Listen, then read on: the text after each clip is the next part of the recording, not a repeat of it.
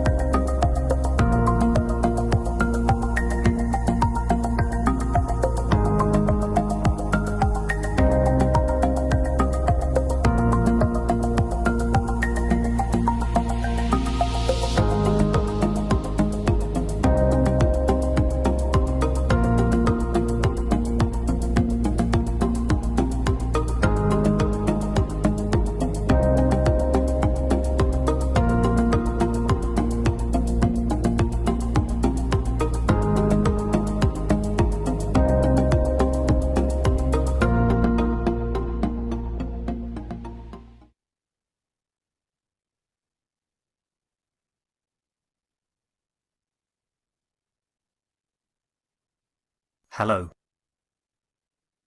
We are the Keshe Foundation. Our mission is to bring peace on earth and join humanity with the universal community. We wish and work to bring man as equal to all beings in the universe.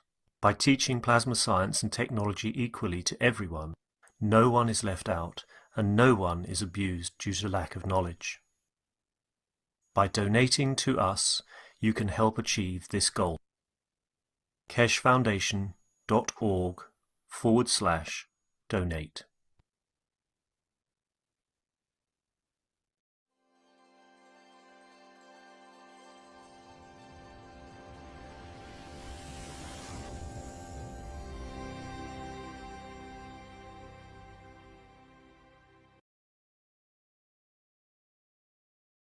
And welcome everyone to the Keshe American Knowledge Team for October 12th, 2025. I'm your host, Mark Anderson, along with Alex Gork, and along with each and every one of the participants or guests, as sometimes they're titled. This is a round table of knowledge. We're all equal. We all have microphones, and we all have an understanding. But apparently, as Mr. Keshe said, we're here that no one gets abused due to a lack of knowledge. And what's right before our faces with the 3-eye atlas and the Swan R2, again, seems to be that many people on this planet are being abused. And this is some of the lack of knowledge that's being provided to them. And as Mr. Keshe said, we're here and we're quite comfortable about what's been taught over the years and what we're seeing in the skies in and above this planet and the interactions that's happening. And apparently, many people are not even aware. I told this perhaps in a couple other locations, but when I went into an establishment and the girl at the desk, I know her, and I said, "Hey, have you heard of the Three-Eye Atlas and the Swan R2?" And she sort of giggled and laughed and blushed a little bit. I think she thought I was going to tell her a new dance that's been popularized. But I went on to tell her about the interaction of these two objects and so on and so forth, a little bit of what I've understood. And this is what's going to happen, I think, with the knowledge. The knowledge seekers are going to be used in a position, and maybe some of the fields and the material will make people more, in a way, interested in themselves. We call it a virus sometimes. And as Mr. Keshe said, he's infected the knowledge seekers with a virus. It's a knowledge seeking virus. So perhaps more and more people on this planet, as these fields interact and new life is seeded on Mars, as it's tending to assume the position of Earth in the next so many million years, they certainly plan ahead. We're learning so much about us. As he said, we know very little about ourselves, and that we're part of a much bigger structure, and we're all becoming aware of this in a way. As we know, we're all growing into it at different speeds and different strengths, but it's beautiful that we're all growing into it. So he said he's taught the knowledge seekers quite well, and we're decades ahead of what we see in the YouTube. I just played one YouTube video a few days ago, and they must have mentioned comet at least 5 or 6 times during the video to make sure you knew it was a comet. And this is, sort of official, or the narrator's a scientist or whatever. But now we know this is an intelligent flying craft in so many ways. And Mr. Keshe has been explaining this all. And this may be our first real encounter in a way, maybe with some of these satellites that have been sort of released and are about to be fertilized in a way, or again, in the abilities that they have. I think the governments have already been noticing that. Perhaps this is the reason they went silent. So anyway, it's a beautiful time for the knowledge seekers, the Keshe Foundation, and many things Mr. Keshe has taught. He shared a beautiful picture of a sort of a rectangular type of craft, which was back from, I think, the 105th Knowledge Seekers Workshop. And now we're seeing the confirmation of that today, even though we had to see it on an amateur astronomer's photograph, which is a bit puzzling to me. But anyway, we're going to hear more, learn more, and become more enlightened as we move into this period of, in a way, a new life in this planet, perhaps on Mars and the solar system as well. We will have to see. I know he used the word possibilities, and we'll have to see, and let's observe. As he said, we're just observers to these events. There's not much we can do to change the rendezvous of these two objects. But again, they're not here as a hostile. They're here as a curiosity. And again, this path has been tracked over 3,000 years in the past. And as he indicated, maybe some of the people who boarded that sort of bus in the past are coming back to tell their tale about what they've seen, what they experienced. This will all be part of the Enlightenment. And again, it'll be for each of us to choose and accept it as you will. So many beautiful parts of this workshop. I know Alex is working furiously in the background to complete his presentation, so we may go longer, but we're going to leave that up to Alex today when he needs to come in. And of course, we always start with the World Peace Treaty. Then I thought we'd play the formation of the Universal Council, which I think adds a lot. Again, and we see the World Peace Treaty mentioned in the formation of the Universal Council, which are all welcome to be Universal Council members, which we all are. I don't think you have to go through the formalities, or a Universal Council supporter. You can write to info@Keshe.Foundation, and this is part of the work of the Universal Council, is to be a bridge in a way.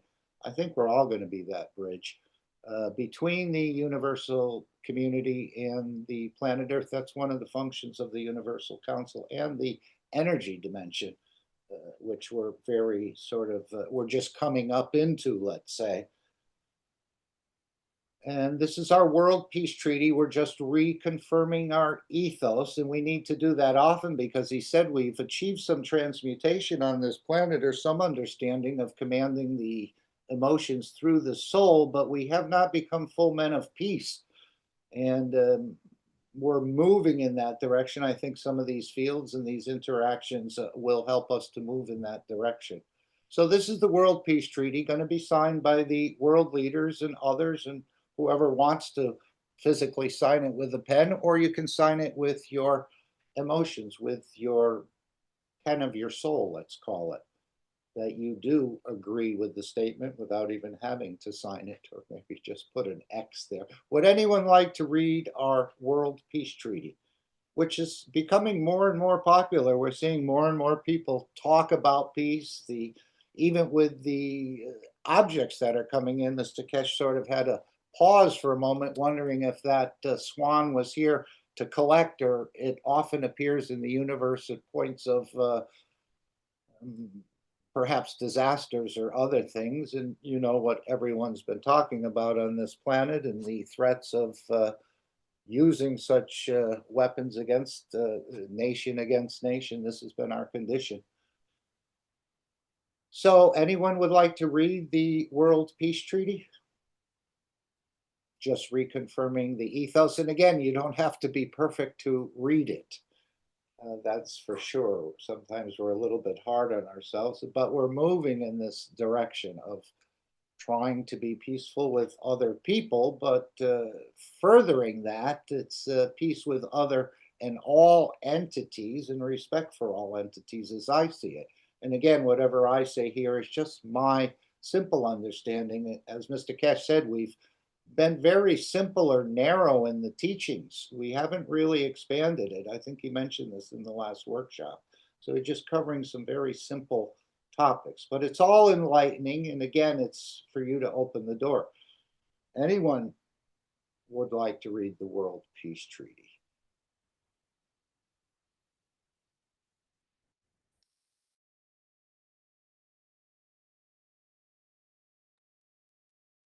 I think it's a marvelous idea that we all become more peaceful and enlightened. As Mr. Keshe said, the man becomes peaceful when he's enlightened. Realize that we don't use the ways we've been doing business. We become peaceful. So I'll read it. We, as citizens of the earth from this moment on, except to lay down all tools of aggression and war. We shall never think about getting involved or incite war or develop or use any tools of war on this planet or in space. And to this we all agree and swear with our, and you can delete as appropriate, a nation, a territory, a council, a religion, a city, a town, a body, or a soul. Very self-explanatory here. And of course, you're putting your emotions into this as well. So this becomes a reactor in a way, whether you post it or you don't, but simply put your name and signature, date, position on behalf of, again, you're sort of standing in the balance or making that bridge between peace in the nation, peace in the territory, peace in the council, the religion, the city, the town, or within yourself. Have it witnessed, and of course, after signing this treaty, be proud to display this certificate wherever you consider being important to you, that everyone can see, and know your ethos to fellow men and the mankind and other created beauties of the Creator. And of course, we know that the Creator shows himself in trillions of faces across the universe, trillions of faces just on this planet. Not only is it the man made in the image of the Creator, the whole creation is made in the image of the Creator. But yet there's still some work to do, some polishing up, brushing up, and this is part of the process of, at least at this point, bringing our particular speck of dust into a permanent peaceful condition. And this is the work of the Keshe Foundation and the work of the Universal community as well. As he indicated, these objects are just not appearing here by coincidence. It's been a well planned out and almost, I was using the example earlier when you have a baby child and it's in the crib and the child doesn't know what you're preparing for it for the next meal or what sort of outfits or clothes you're buying for the child. It has no awareness of its outside. Now we're becoming more aware of this whole process of what's going on. And this is called enlightenment or elevation of the soul of the man. And that's what all of the things we'll find in the Keshe Foundation store and the systems and obviously the universal systems are used in the same way. They seem to all, in a way, get in on the process. Maybe not all of them, but as he said, what the 3i created is hundreds of millions of small sort of scout crafts. And apparently the Russians had shown a picture of it. I didn't see it, but they took it down with millions of lights in them. So this is our World Peace Treaty. Would anyone like to say anything about it? And again, when you're feeding plasmatically, just the way you don't even notice you're absorbing the 80%, you'll absorb the 100%, and that sort of will be, in a way, written out of our lives because you'll have the energy that satisfies the emotions you don't even need to eat. But that may be a process over a century or more, as we heard with this preceding of Mars, let's say, or the seeding of Mars. The maturity of that particular entity may take millions of years in incubation or whatever, but at the same time, there's others that we may interact with. So I thought I would like to play the formation of the Universal Council. It's a beautiful video. The one Rick plays has a little skip in it, and so I went to the Keshe Foundation. It may be a little bit different. But again, if you'd like to be part of the Universal Council as the work increases, and if your soul leads you there, this is part of the work. And I think this, even though I've probably seen this video 100 times or more, it still has new meanings are opening up in this video. So I thought I'd share it. It touches the soul. It's about bringing the peace, and it's about opening a new life in a new dimension in a way. And of course, you can still hold the physicality if you'd like to. But as Mr. Keshe said, those seeing, tasting, touching, smelling, hearing, the five senses, which were quite brushed up on. He said he calls them the five prisons in a way where we rely more on the matter state, I guess, than the energy state. So this is the dimension that we're opening up using the Universal Council as a sort of a bridge, as he said, between this civilization and the universal community. And I don't know exactly what role it'll play. But again, it's just more of the sharing of the knowledge. Anyone want to add anything at this point? Or shall we play this through and move on to the next sort of part we had planned for you today? I've been doing a little bit of talking here. This video was made over weeks and months by Flint and Rick. He said they put a lot of emotion into this. I mean, just struggling to get it right and fussing with it and twisting it and turning it, even though I think that there's a more modern version of it. This is the one I found on the website earlier today. So I thought I'd play it. Some of the pictures we play in the One Planet are different than they are today, but overall, I think you'll feel something through this video, which I believe we've all seen it and heard it. It was in the last workshop. But as I said, the part that skips is, and I noticed that, it says, try to be humble enough not to become arrogant in the power you understand and you possess. Otherwise, you'll fall in the same path as the church and the mosque. We need to make a new copy of the audio track for Rick. It sort of skips over that, but no problem. This is a beautiful, touching video, and for those who may watch this program in the future, I think it will touch you. I don't mean the ones that are here; they've seen it many times, but they're being retouched apply it as well. Again, I think there's things embedded in here. This is what Mr. Keshe said he would do with some of this cosmic rays embedded into the music, into the movies, into the games and other things that subclinically, in a way, or like a feeder field, you start to wake up in a way to this energy dimension.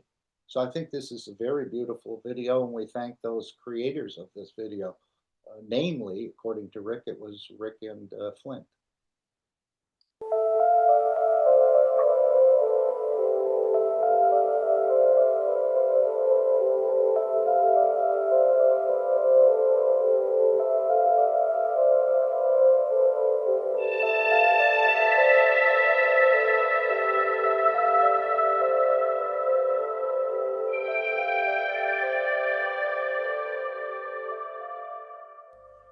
It's time for change to move into the real work of the universe. And it's time to understand that we use the matter state to reach the level of understanding of the soul of the man.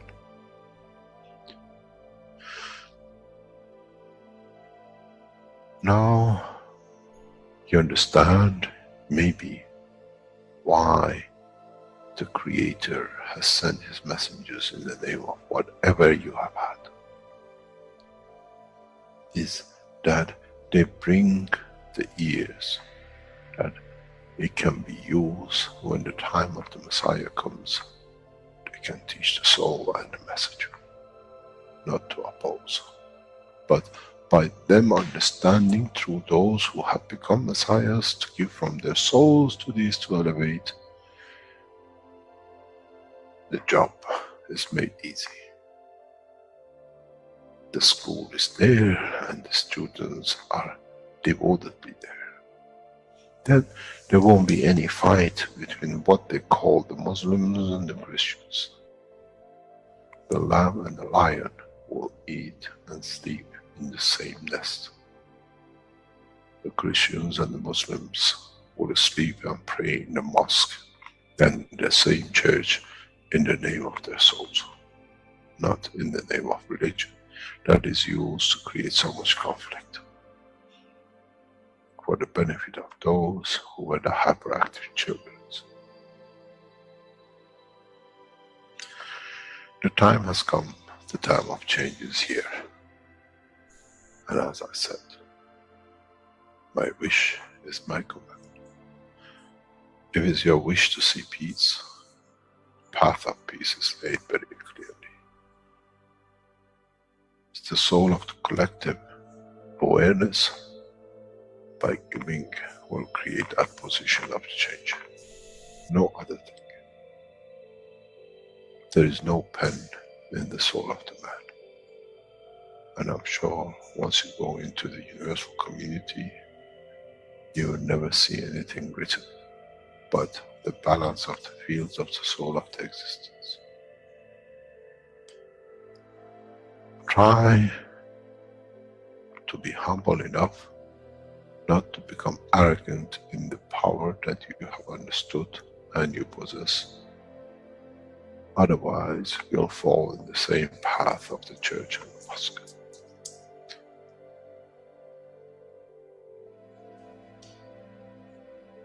This is what we promised, and this is what we have delivered.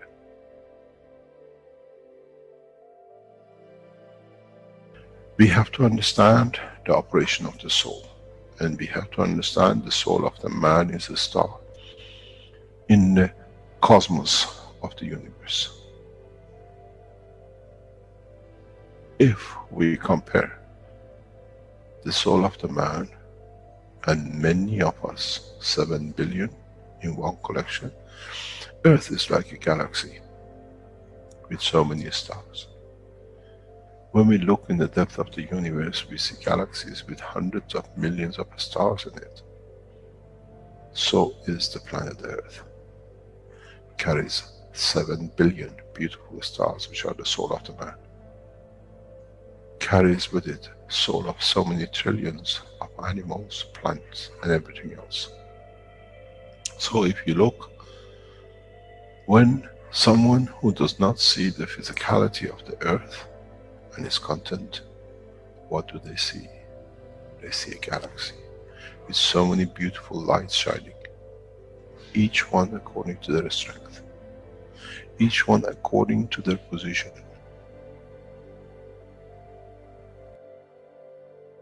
An infant has a beautiful soul, so has the old man. To those who do not see the physical dimension of this planet, but they see the strength of the field, we are clusters of stars. The human race, every single soul, no one from a distance sees, that's the soul of a fisherman, that's the soul of the cosmologist, that's the soul of the president. They all shine, irrespective of the physicality. This is the magic. This is what the new science has to bring to man. When we look through our soul, we see nothing but a star in the other souls.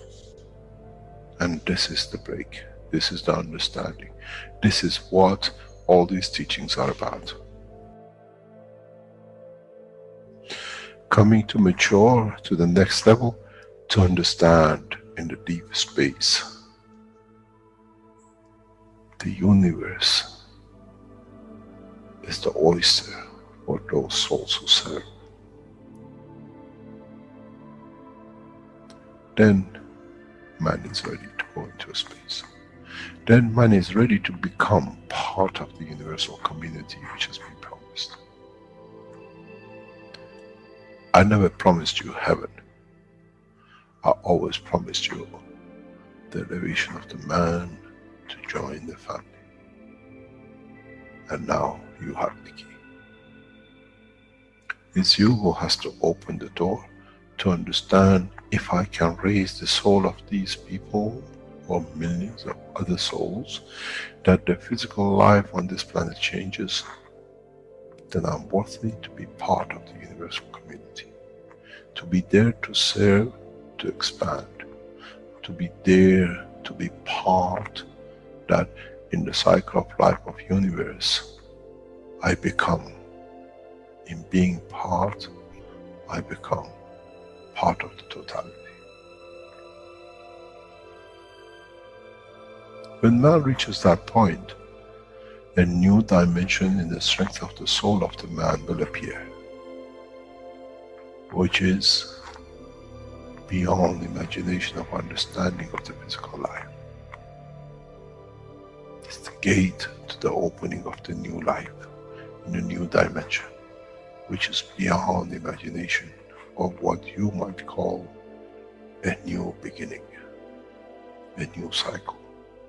Which that cycle carries with itself the origin of the creation of life in the universe and in the universe.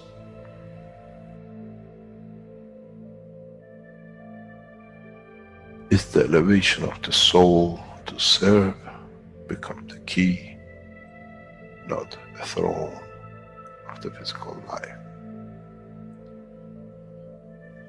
The time is right. The time has come for the man to go through this process.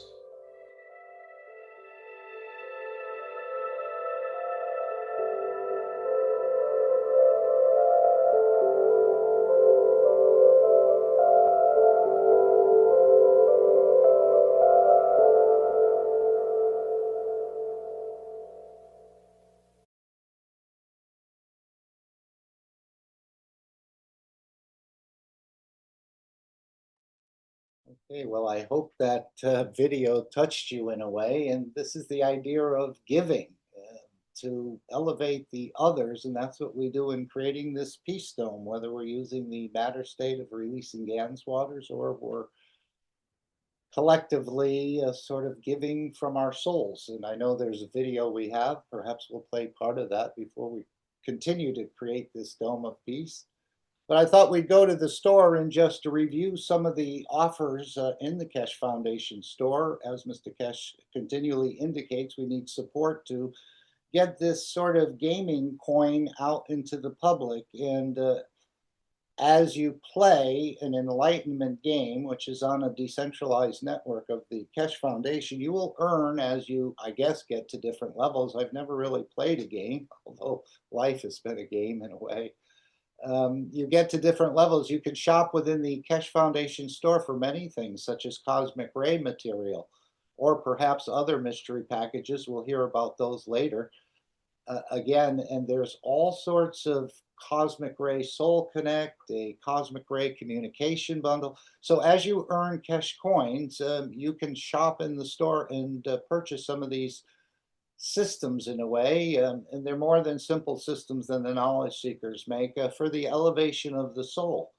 Now, if you'd like to, this I think is €99. You can read about it in the store.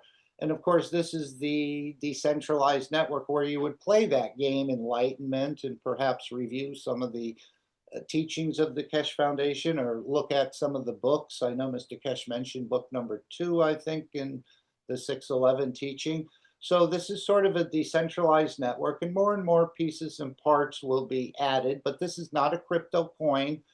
It's a gaming coin that you can earn and then through this network and purchase things within the store at this point.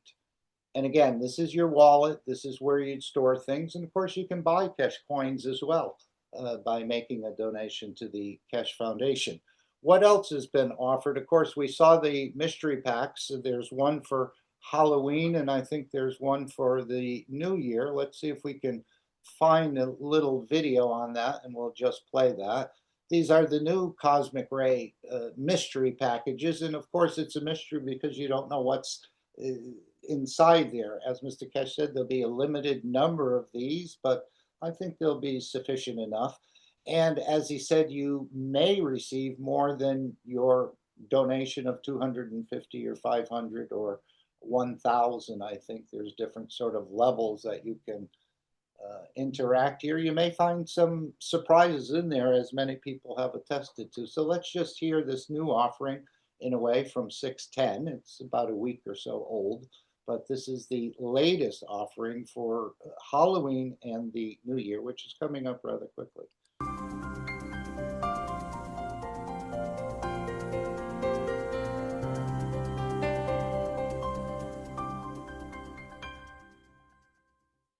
I just received a message, I think you should have received it the same, that the packages, what they call mystery packages for Halloween and the New Year, has just been released by the team. The Halloween pack has put us surprise packages of the bat, the cat, and the pumpkin. And the New Year packages are put as snowflakes, gingerbread, and Santa. So it'll be, especially the Halloween one is a very limited numbers, and it'll be released or dispatched by the Keshe Foundation by 23rd, 25th, and Santa one will be released before 15th of November, or around about 15th of November. So it's a very limited, very few packages are made for this to be. So you can see it, the bat is 250, cat is 500, and a pumpkin is 1,000. The snowflake is 250, gingerbread is 500, and Santa is 1,000. These are mystery packages, as you had before. You all know you got much more than what you bid for. But to be the what do you call it, the Halloween one will leave around about 23rd, 25th. They're just trying to make it surprise as much as possible. Any other question?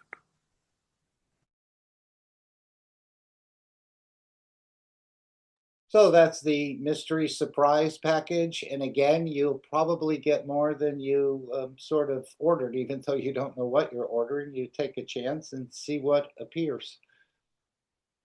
Of course, we have transmutation. This may be one of the last sessions. I know, Mr. Keshe, all of this is, of course, helping to keep the Keshe Foundation free for humanity. This has been going on for a few years, and each session is €500 plus the value added tax. And I know he said they were developing some materials in a way. Apparently, I think he mentioned in 611 the Chinese have gotten some sort of communication, and they were developing some sort of system in the back of the Keshe Foundation to be able, in a way, to interact on the soul or energy dimension, perhaps with some of these incoming objects or visitors as we're referring to them. So this is part of the transmutation testing that goes on. Now, whether they'll start a new process after this is not clear. But if you're not wanting your soul to be studied, but you feel good about the process, you could always make a donation that someone else can participate in the transmutation test. So just designate that the Keshe Foundation can award this to someone else. Or as he said in, I think it was one of the French knowledge seekers who said they had received a ticket to the, even though they didn't even pay that much for the mystery box. The original one I think was $250. I don't know exactly what they paid, but one of the items in there was a transmutation test. And again, this is not so much about you in a way, it's more about keeping the Keshe Foundation free and allow them to study these systems by introducing different energies or seeing how things progress. It's not always shared. It's mostly a silent session in a way, and then you report if you choose to what you noticed or about yourself or something in your environment changing. But the main point is to keep the Keshe Foundation free and allow it to develop. Okay, let's see what else is being offered. Of course, the research offer is on the table. And this is something, again, with many people being unemployed in the United States, and you'd like to either commingle your business in a way, or the Keshe Foundation doesn't want your business. They don't want to run your business. But if you're making a product, you can be part of, I think you can be part of the research right at your business. You don't always have to go to the research center, but I think the research centers will be quite in depth. There'll be a lot of huge commercialization probably coming out of research centers. And as Mr. Keshe said, if we can find people that want to make a lot of money, then we'll be probably more successful in one instance as well.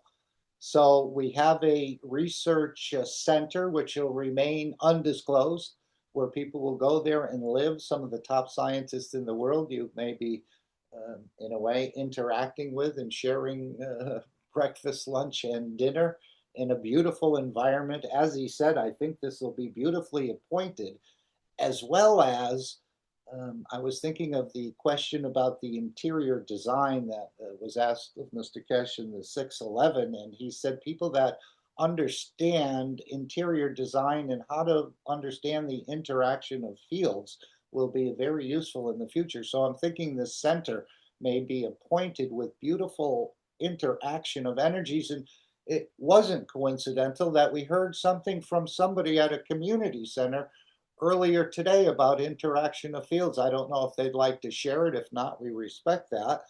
We hadn't started the recording, but you sort of had an interaction of fields. I won't mention any names, but if I see the mic open, then you're welcome to share. And what else is being offered in the, you may, in this transmutation test, you may experience the zero-time communicate, even though we do it already. And most of these things we're already doing. You may experience, but not so much with the 3i yet, but you may experience some sort of communication or zero-time communication. As he said, if you travel in the physical craft, what do you see? You see the other beings of the universe in their craft and in their physicality. If you interact with them on the soul level, now you interact on the energy dimension rather than the physical dimension. Oh, I saw a mic come open. Tell us anything you'd like about your interaction of fields, the way you sort of set it up in a way. If Thank you, you'd like to, Mark. thank you, Randy, for coming forward. Yesterday, I did a talk about what is plasma and what is GANs at a community center with about 10 people there. So what I did was I took two of the ultrasonic CO2 modules, plugged them in, set the people's chairs that they're going to sit in a semicircle. Behind that, I put 3 bottles of a little bit of CO2 and water on the chairs. So that set up a field in the beginning and a field behind the people while I did my talk. One gentleman, Randy, I can noticed, just ask you a quick question? yes, What is this ultrasonic? Is that something that would release like steam, or, is that what you're referring to? it's in the Keshe store. It's called the GANS Plasma Experience. It's a GANS Plasma Experience of their ultrasonic generators you plug in and you turn on. Okay, I think I remember these were spread around the house sometimes, and they yeah, yes. there's 4 of them. There's Okay. one for emotional balance, one for 1 cup, 1 life, one for CH3 body energizer, and a CUO GANs environment cleaner. If So you I see took it, if you see it while I'm scrolling, oh, let's just see. I'm just looking what okay. time, but continue with the story as I scroll and try Okay. to find the system in a way that you used.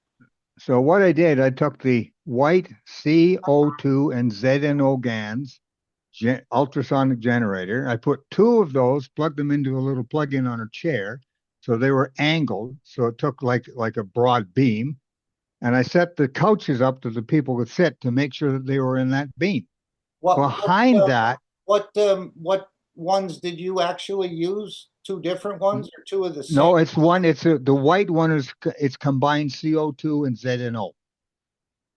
And it reaches, I tested the strength. It goes about 100, about 45 feet.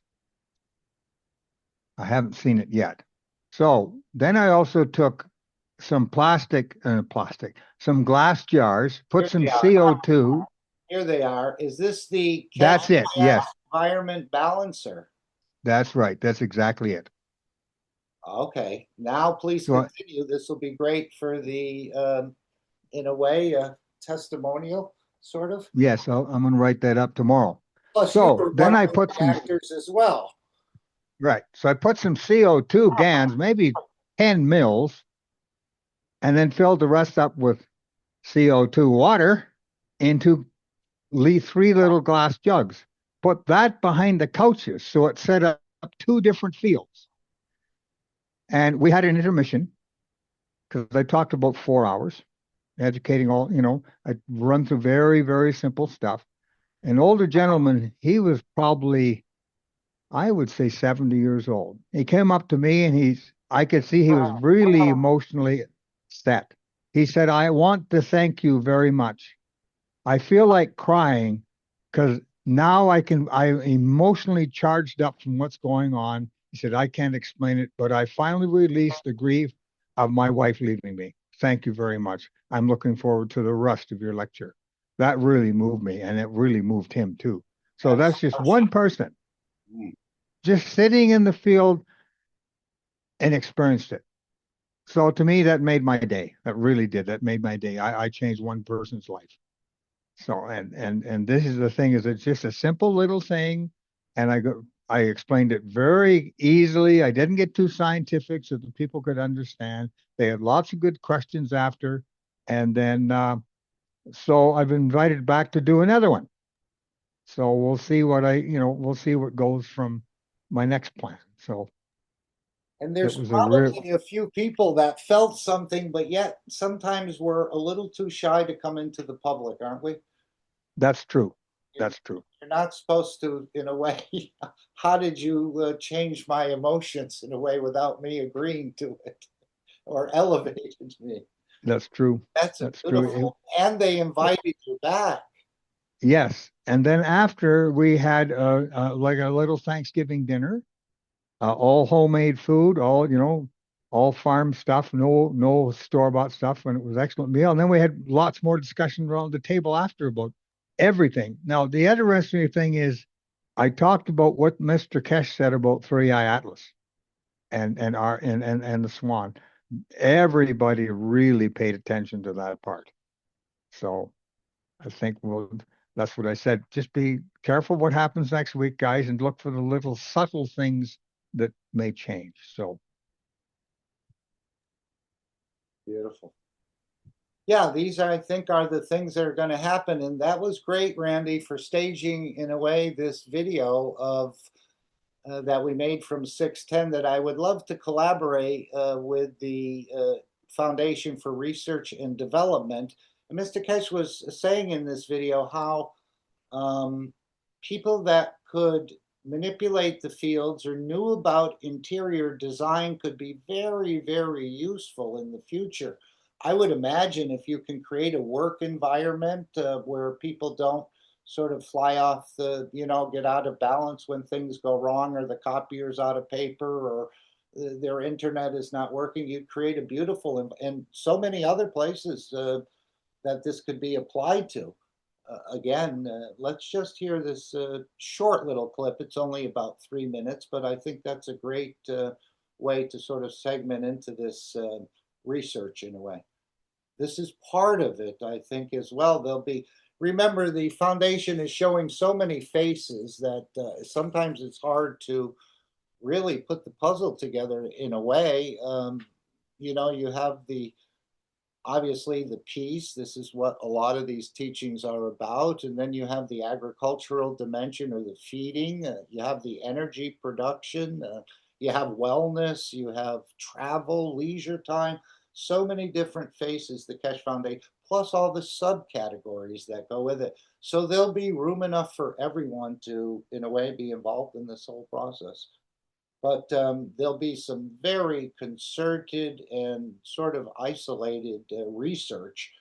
Maybe there'll be some sharing of it, but apparently these are sort of like you go there for a period of time and really intensely conduct some sort of research, much more advanced than, let's say, our kitchen tables. Even though many of the things that have been produced on the kitchen table, as he said, housewives and children can entertain themselves and learn more about this energy transfer and working with fields.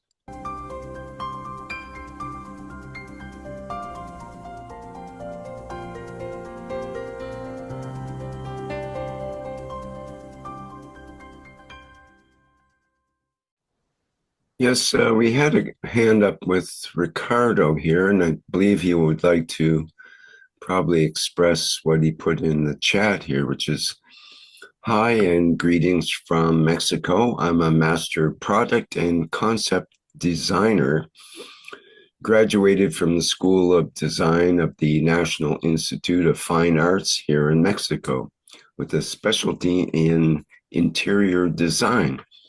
I would love to collaborate with the Foundation for Research and Development.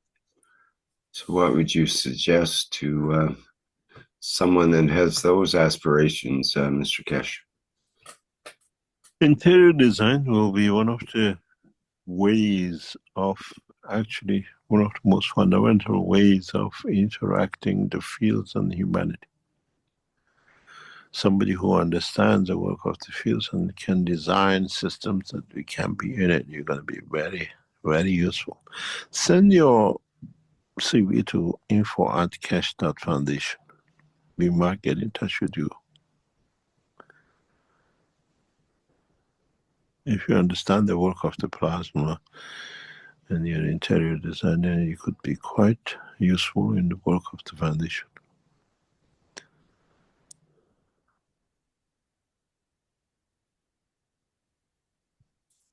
Okay, just looking for the email. I'll put it in the chat here. info@keshe.foundation. Yeah. Put on it interior design as a subject. Don't expect a quick answer. We never answer quick. We never do anything fast in Keshe Foundation. But you might receive a reply in the next 5 or 10 years. And when you do get a reply, it'll probably be urgent and That's better be on your toes. usual. You see, the problem with a lot of our knowledge seekers is that they don't understand the full concept of the work. Not understanding, they cause themselves a lot of problem, or they don't see part of their success because they're not aware of what they do. And this is what we're trying to bring aware of in the whole process.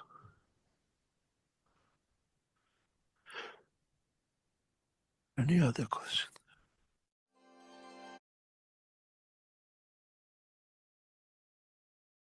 Okay, so thank you, Randy, for setting that up. And obviously, you may be one of those interior designers. It seems like you've done something already. So thank you for sharing that. And of course, I wanted to wish the Canadians a happy Thanksgiving. I didn't realize actually that it was celebrated a little earlier, and I think this was copied over the Native people or First Nation people and about giving thanks for harvests and things along that line.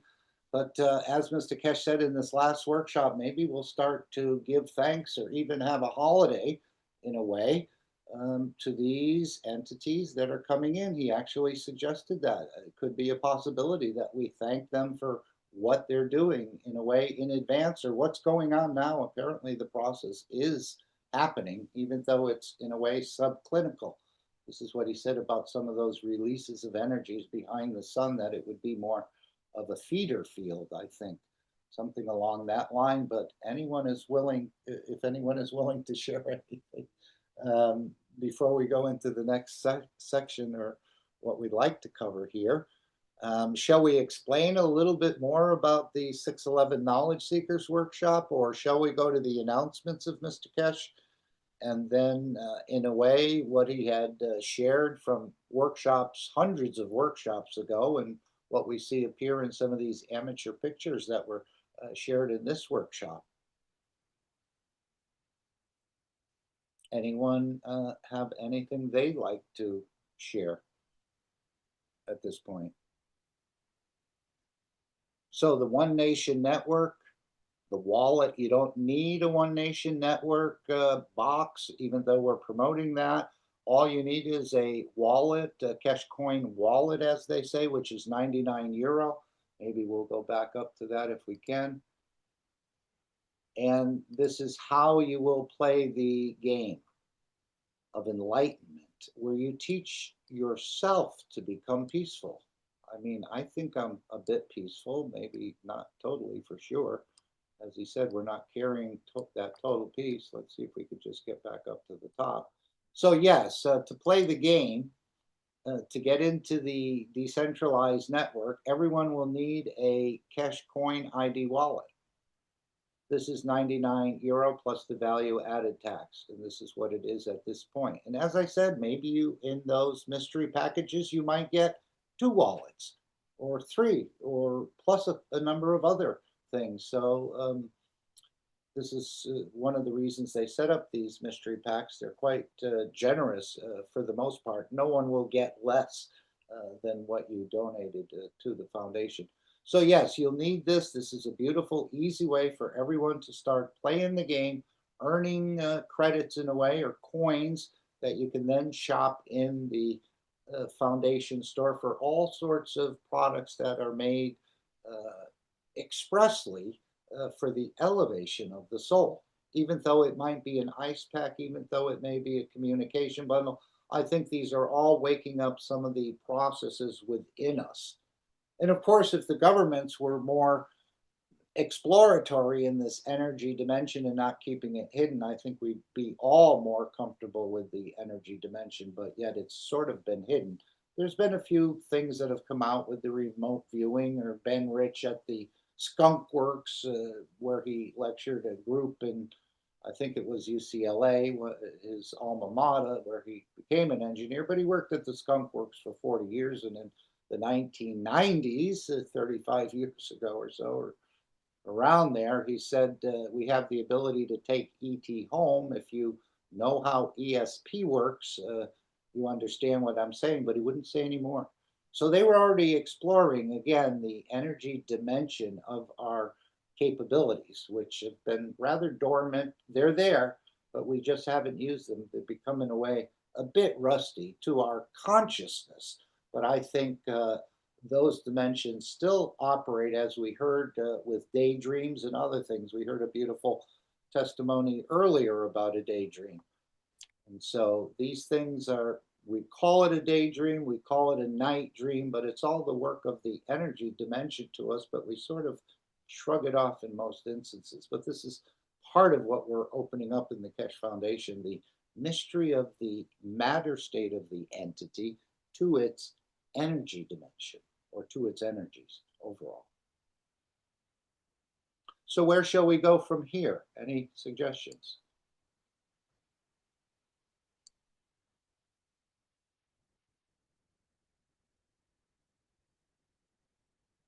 Just to say, I wanted to highlight, I was in the Brazilian meeting for a bit on Friday, which is at 11:59 in there, and they have many different channels on. But on their Instagram channel, they shared a video that actually got about 70,000 views so far. And this is a bit of the explanation about what Mr. Keshe and you know, they showed the, I believe they showed the making of materials in Beijing here, that is, and it's all captioned. I don't have the actual video, but it's a beautiful creation, and people are getting hungry to, I think they're becoming self-aware of a bigger dimension. As he said, we're not even aware of ourselves fully, or that we're part of a bigger structure. So congratulations to the Brazilian team and the creators of this video. And that's quite a bit for our sort of kept undercover foundation, in a way. So I just thought I'd share that. It was in the last Brazilian teaching, which you can find on our Telegram, or just go to their different channels that they have. Let's just see. And they have many beautiful works of transcripts of the Knowledge Seekers Workshop. They're all listed in there. So this video has so far amassed about 70,000 views, according to Raphael, and what their latest numbers were. It's in Portuguese, but the subtitles are in English. So perhaps we'll convert that into a fully English one, or somebody can voice over it, perhaps. So many ways for you to participate in the Keshe Foundation, from the coins to the systems to the research centers, the mystery packs, the transmutation testing, and then I think there'll be something following the transmutation test. Anyone else something they'd like to bring at this point?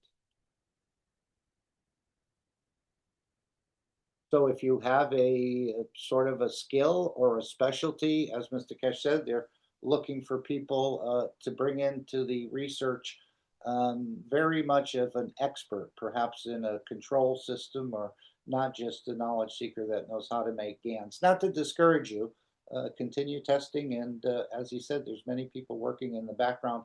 And if you have a business, I think that's part of the research as well. If you incorporate some of this technology into your business, it will be amazed what sort of product or new creation you may come up with.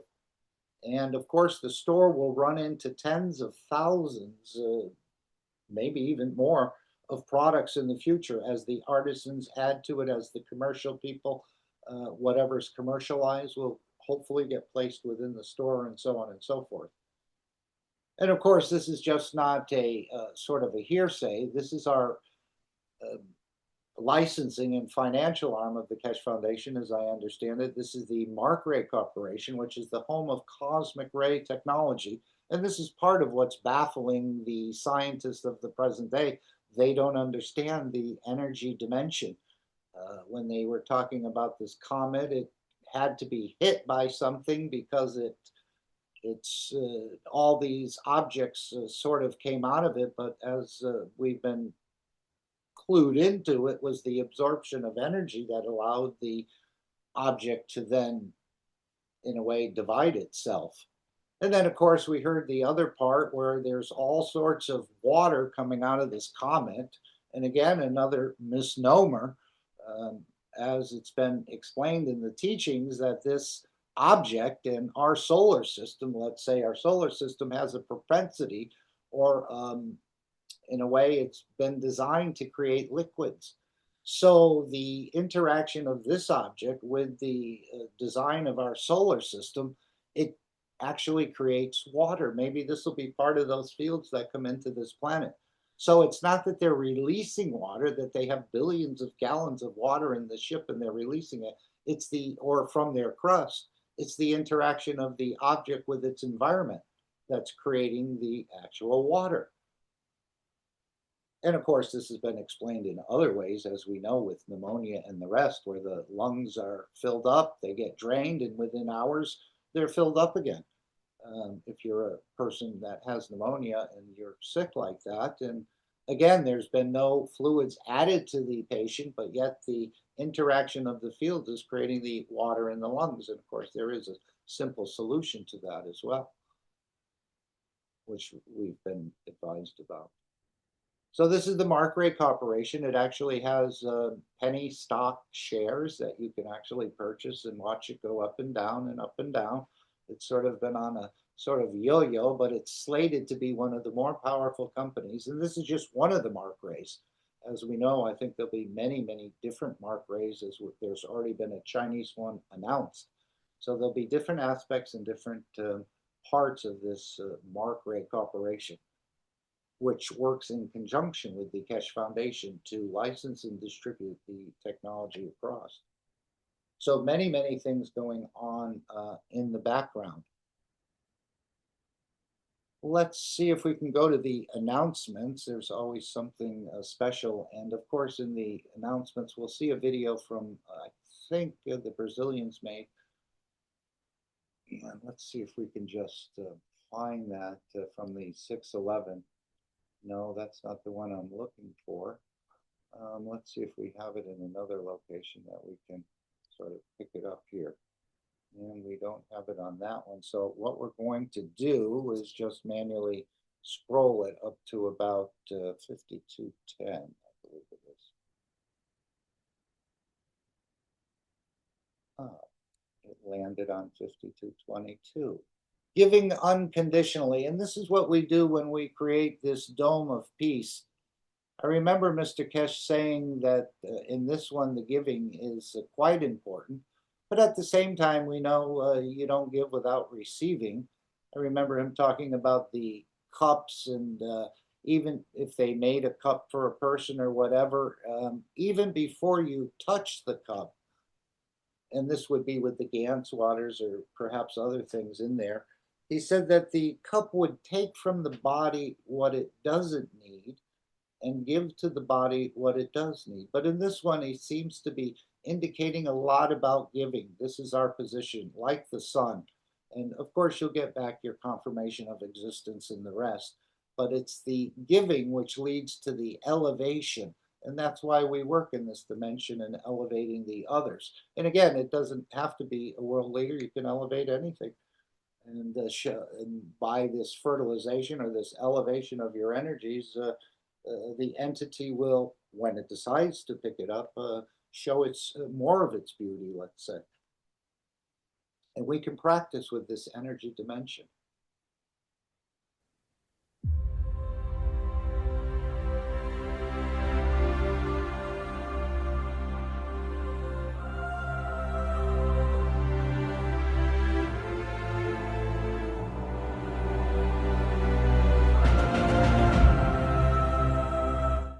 Would we learn from now on not to take from the system, but only give to the system?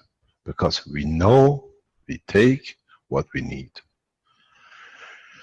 I tried to teach a lot of you who were in with Jackie's that the first time, the first week, they were busy taking, oh, it tastes good, we are so good. One got drunk, one got God knows high, one got emotional. In the process of the teaching, I taught you, you have to give to receive. A lot of you start doing that because you think, oh, I have to be right. I'm not taking without.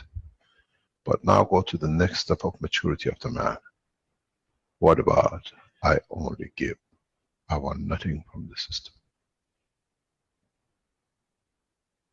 Then, would I become to the status of the prophet of the past that they gave their lives to serve humanity? Or do I become the sunlight of the Creator that it only gives because he knows he will receive what is there to be received for him to recycle, that he can give more, that the others can be created? Because in the physicality we have a limitation, and that limitation leads to our tangibility, where the love of the Creator is unlimited. So even our own physical existence is the limitation of our own acceptance of the creation's love.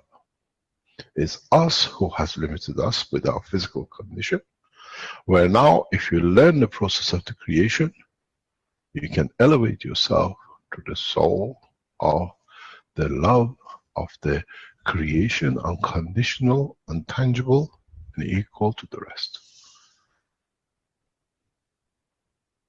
A lot of people ask me, what? You claim to be the Messiah. I don't claim to be the Messiah. I claim to understand the working of the universe, which gives me what it needs to be a Messiah. I am the Mahdi. I am the return of Christ.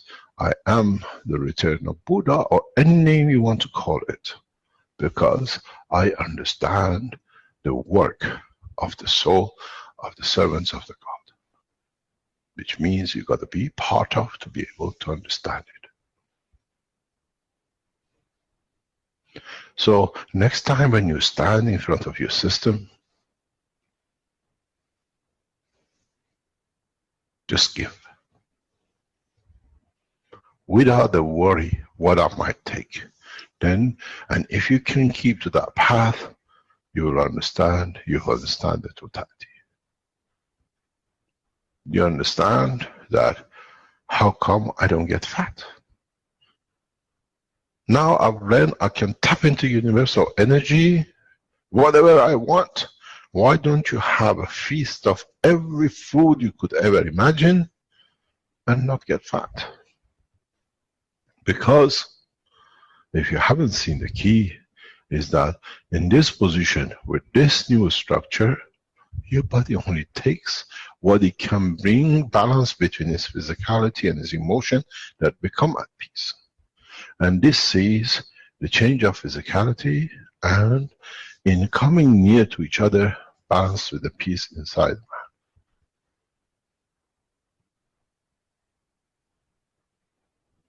So in so many ways is it our expectation that has brought to us the limitation. And in that limitation, we manifest ourselves because that's as much as we can carry from the love of the Creator. And the answer is yes. Now that you've learned a new way to give, and you can follow it and do it, you will find out, is there a need for the physicality of the man to confirm his existence, where he knows he exists in all dimensions of the creation. I am the Creator. It needs a lot of maturity, because if you come to the point that you decide to become physical again, so that becomes your new limit of understanding.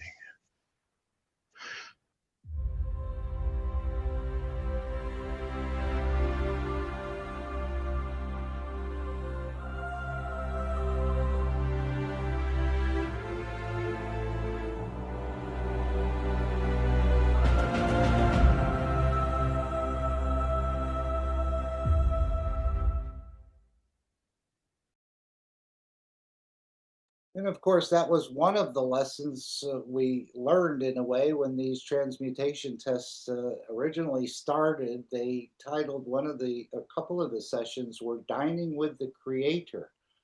And in the first one, it was staged and set that they had prepared a lot of food in the background, and the instructions were to see if you could feed yourself. And of course, everyone was trying to feed themselves, and I don't know if people tasted different things or whatever, but in the second one, Dining with the Creator, he said, now, instead of trying to take from the system, try to feed yourself by giving to the system. And apparently the uptake of the energies was much more pronounced, and a lot of little other things happened in that session. Again, the plasmatic water that was generated, I think, and other things, if I'm remembering correctly. But the idea of giving, and this is the way the plasma works, it gives, which leads to elevate, which brings the change. It doesn't take away so much, as I understand it. It's just the giving part that will bring the balance through that elevation or enlightenment of the fields. So let's continue with the announcements.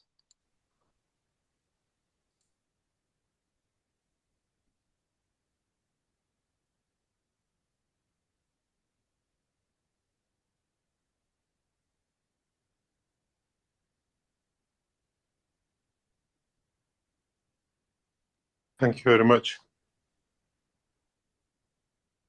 If we listen to this evidence from the teaching of the past, we understand more now than we understood before about ourselves and how we are created and where we are.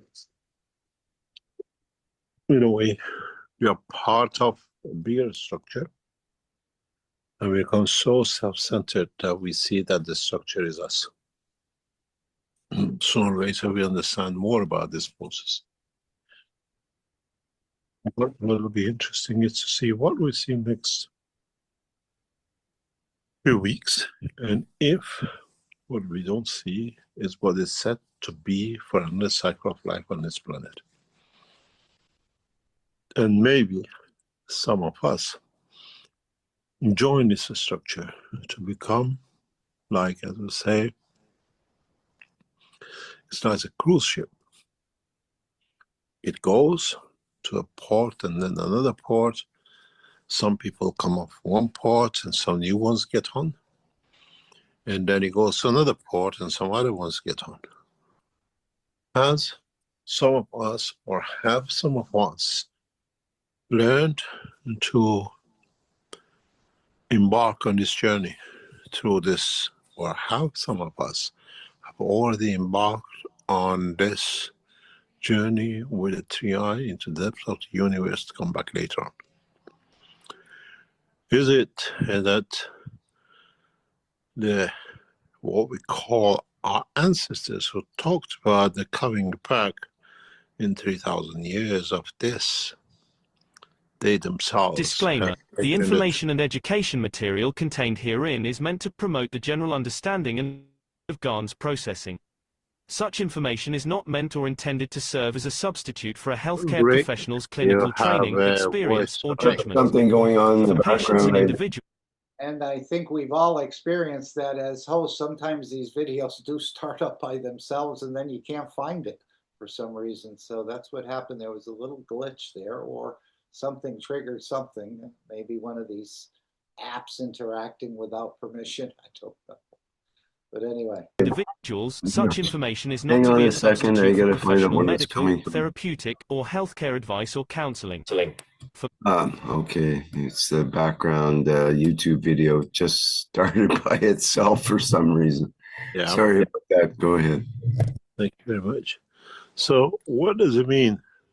Is it possible that the people who told us that they'll come in 3,000 years, they themselves been on this trip? As in the dimension of the soul, 3,000 years is nothing. In the dimension of the man is some, most probably, 500 cycle of life. And would this bring us to new understanding? Has some of us joined the ship for the next trip round? And would some land with us who left in 3,000 years ago to come back to explain. In a way, is a bus. We call it a 3i, with a timetable where he visits. And it's like those, if you've been to Africa, the ferries don't dock. The little boats speed up, join up on the side of the ferry. People, while the ferry is going fast, jump, hop, and off the little boats to get on to where the ferry goes next. And maybe some of us have gone through that process and will go through that process. It's time to hop on, and for some to hop off, to bring us what they've seen and they tell us, and they increase the knowledge of the man to the next cycle. We have to wait and see. But mark one thing, which is extremely important. Why?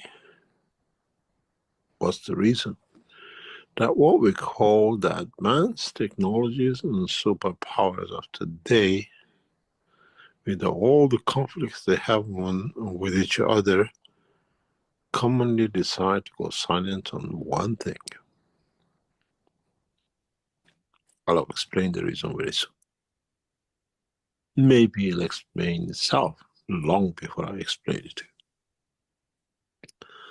We'll see and watch. We have a window of what we call 12th of October to 17th of October. And then we have an opportunity somewhere end of November, December. And we see what comes and how it goes and what we speak about it in years to come, till the next bus comes along to carry its passengers. But the biggest event will be when the two meet on the backside of the moon from the man's point of view observation.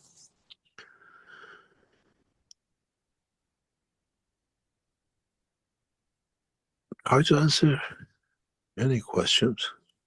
And I know there are a few questions which has been said to me, and some of you are going to ask the questions. Try to be as clear as possible, and we'll understand soon more in detail what it is, why some of you are stuck in between.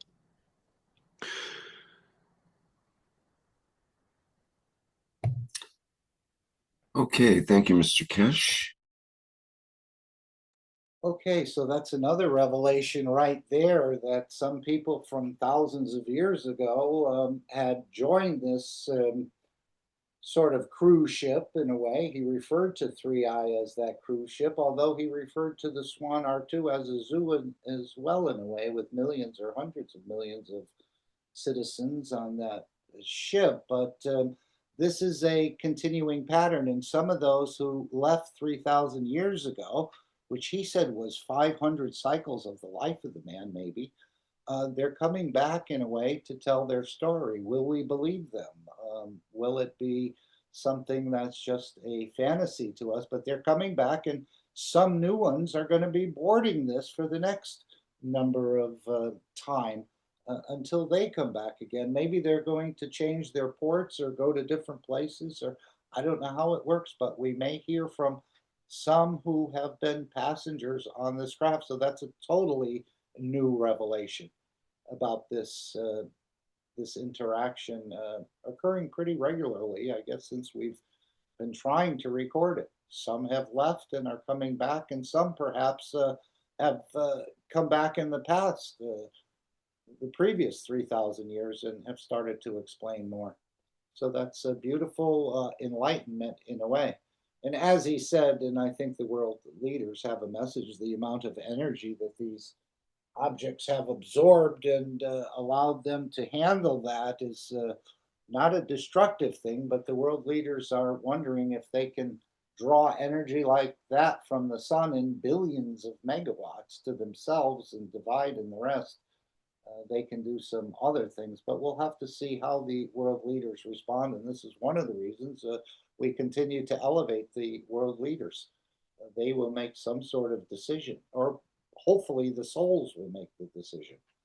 collectively. But he did say that the world leaders would make certain decisions, and that's perhaps why they've all sort of clammed up at this point, and they've sort of withdrawn that stick of hitting each other and have gone silent or trying to figure out exactly how we're going to, in a way, reveal this. And Mr. Keshe also mentioned this perhaps is the way we were seated. Maybe we were seated on Mars and way in advance of Mars taking the position of Earth, or when Earth was in Mars's position, let's say, before it took the position of its current position. Could we have been seated then? And this does sound like they do a lot of pre-planning in the millions of years ahead. He said this was a part of a way of seeding life in the universe. This is part of their work, apparently, of the 3I and other things. Any thoughts or comments anyone would like to make? Before we go to the teaching, again, we're going to just wait for Alex to come in when he's ready, but we do have another clip. The teaching is about 30-something minutes, I understand it. So we'll be going there shortly. But again, what Mr. Keshe has been teaching, I think, in these classes, it's now, again, people will go back and see how much we've been taught in the future. And we'll spend about 7 minutes in this one clip at 1:40, and then perhaps another 7 or 8 minutes in the second clip about this picture. But he starts out about the star formation, which of course this has been always part of the teachings. I believe you'll see it in the patents. Please confirm if that's not correct. All right, why don't we just start here? He's just sort of concluding this and then going into the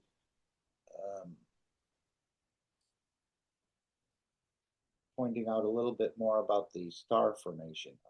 Maybe we'll go here. All right, we'll have to start here.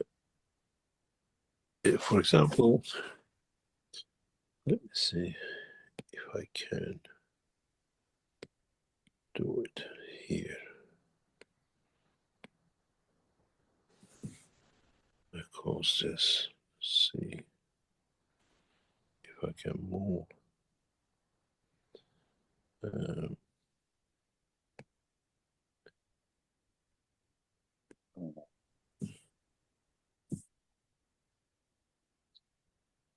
Okay. You speak about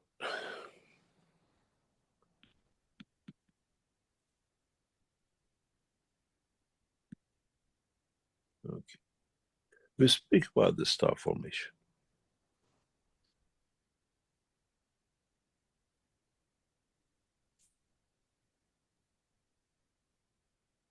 This is what you understand. The star formation has a picture. Let's do a different way that you understand in more depth. I draw everything on one plane. If you understand this, this is one plane, flat plane. You have a reactor in the middle. You have two choices. If you move this up, at this point, this will make a shape like this. If you move up this, you change the geometry. You make a bigger plane. If you move this forward, you create a dimension of motion in that dimension, in that direction. This is how you change the geometry. It's not by building and lining. You transfer the energy fields. And this is what we see 100% with 3I. This gives us a clear indication this is a craft. As I said, this is a craft with a very crafty captain. Knows what he's doing. It's been done this to too many. times.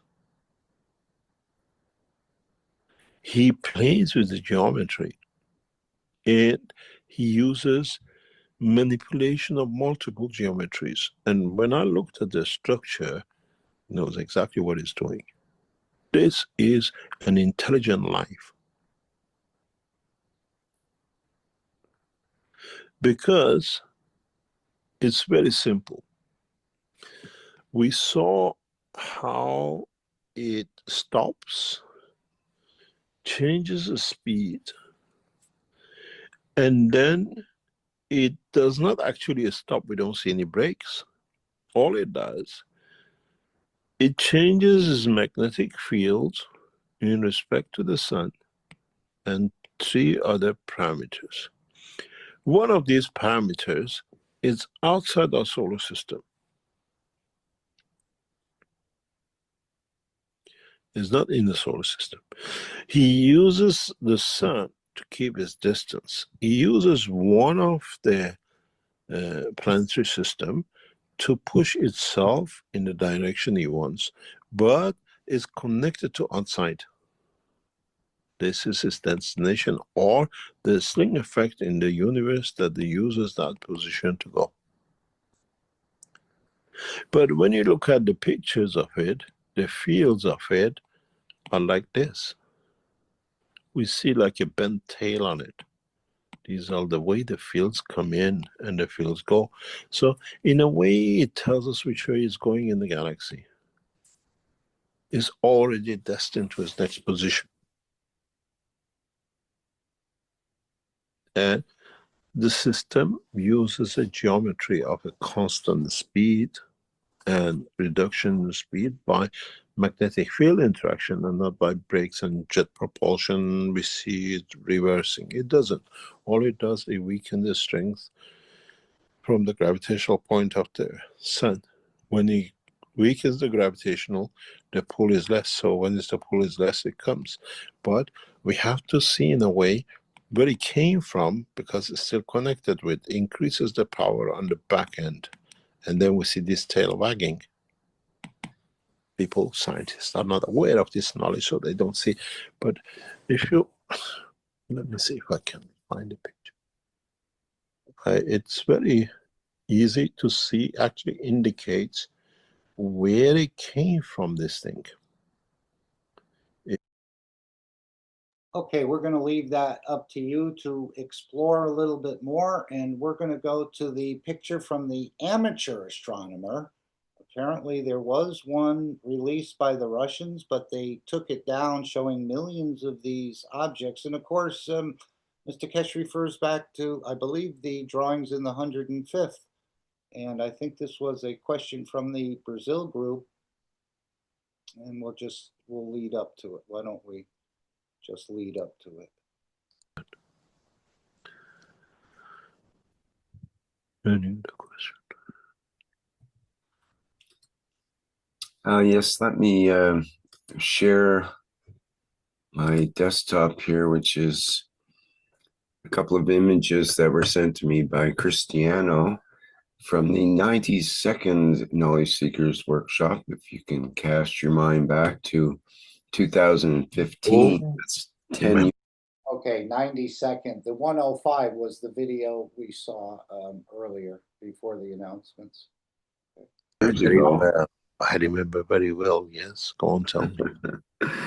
Well, we have a very similar diagrams with the star configuration as well as a spaceship shape from the fields generated from the configurations. And so, and you mentioned in your second book, which would have been what, back in 2007 or 8 or something like that, I guess, where you were already talking about that geometric configuration. So you've let the cat out of the bag a long time ago, Mr. Keshe, but we're a little slow to take up on the idea. If And again, we're just conceptualizing in a way what's going on. As he said, these people are far, far more intelligent than we are at this point, but that's part of the exchange of knowledge.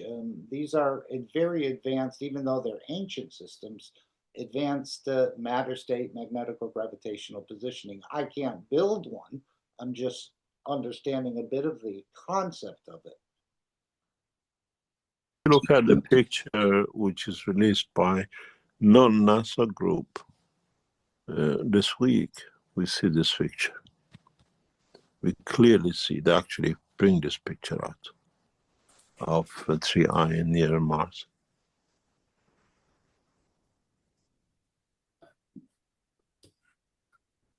This picture clearly is like this has been shown to be part of the structure of the 3I.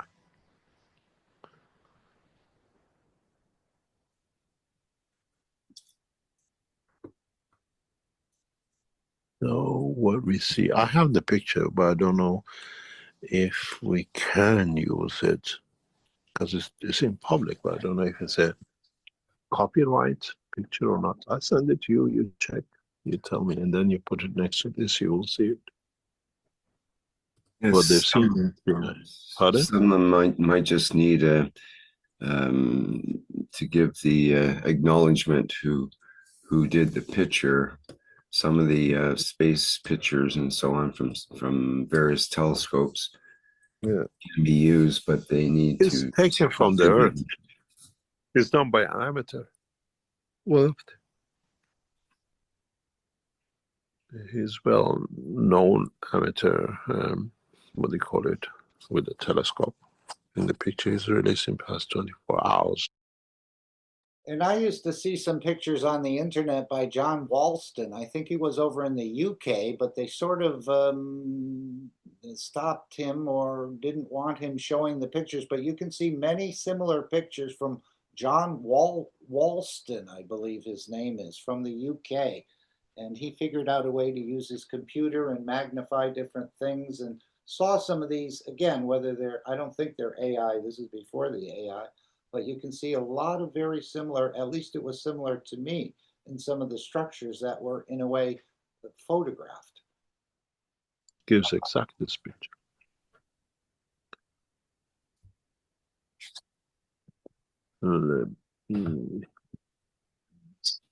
I send it to you.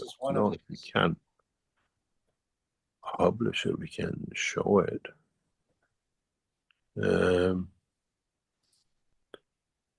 I send it to you, and you decide, Mr. Clement.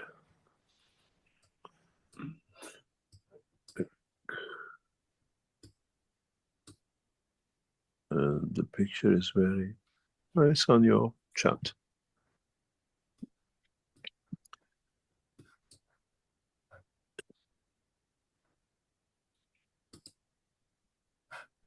It's coming through, it's coming through, it's coming through, it's coming through. Being on the Mars takes a long time to get to you to the Earth. Yes, yeah.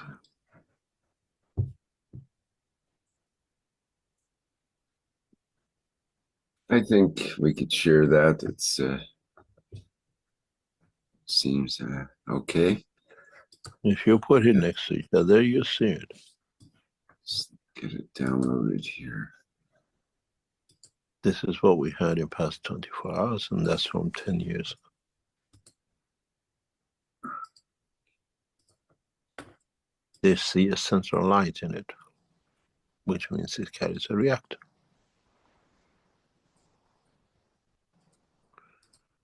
You see it. 10 years ago, and today's picture past 24 hours. If you put other picture next to it, then you see it.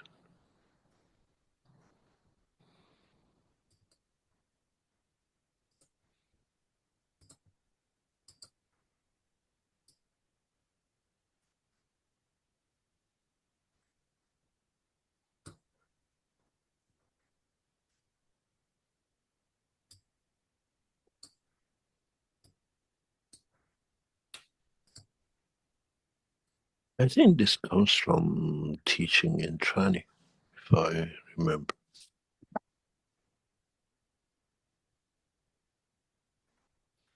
Yes, I believe so. We were in front of the whiteboard there. Yeah. So it's in light. You see the what I call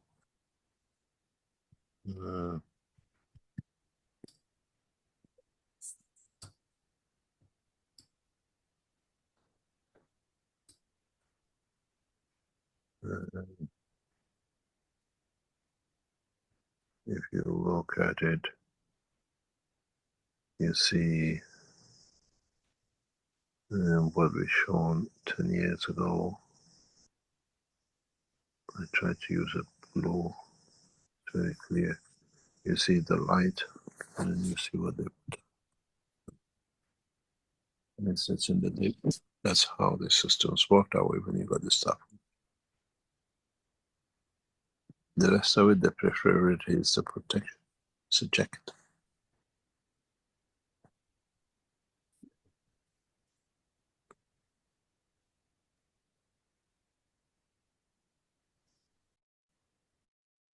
Okay, we'll leave it there for others to explore more.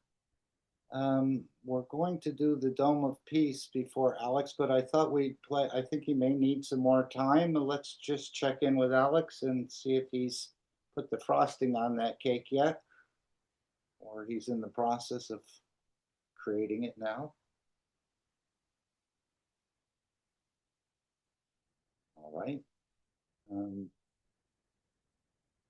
Any thoughts or questions? Again, as Mr. Keshe said, he knows these people and he's flown on this craft. Universal teachers have, they've experienced a lot in the universe, as this is not the first rodeo, as indicated. He's been doing this around the universe for millions of years. I'm sure in conjunction with the universal community as well. We're seeing some interactions, and it may be different for different planets, as this is part of the work of the universal teachers, is to bring matter state in a way into the larger family of the universal condition and expose us to it. Yes. Did somebody want to say something? Okay, I'm on schedule, Mark. Thank you. Okay, then rather than the teaching, which is only 34 minutes, we'll go to the Dome of Peace. Let's see if we can do Oh, no, why don't you do the teaching? Okay, very well. I think it's pretty straightforward in most parts of it for us to all understand a little bit more, but we certainly are getting a universal briefing. Again, this is the University of the Universe as I look at it. I think it's important. Okay, then let's go back and to the beginning of the teaching. Anyone Thanks. else, anything else someone would like to add to this, or how this has in a way touched you? Or again, I'm proud but also humbled at the same time to be in and around the Keshe Foundation, that this knowledge is really being revealed in a really powerful way. And as he said, we're about to see some things. Again, would we see them in the physical dimension, or would we just more or less feel the changes or interact with them? I think we will probably do both. I mean, he referred to the invisible man. We may have to put a tissue around him to see the entity moving, but at the same time, they're also growing. And I think this is part of was the soul of the man created for this? This is one of the questions Mr. Keshe asked. So let's go to the teaching. Anyone else want to bring anything else? Again, we all should feel a bit comfortable than the average person that's being in a way misbriefed on the whole events taking place. So, and I think the 3i reaches its perihelion around the 30th, according to some of the YouTube videos, but that may not be accurate either. I think he said some of these objects, the 12th, which is today, through the 17th, again, they're not showing that some of the objects, one went to Mars and one is headed for the moon, and maybe one has already landed on the planet, as he indicated. So there may be some high-level meetings going on in a way, again, with these entities even at this time, or there's been a communication. I think he mentioned something about the Chinese have established some sort of interaction with this entity or UFO or craft or citizens of the universe, whatever way you want to. Knowledge Seekers Workshop here on Thursday, October 9th, 2025. This is a broadcast. Feel free to stop it at any time to add your enlightenment as we understand, we learn from each other as well. But of course, Mr. Keshe said this, it'll take more than all of us on this planet to open up this knowledge. And perhaps this is that point where more of this knowledge, we become more enlightened through the fields and the events or the material that's being released as well. Because there is some sort of material going to be released, and how will we become enlightened through that material? This is the way the enlightenment, it's not going to come through the whiteboard so much, but it's going to be somehow an awareness that this is understandable, and in a way it confirms within yourself. And that's what it's all about. As he said in one of these I was looking at earlier, I don't know if I can just bring it up, about and maybe I already moved it out of the way, about the transmutation. Yeah, I don't think I have it marked here anymore. Oh, yeah, there it is. Any other question? Thank you very much. Let's see, this is not the one, but he said, okay, thank you very much. Let's see if our children report in hundreds or tens of years new races appearing.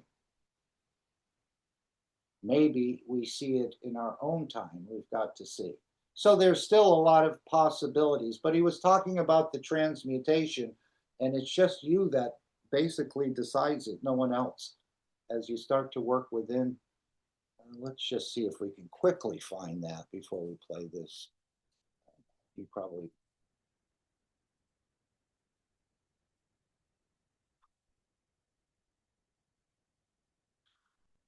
Yeah, here it is right here. Okay, somebody's saying, despite all your teaching since 2000, I'm afraid I won't be able to learn to perform the transmutation process. I'm afraid I won't be able to be by your side. And if you need me, I'm afraid I won't be able to. There's a lot of afraid there. To be able to keep up with your enlightenment. How can I know if I'm on the right path? Thank you very much. You feel it. It's the emotion. No books. And then he probably says nothing written. Every book written has been tampered by those for the benefit of themselves. When it's written in emotion, nobody can tamper with it because it's you and what's inside with you. As simple as that. You know when you reach it, you know when you can do it, and if you stay true to yourself, you can do it. You don't need anything else. There's no book written for how you to do.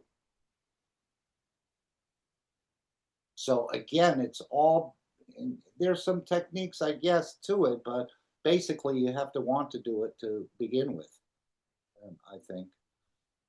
If you don't, you certainly will block it. Okay, let's go back to the teaching.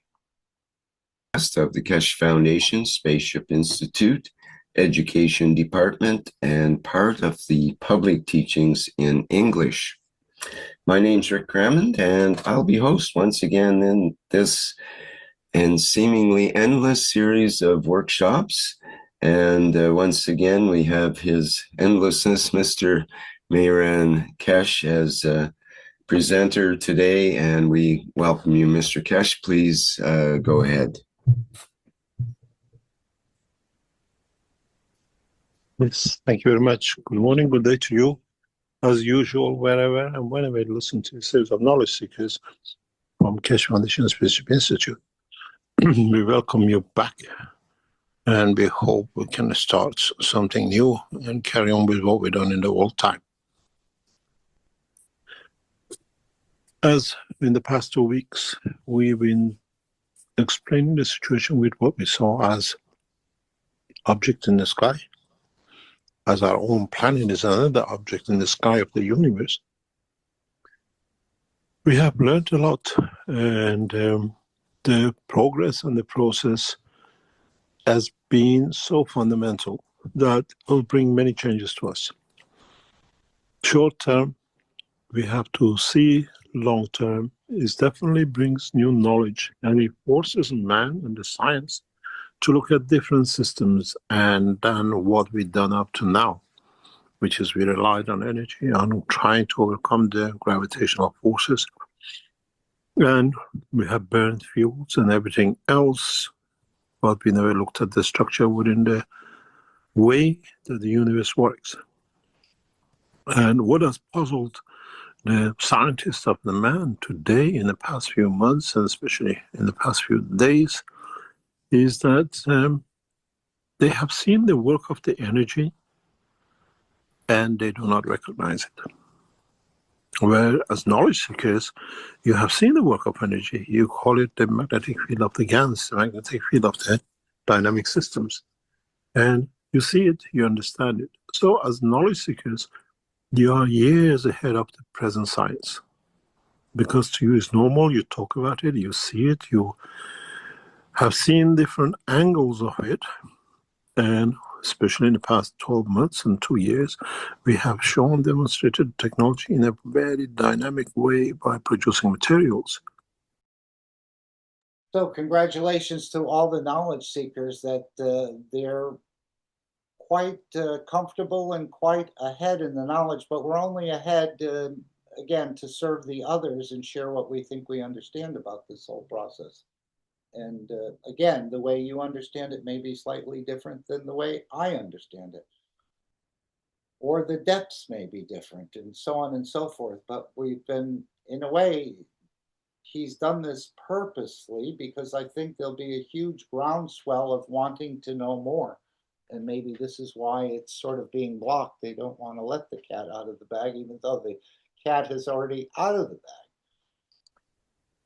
But I was sitting, watching how the governments collectively have become paralyzed with this new technology.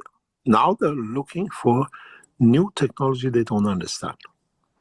It is something that it does not make sense. It is something that to them burning the fuel and slingshot effects and the rest of it has more meaning than actually how the celestial objects, how the whole universe works. Amazing enough, there is something very tricky which has happened in past few days as this little chap, 3i, even though being some 10, 15, 20 kilometers in different directions, is puzzling the what we call the world of science. But as we look deeper, we see, especially when you look at its pictures, even distance pictures, it gives you every fingerprint of a flying object. It has a dynamic structure around it, which creates a gap, it creates a light which is green, and it changes up in needs. The way, if you look at it, as knowledge seekers, you put your gases in the cup. One day was black, one day became gray, and one day changed to green, and then it went to the black. And we've seen this past 10, 15 years as knowledge seekers. You see it, you understand it, but the world of the science of today has not got the grasp of it. How come it changes color? It's very simple. The system inside is creating different gravitational magnetic field for different operation. So the interaction with the magnetic field of the solar system and the sun creates that interaction. In a way, so it does look like the leading scientists are going to become the students now, and perhaps some of the knowledge seekers will become, we're all becoming these universal teachers, but perhaps some of the knowledge seekers will be teaching, or maybe they'll be teaching again using the energy dimension rather than the words in the mouth so much. We'll have to see how that works out.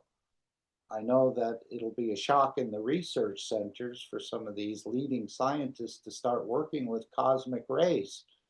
Again, they knew about them, but not in the strength and the way they're manipulated and everything else. And even in this ancient system, he said it's connected to a point outside of our solar system, somewhere distant. So this is, again, for the man, a huge knowledge. But we're moving into the cosmic rays, pure energy, no matter state. And this is what the research facilities are going to be all about, I believe. If you look at it, our scientists actually are sitting against the wall, banging their heads, but not seeing what you and normally all of us will see in LED light. We change the strength of the current, we get the orange, blue, yellow, and every other color in the LED. The knowledge of the what we call the 3I is the same. The energy is exchanged in the reactors inside to stand the condition and the speed and the direction which needs to go. So, as knowledge seekers, you are decades ahead of our professors, elite scientists, and you understand exactly how it changes color, how it heads forward, it goes backwards, and they keep on saying in the world of science of today, usually there's a tail on the meteorite, but this time the thing is in front of, which we all know is the direction of the motion. But what is interesting is how three groups and nations which had access to actually monitor the whole structure as its closest point to Mars, suddenly a few minutes before, they all shut down.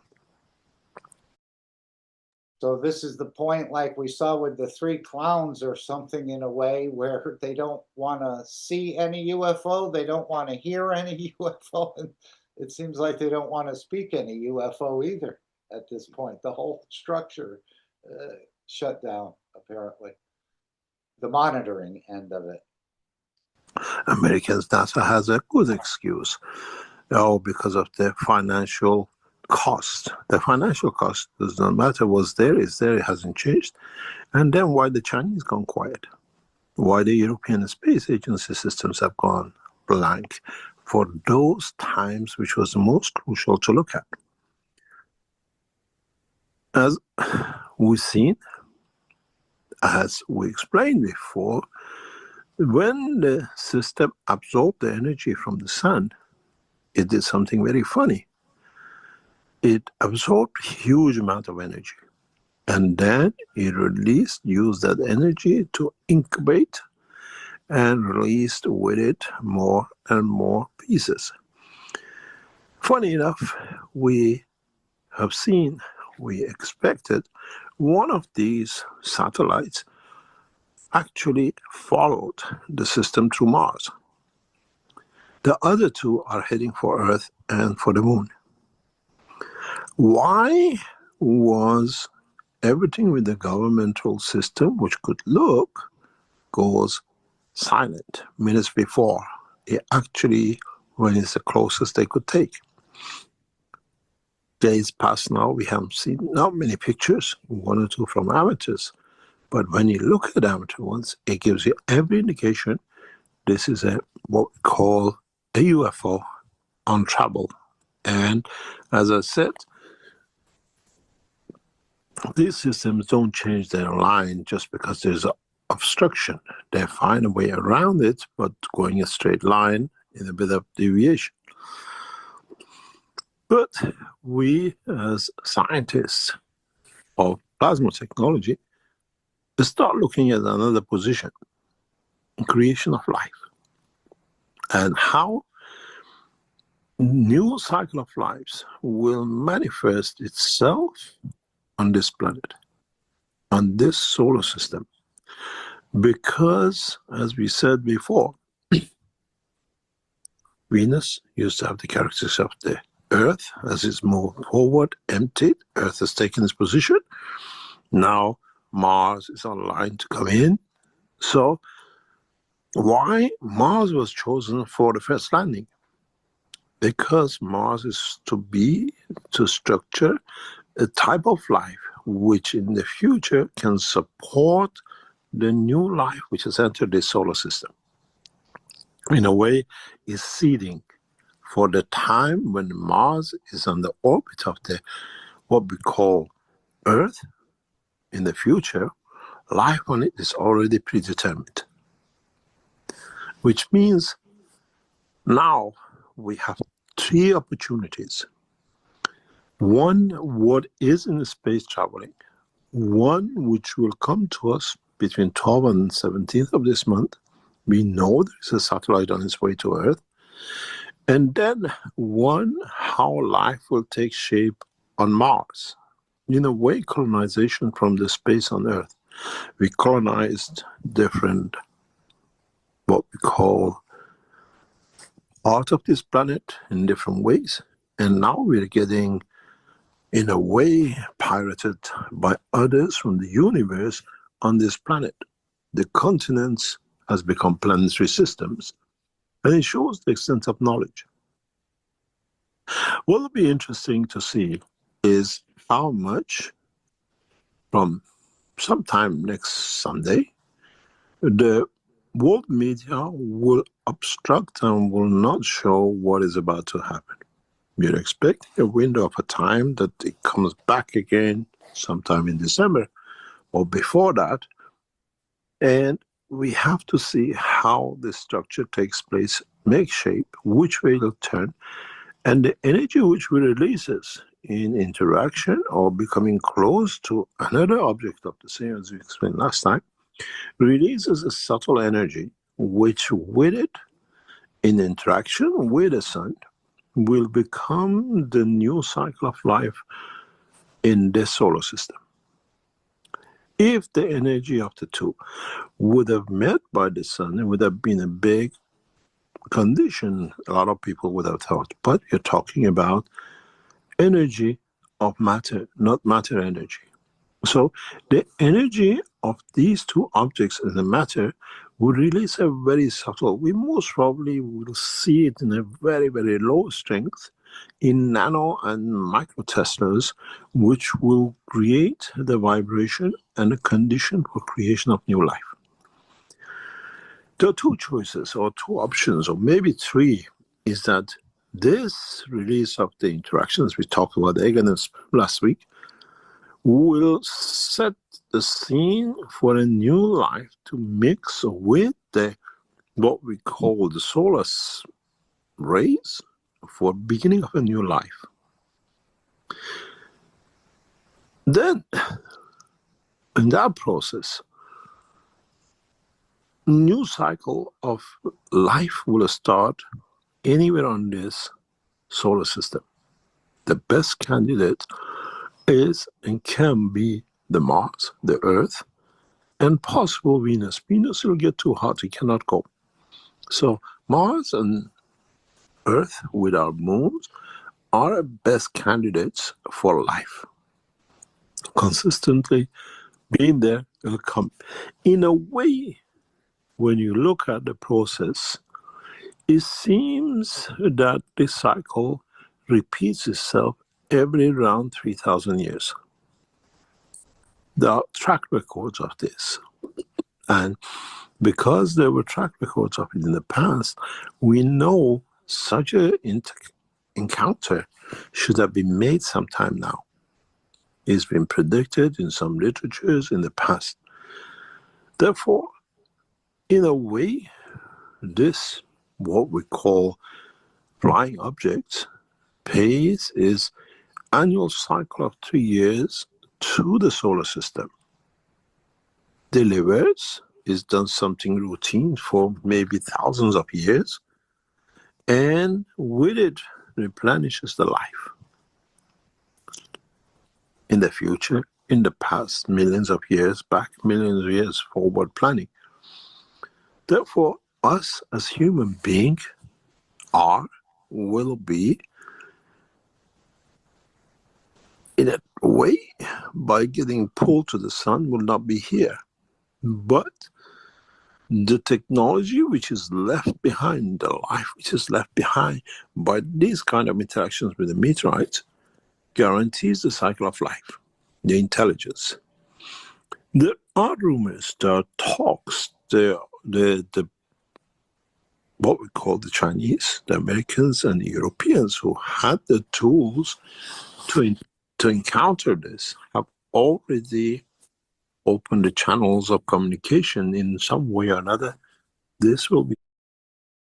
Okay, so now he's saying, and apparently he's probably consulting with some of these space agencies, Mr. Keshe, or as an advisor or something, but apparently the Chinese and Europeans who had the tools to encounter this have already opened the channel of communication in some way or another. And he's saying this will be confirmed in the coming time. So apparently some are in some sort of communication with these objects.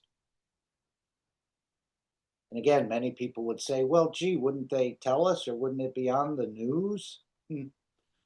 Confirmed in the coming time. But the whole process, if our astronauts or our cosmologists had the time to be in the space to watch long enough, will tell us in a way that this passage is a regular passage. And it gets replenished, new cycle of life starts.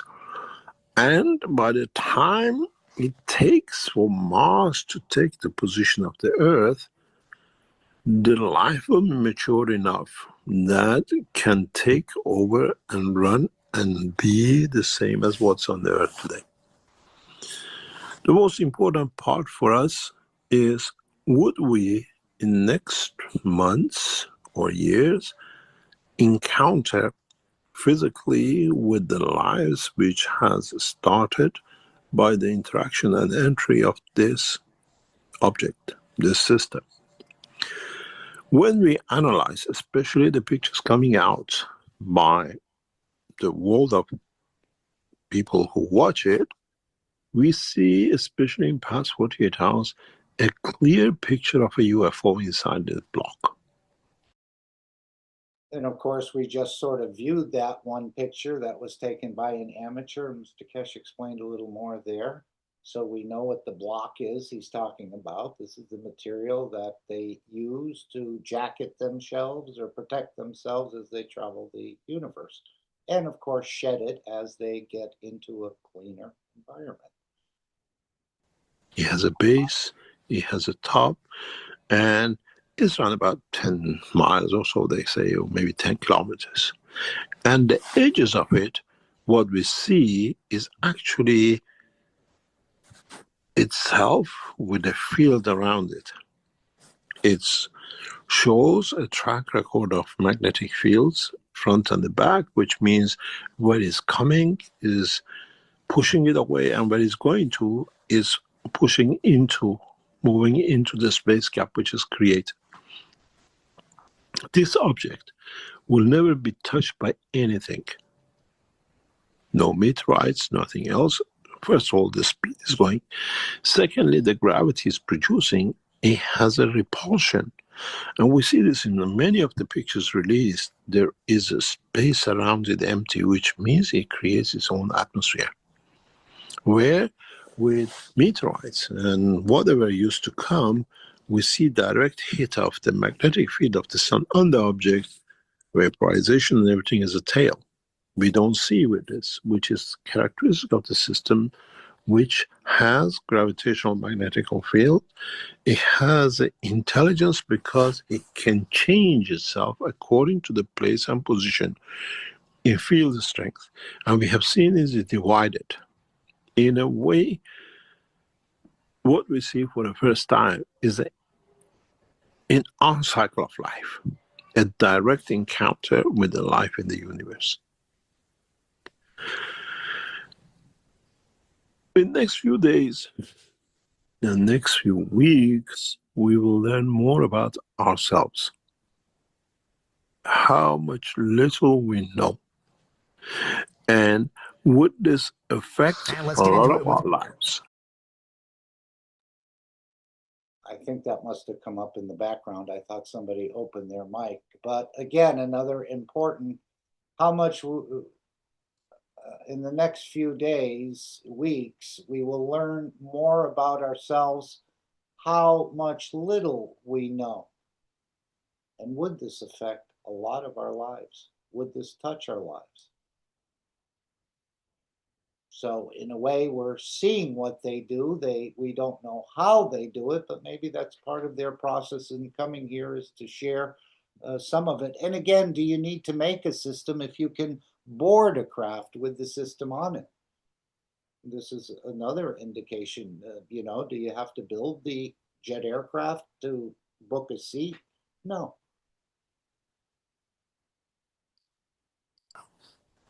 Would this touch our lives? Maybe in a way, yes. Maybe we will encounter this, what we call space evolution, in being directly in touch, directly contacted, directly encounter, not necessarily in a physical dimension, in an emotional or in a what we call energetic way. So again, it may not be initially in the physical dimension, not necessarily. Again, an if. We've seen these energies in the past few days. The media and what is controlled by the government are trying to close every gap because they do not know how to handle it. They do not know what would happen if people panic. And this is the reason that the Chinese, the European, and the Americans have shut all the thing down minutes before we could have such a detailed information and what it was. There is a discussion that what we call one of the pieces which was with the main body has already disappeared, which means has landed on the Mars, which means the colonization has started. We have to wait and see if we receive the same thing in the coming days. But if we do, we have the knowledge. We know how it works, we know how it is, and we understand the process of the technology. There are three things which humanity most probably has to be ready for.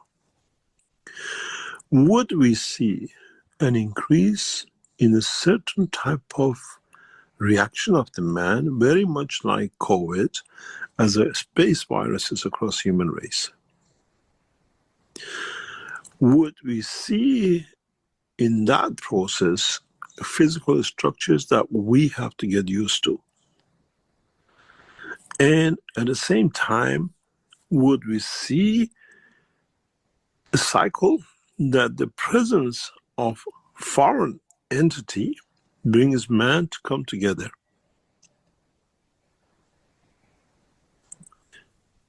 Fear of annihilation.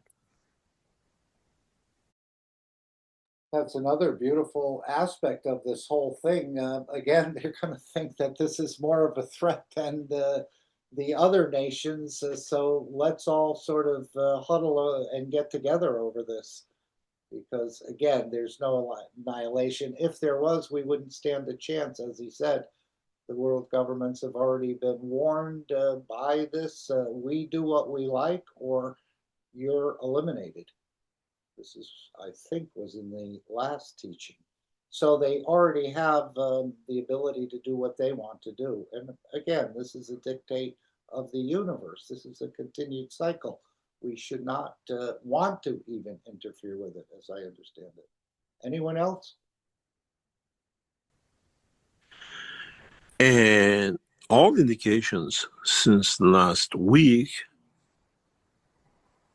shows that when the Americans are at the throat of the Chinese, and the Chinese are at the throat of the Europeans, and the same with the Russians, and they all shut their mouth, it means something has happened.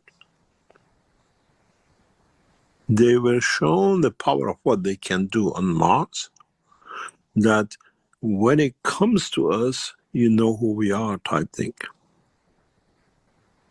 In a way, the fear of losing everything, uprising in China, in America, in Russia, in Europe, and the rest of the world, has brought the nations to shut everything down or pretend to.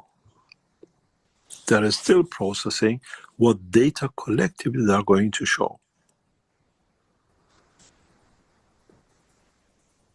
Therefore, there is something happening.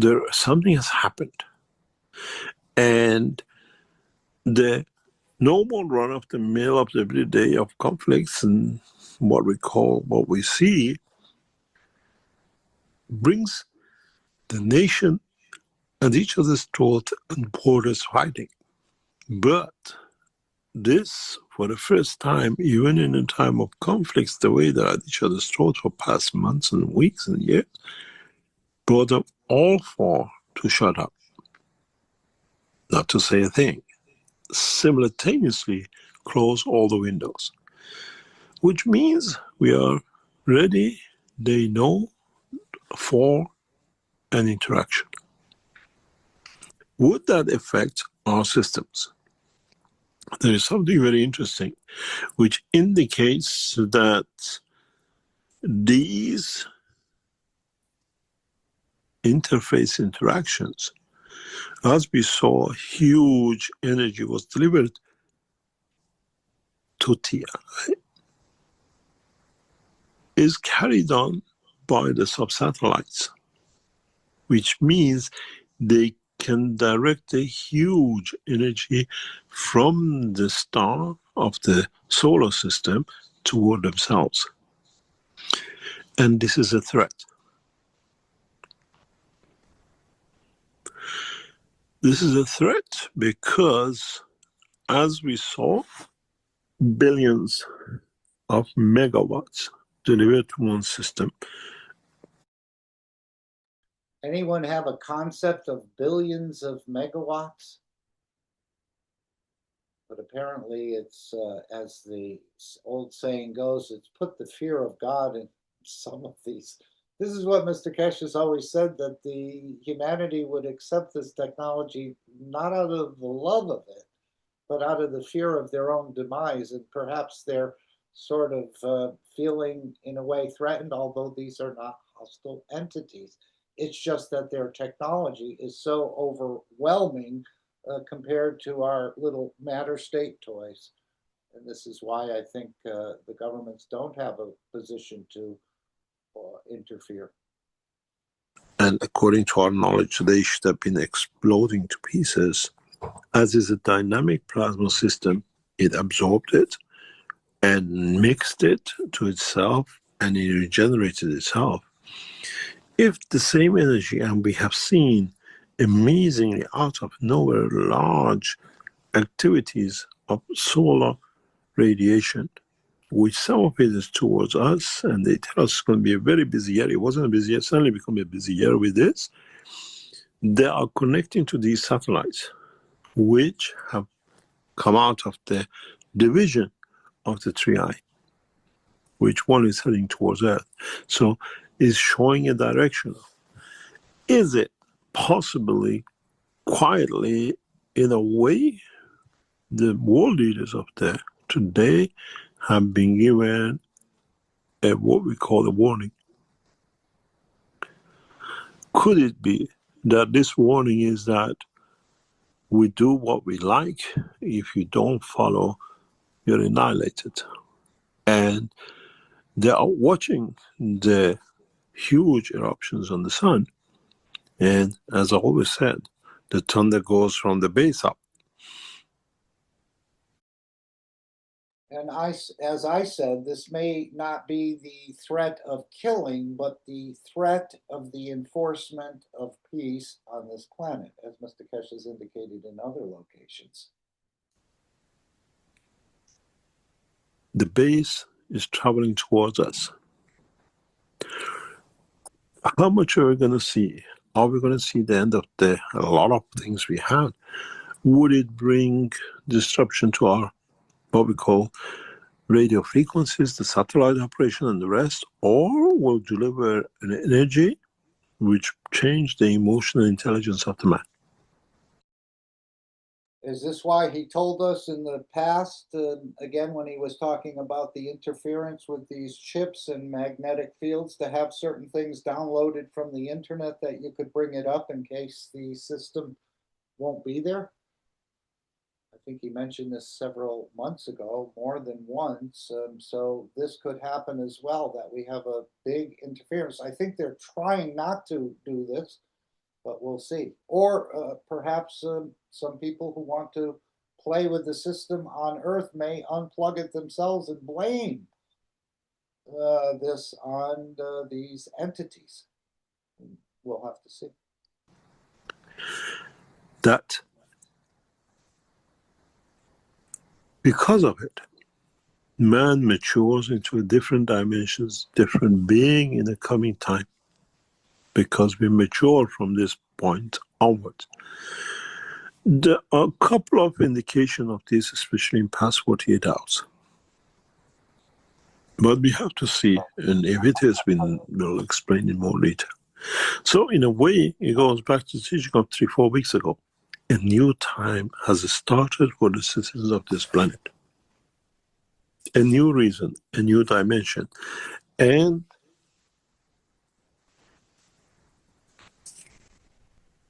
in that process, mankind is getting ready for a new stage of what we call understanding. What we say, comprehension of the totality, and in so many ways, you as knowledge seekers have been prepared for it. In the coming time, when the scientists want to understand, they will understand the difference between the energy of the matter and matter of what we call energy of itself. And in that process, every ambiguity about the work of the 3I and R2 can be explained, understood, comprehended, and maybe in a way we thank them for bringing an enlightenment to us. And then you understand many of the things which, as knowledge seekers, you've been blamed for, will become to the point that you become those who want to understand more. And you become the teachers of the technology of understanding. Those who want to understand, and then we see the division in those who just come to understand and bring their own new explanation for their own faith, will pass very fast, very soon, compared to what you as knowledge seekers have understood, brought up together, and have made the fundamental changes in the structure of the energy and the fields on this planet. So congratulations again to the knowledge seekers who have made this fundamental. But I think, again, those who want to bring the wrong understanding will start to go by the wayside in energy production, in wellness, in agriculture, and in travel. So we're going to comprehend in time, we'll start to comprehend the 3I and the R2. It'll be explained, understood, as he said, comprehended. We will use, and through the understanding, the strength of the field of the soul of the knowledge seekers to be able to transmute, to transfer the knowledge of peace, the knowledge of humanity to the new welcomers of this planet. You have to understand, up to now, we looked up onto what are these. And as I said last time, if you see it and it's physical, it has not reached the strength of the knowledge and the strength of what we call maturity of what you as knowledge seekers or humanity has been taught as the dimension of the soul. They are still in matter energy dimension because it's physical and it goes fast. Where you've been taught the principle of the energy of the matter, which is the dimension of the creation, the dimension of the structure of the working of the universe in a what we call matter condition. We have to wait and to see if and how and when the encounters with and across this planet and across this solar system will take shape in the next few weeks. And then most probably we go back into the waiting another 3,000 years to come across this, what we call travels of space. I was explaining this to knowledge seekers. It's like, as I call it, what you go on a cruise. And the cruise has a pattern. It goes to different ports, few days, and then crosses to the next port and back to the same cycle again every few days or every few weeks, going the routine, going to the same port. And this is what we think and we see 3i is a regular visitor.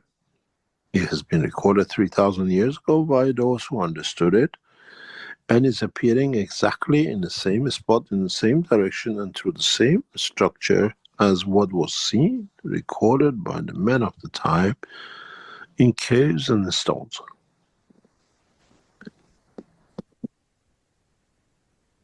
But from what we've seen, that the interaction of the system does or has done, we see an increase in dust and all sorts of activities on Mars, which means it has a direct magnetic field interaction with the planet. What would happen with us in the next few weeks when this material, few million kilometers or few hundreds of thousands of kilometers from Earth, will do to us? Would we see the upheaval we saw on the surface of the Mars? Would we see the changes in the dimension of the fields of this planet? And would we see, by interaction of the two, creation of new life?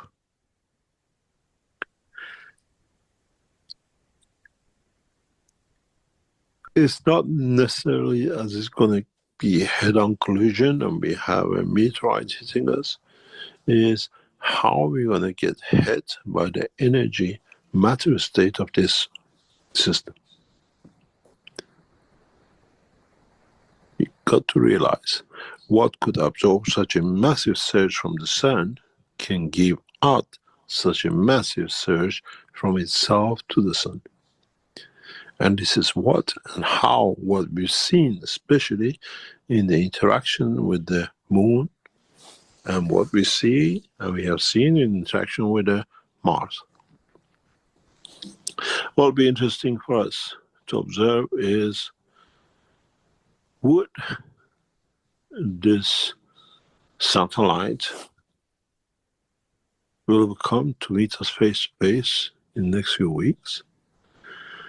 Or is another step? It knows its way, move in a certain direction, but the satellites have already landed. And as I said last time, millions and millions, hundreds of thousands of this thing has already been released. Russian Space Agency has released a picture of huge number of lights suddenly, coordinatedly working in the atmospheric condition in Russia.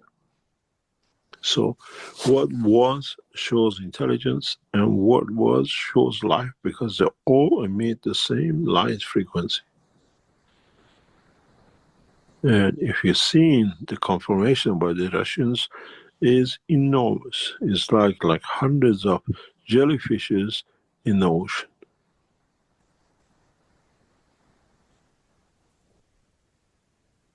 But one thing is important for us, is that would this encounter makes us any wiser? Would this encounter creates a condition that we can connect to? And one question to ask, is it all right to put our children on a pathway to what is to come? What shall we do and how we react will be entirely depending on our world leaders.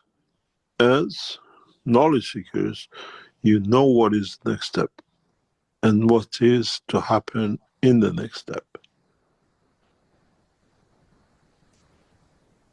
It is important for us to understand that in the coming days, we might not see anything, but we might feel something. That feeling is exactly what this system was set up this way.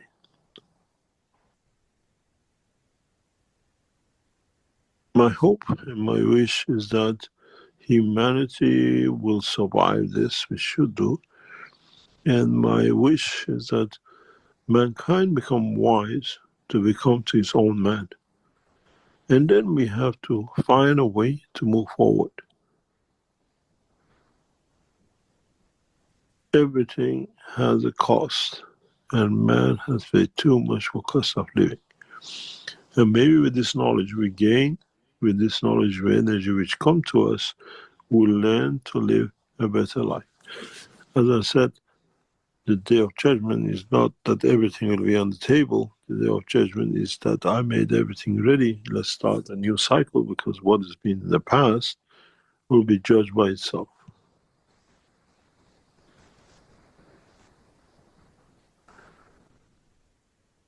One thing that we have to understand is if you come or encounter such an object, how you react, how you should defend yourself, and how you can protect yourself from any harm.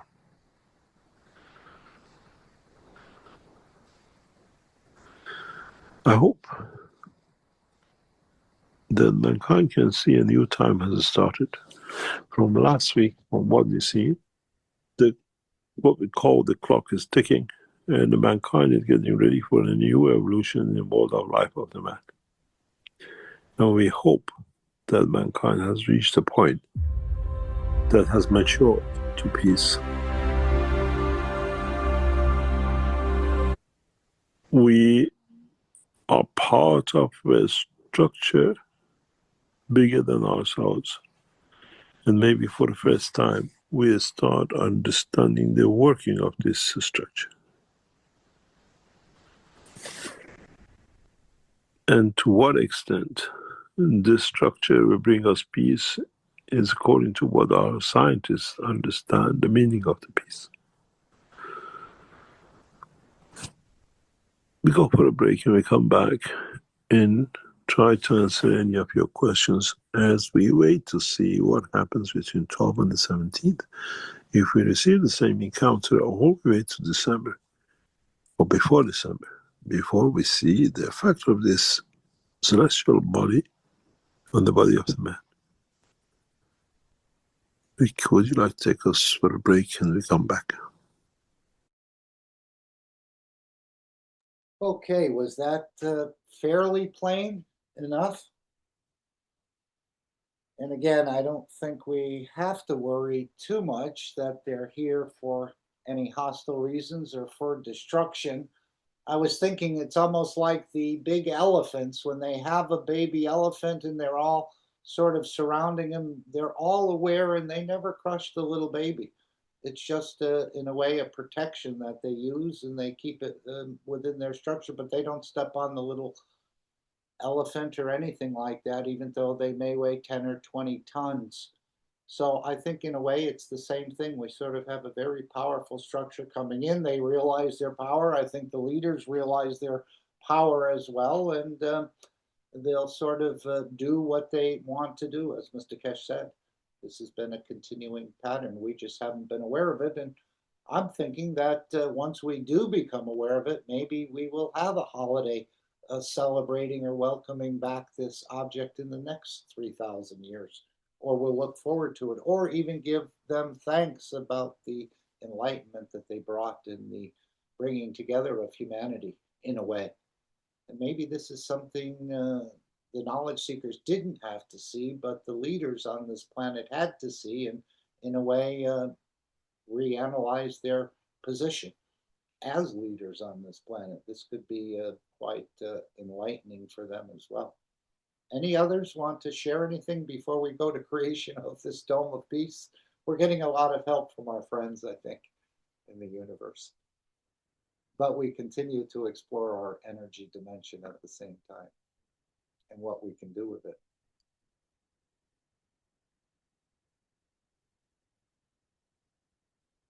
Okay, let's go to create the dome of peace if we can. And we know we can. It's just, it's not a day job. And sometimes we're too much in a hurry. As Mr. Keshe said, the knowledge seekers are too much in a hurry to bring the change. But now we have some help in this whole process.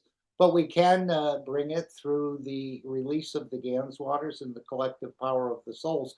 Remember, it's all about giving, as was indicated. I'd like to play that Learn How to Pray Through Your Soul, but I think we're going to check in with Alex and see.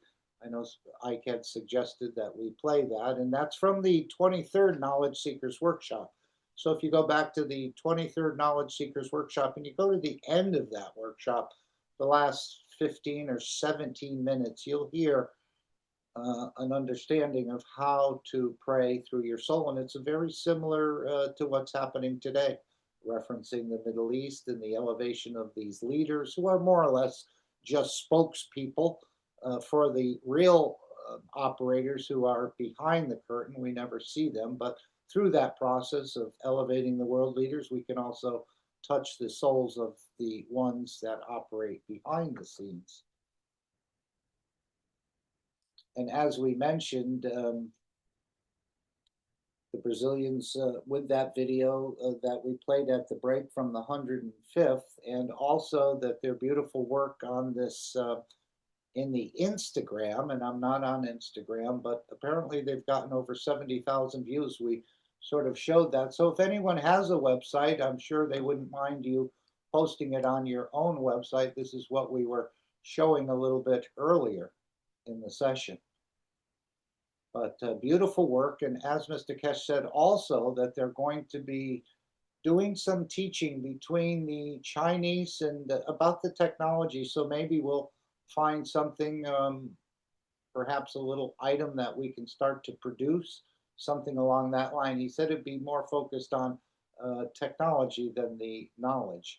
Okay, let's go back to our workshop. And of course, this is the first part of creating the Dome of Peace, which is releasing of the Gans waters. And again, it has that ability to give to bring balance rather than so much to take away, although he has put it both ways. But normally the Gans is, again, the fields make a nano of itself, which appears as something in the matter state, but it's really a magnetic field, as I understand it. Even though we can, it's sort of between the matter state and the plasma state.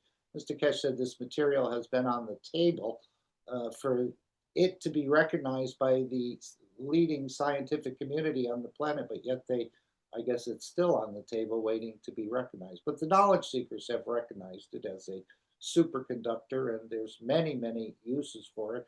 As he said, that CO2 capture is just one of the things, but it has a lot more implications about what's been created in that CO2 box, which will come to our advantage in the future, as I understand it.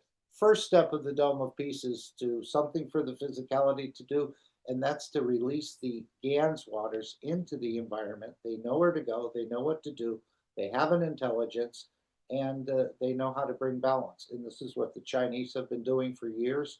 And as we know, the waters mix across this planet.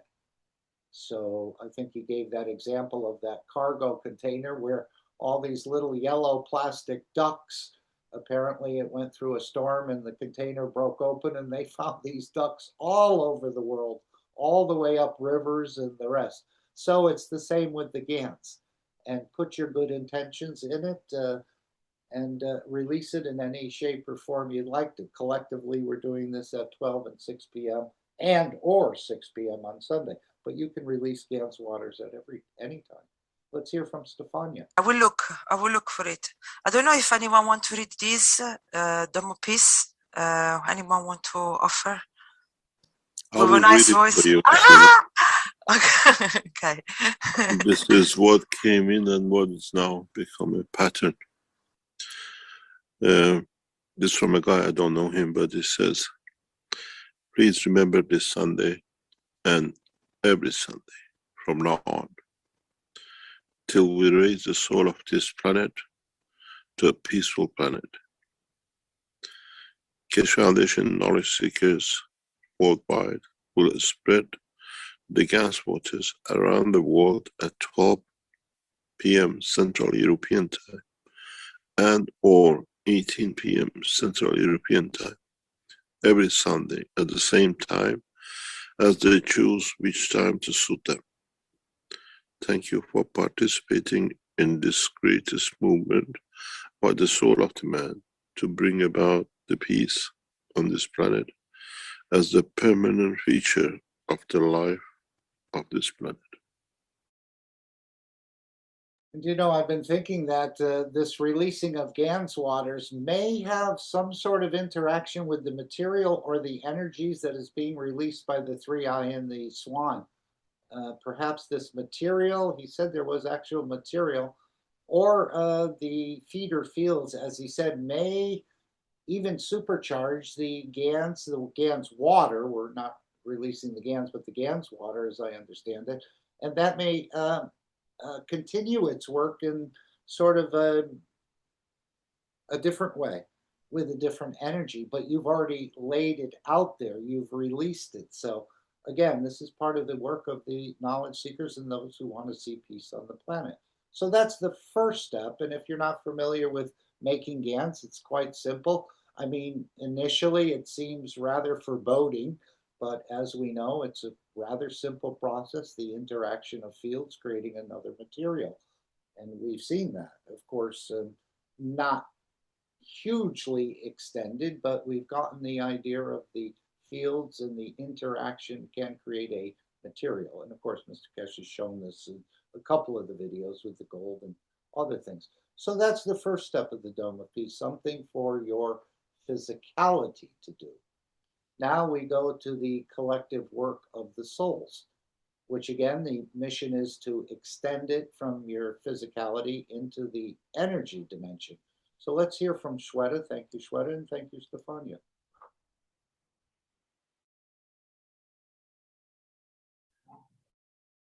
Anybody wants to read the Dome of Peace? I mean, beautiful souls. Here. Okay. I'll read this beautiful presentation of Dome of Peace. And the Dome of Peace is already here. All the knowledge seekers, truth seekers, lovers of humanity has built it in a way, spreading the guns, loving each other as shareholders. So I will read this as please remember every Sunday from now on until we raise the soul of this planet to a peaceful planet, Keshe Foundation knowledge seekers worldwide will spread the GANs waters around the world at 12 p.m. CET and or at 18 p.m. CET every Sunday at the same time, as they choose which time to suit them. Thank you for the participation in this greatest movement by the soul of man to bring about the peace on this planet as a permanent feature of the life of this planet. Mr. Keshe suggests we add the next step to create the Dome of Peace with power of the souls, as we have already going through this with the 2 eyes. And we ask you to spread the GANs waters each Sunday. Now we give you a new path. Now try to unite each other's souls. Try to elevate the souls of humanity soul of humanity through your own soul to a level that no one can touch, the embodiment of the human race. So beautiful. Choose a time where all of you come together on the soul level in a state of inner calmness. At that time, don't spread the water of guns, but spread your soul. Unite, and in time, we will make a new race out of the soul of man. And then, instead of doing it once a week, do it all the time. Empty Keshe.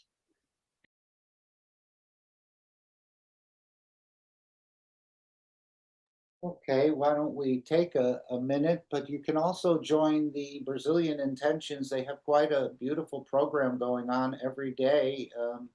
And then on Wednesdays, it's at 6 p.m. There are other times, I think it says here 1 a.m. CET and 2 a.m. CEST. And this is a formal meeting on the Telegram or YouTube where you can join and participate. And again, learn to pray through your soul or learn to give, which leads to elevate. And then we see the physicality changing, and then you're worthy to be part of the universal community. We heard that in the creation or formation of the Universal Council. So we can all participate in both ways. Mr. Keshe again jokingly said, "This is how you take over a planet." He was referring to the Gans waters, of course, but also through the collective power of the souls.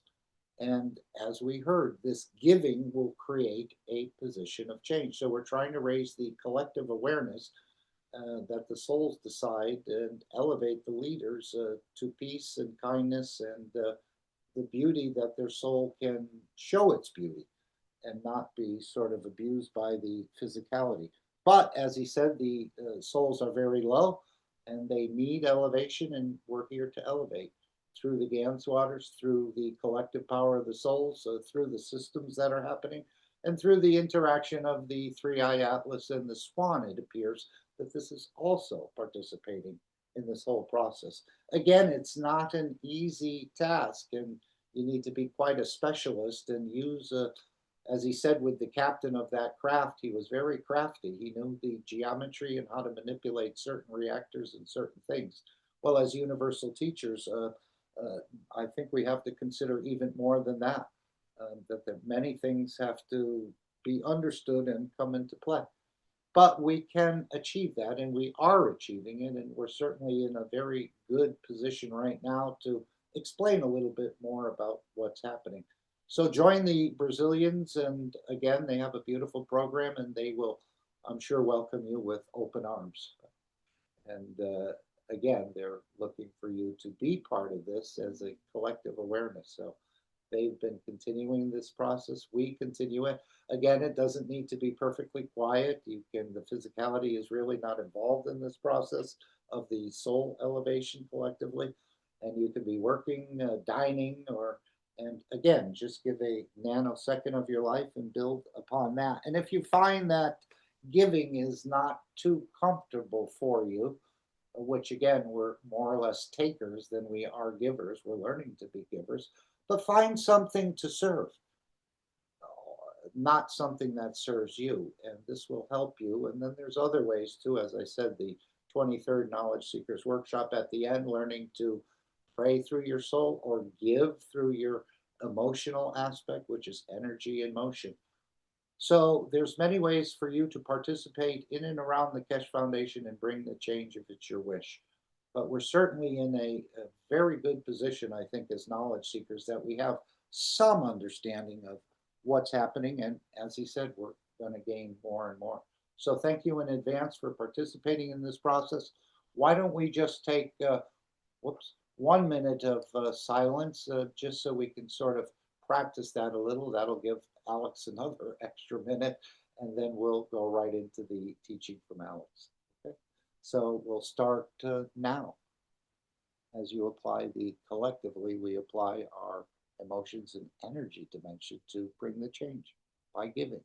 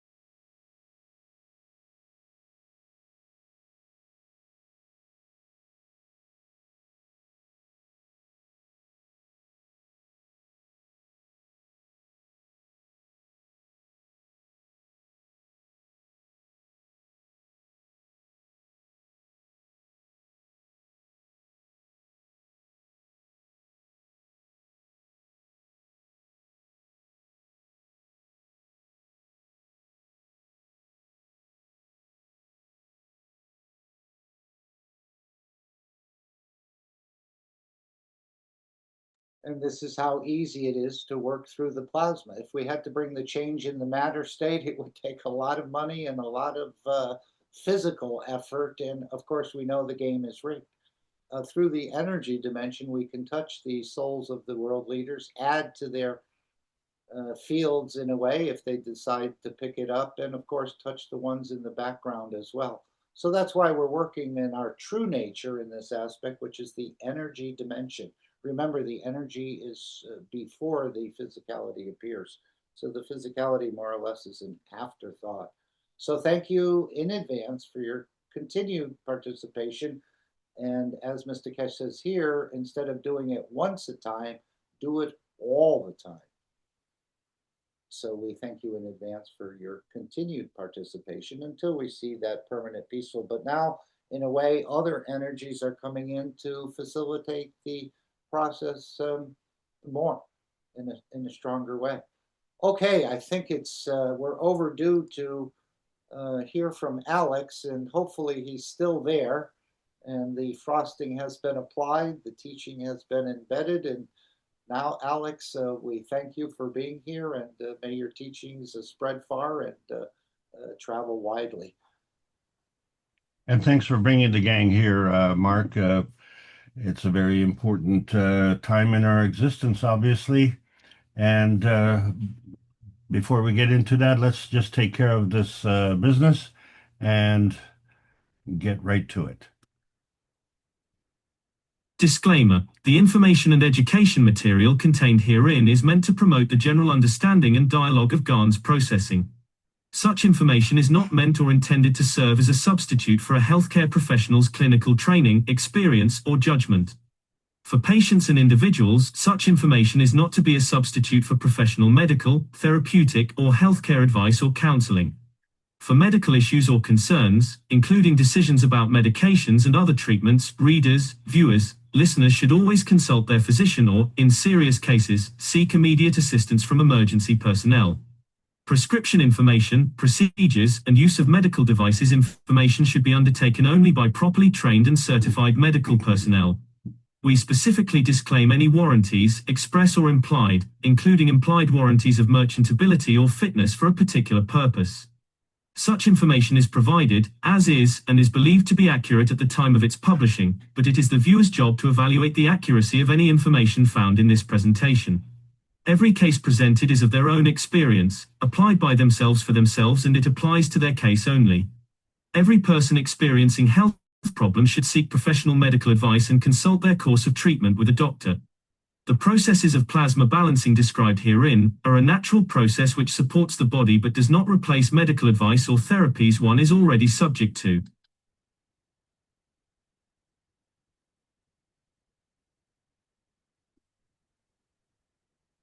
So thank you, everyone, for joining us on this beautiful Sunday afternoon. This is the Keshe American Knowledge Team meeting of 2025, and you are all part of the team. As you know, we're broadcasting on 6 continents. We still haven't heard from the 7th. But nevertheless, we will carry on, and I thank you all for being here. This is the Keshe Foundation Spaceship Institute, Teachings on Plasma Science. We are discussing the basic GANS tech. GANS matter is our subject today. My name is Alexander. I am from Canada. It is October the 12th of 2025, and this is part of the Keshe Foundation North America Plasma Education Series. So we have been trying to distill the knowledge into bite-sized pieces, and shockingly, we have numerous bite-sized pieces. So here we are in the 6th of a series on GANS tech, where we were discussing the popcorn GANS and how it's polyatomic. There was a direction of flow. What does the epitome of love mean, and how does that affect the GANS affinity? And then, of course, what everybody is concerned about is the GANS matter. And this is why we've been trying to put it in such a manner that you as individual knowledge seekers have the capability of interpreting in your own words the knowledge and being able to pass that on to others. that not only is ideal, but in many ways it's a duty because we have been ascribed as fallen angels, and we're now beginning to question that simply because, like a dike, there are many holes in the dike and it's leaking, and so is our knowledge.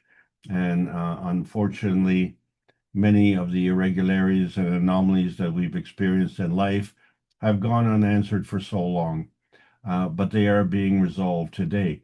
It's all thanks to Maritabakoli Keshe and his understanding of nuclear physics. He's described in book number 1, The Universal Order of the Creation of Matter. And it seems to be intimately tied into Gans matter. And there is a reason for that because of its pivotal point, because we happen to be existent in our physicality. And we have been conditioned to what you see is what you get. And so it's hard to see when it's dark. So we need the light. And in book number 2, we understand that there's a structure of the light. And this is very important because we have the universal order of creation of matter, but we have the light going from one matter to another matter. And this has been difficult to understand for many of us because we're operating in the singularity of our physicality. And so when we see the repercussions of book number 3, The Origin of the Universe, we see that singularity break up into a duality. And we have the sister universe and our man's universe. And of course, we seem to be intimately familiar with man's universe, except for the fact that it's only one dot, one little tiny, tiny speck in man's universe. That's our Earth space. And even that, in terms of our reference, is even tinier than that. And, we historically have been looked upon as cave dwellers. And now we cherish the fact that we can live in condominiums, which are really nothing more than glorified caves, wouldn't you say? And then, of course, there's the rest of the universe, which we know a very little about. And we are coming to a frightful situation where that lack of knowledge is creating a fright.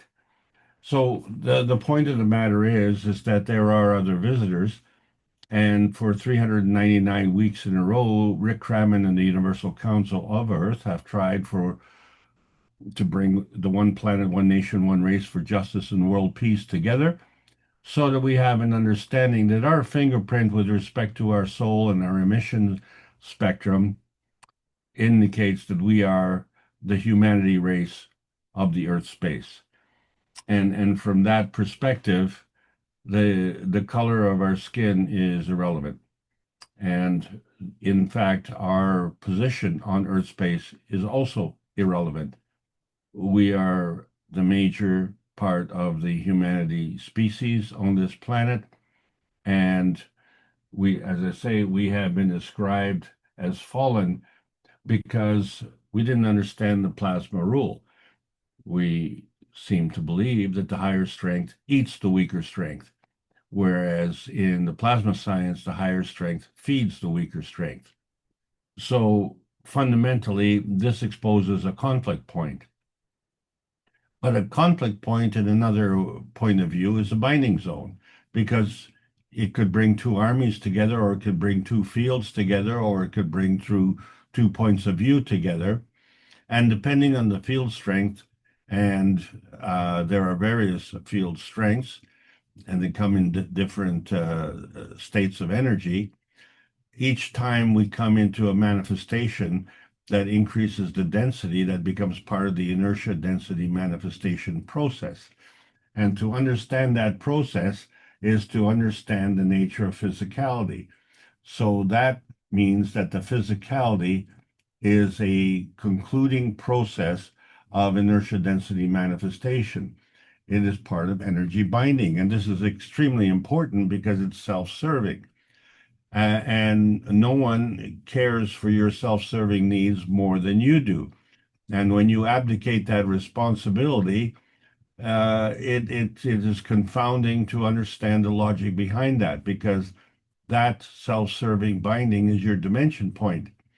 But many of us have grown accustomed to that self-serving energy arriving at the expense of others. Well, if you think about it, the others are also having energy binding needs that are self-serving. And now, from what we understand in the plasma science, we're already in a 20% deficiency. And if someone else is stealing our energy, then we are already in a diminishing, further diminishing dimension point. And so we have two options. Either we create a conflict with those who are stealing it, or we can create a conflict from those who maybe we decide to rob from. And so when we understand this falling principle, we tend to connect this by gravity. And the easiest way to understand that in practical terms is practices that mountain people will do for agriculture, and that it would be terracing. And so the water movement would come from a higher and fall to a lower body of water. And this would be done by terracing, and it follows through as a falling gradient. And the higher the flow and the higher the distance, the higher the gradient. And so this is the basic thing that has to do with angular density. So the whole context or the pretext of falling is to have increased density, increased pressure, therefore increased gravity. And of course, our arrival as fallen angels, it gives us an increased dependence on the earth space feeding. So we have this internal popcorn pressure of Gans tensity because angular momentum is conserved. So somehow, some way, we have ballooned into human beings the way we would blow up a balloon or a bag. And so we end up being bags of Gans. And that's what this session has been all about. But we have begun with a deficiency. And so we are really seeking a vitality enhancement because we have been brought up with the notion that when you get to be old, you get to be decrepit. But this is, flying in the face of the current trend where you can get to be young and decrepit. So age and physical condition are not necessarily tied together in the same sentence. So it all depends on the vitality. And so we brought in the Universal Body Enhancement Unit, which gives us an energy vitality, energy enhancement through increasing the vitality of our emotional and physical construct. And this is worth gold because, well, let's face it, humanity is worth gold. So it's just unfortunate when someone sees us as honey and they want our honey. And they do this almost at any kind of method that you wish, everything from lying, cheating, and stealing to deceit. And this is why weekly I keep harping on this missing commandment, number 11, thou shalt not lie. But why thou shalt not lie? Well, it actually plays into the self-serving needs of those who are doing it at the expense of others. The problem with the lying is that if you think that you're fooling someone, guaranteed who you're not fooling is yourself, because you obviously created the lie and you know that it's a lie. And the worst part about it is that some people, they tend to believe their lies. They lie so much that the lie becomes normal. And that's one of the things we found with the Gans. Gans brings about truthfulness. And that's why there is no poker playing in outer space, because you can't bluff. This is the truth seeker's dilemma. You have an accountability to the self. And if you see that someone is lying, you have a choice to either accuse them or shield yourself from them. Obviously, if you confront them, well, that would be a conflict point. But the liar's dilemma, you see, is even worse because they have an accountability to their own soul. So either you quit lying or suffer the consequences. And that's the whole point. There are consequences, and you can delay the consequences as much as you want, but it is inescapable because it's all part of the Loosh dilemma. So the Loosh harvesting is a single-minded intention to steal your honey. And as such, that becomes part of the hive mind intention. So as we look at bees in a hive, their intention is to produce the honey. But, another way the hive mind works is to steal the honey. And so that is all determined by the Gans intention, because the Gans intention is truthful to your inner space. So that is something that you cannot lie about. And this is what's holding us back from getting to the transmutation highway, because our reputation precedes us. We are on the basic carbon 12 highway, which is the transmission highway, which involves frequency, heat, and pressure. And then there's the carbon 14 highway, which is the transition highway, which allows us to connect to other resources. And the greatest resource is the transmutation highway, because that allows us to experience and recreate the method of transport that was of our original choice. Yeah, we made that choice, and we chose to be born. And yet, the moment we were born, we reject that mode of transportation and we revert to the lowest common denominator. And when we say the lowest common denominator, any denominator could be the lowest, but we choose the lowest of the lowest. And this is the confounding nature of the humanity. And we were actually confronted with the pandemic. And so when we produced the cups of life, we had to understand that we were not choosing the lowest of the lowest, but we were enlisting the services of the nanocoding process of the monatomic science, which reflected our core space, our inner space. We thought that that was a nebulous point. Well, in some ways, it was, except that it represented our emotional strength. When you say, well, how can you have strong emotion? Strength is usually attributed to physicality. So we have the cup of physicality and we have the cup of emotion. And those two work together. So that's the basic understanding of the plasma science as it relates to GANS production. And we were able to create carbon dioxide, calcium carbonate, zinc, copper, water, amino acid GANS. And now we're in the era where we could actually have the GANS radiance manifestation of gold. And it is worth gold, not at the price that we're paying for it today. There are other values to gold that we haven't even explored. And then we see the cup relationships of our Earth space, which is full of minerals, and our existence on the Earth space is full of many humans. And all of these are part of another cup relationship, which is the interaction of our soul radiance from the cup of soul and the Earth.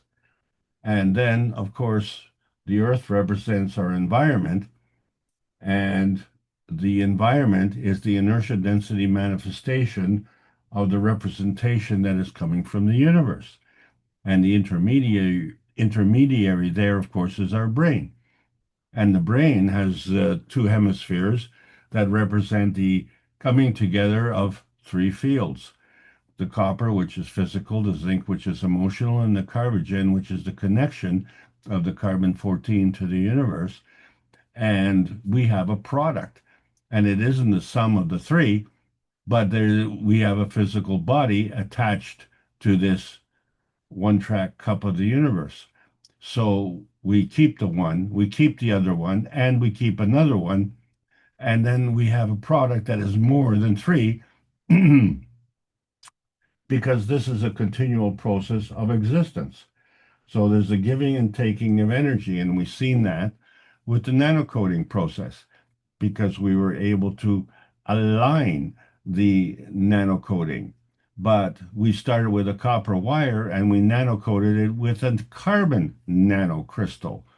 And that seemed strange at the time, but one thing that we had to do was get a field alignment so that we could get a directionality that was aligned with the magnetical gravitational field strengths. And it wasn't just point to point, but the magnetical field circumnavigated the gravitational field, which was at the core of the inertia point. The inertia point being the bringing together of two fields. And then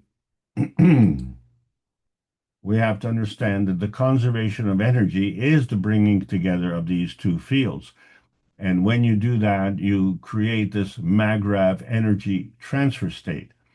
And why that is important, because it allows us to port the energy to go from, say, a GAN state of magnetical forces to a GAN state of gravitational forces and have an equilibrium.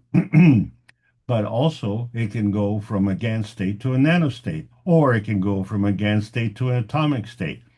Either way, all three are part of this, what we call the pico turning points, because they're all part of the physicality of the nanocoating process. And we saw that, oddly enough, with the pico coating, which aligned itself in the gaps of the nanocoating.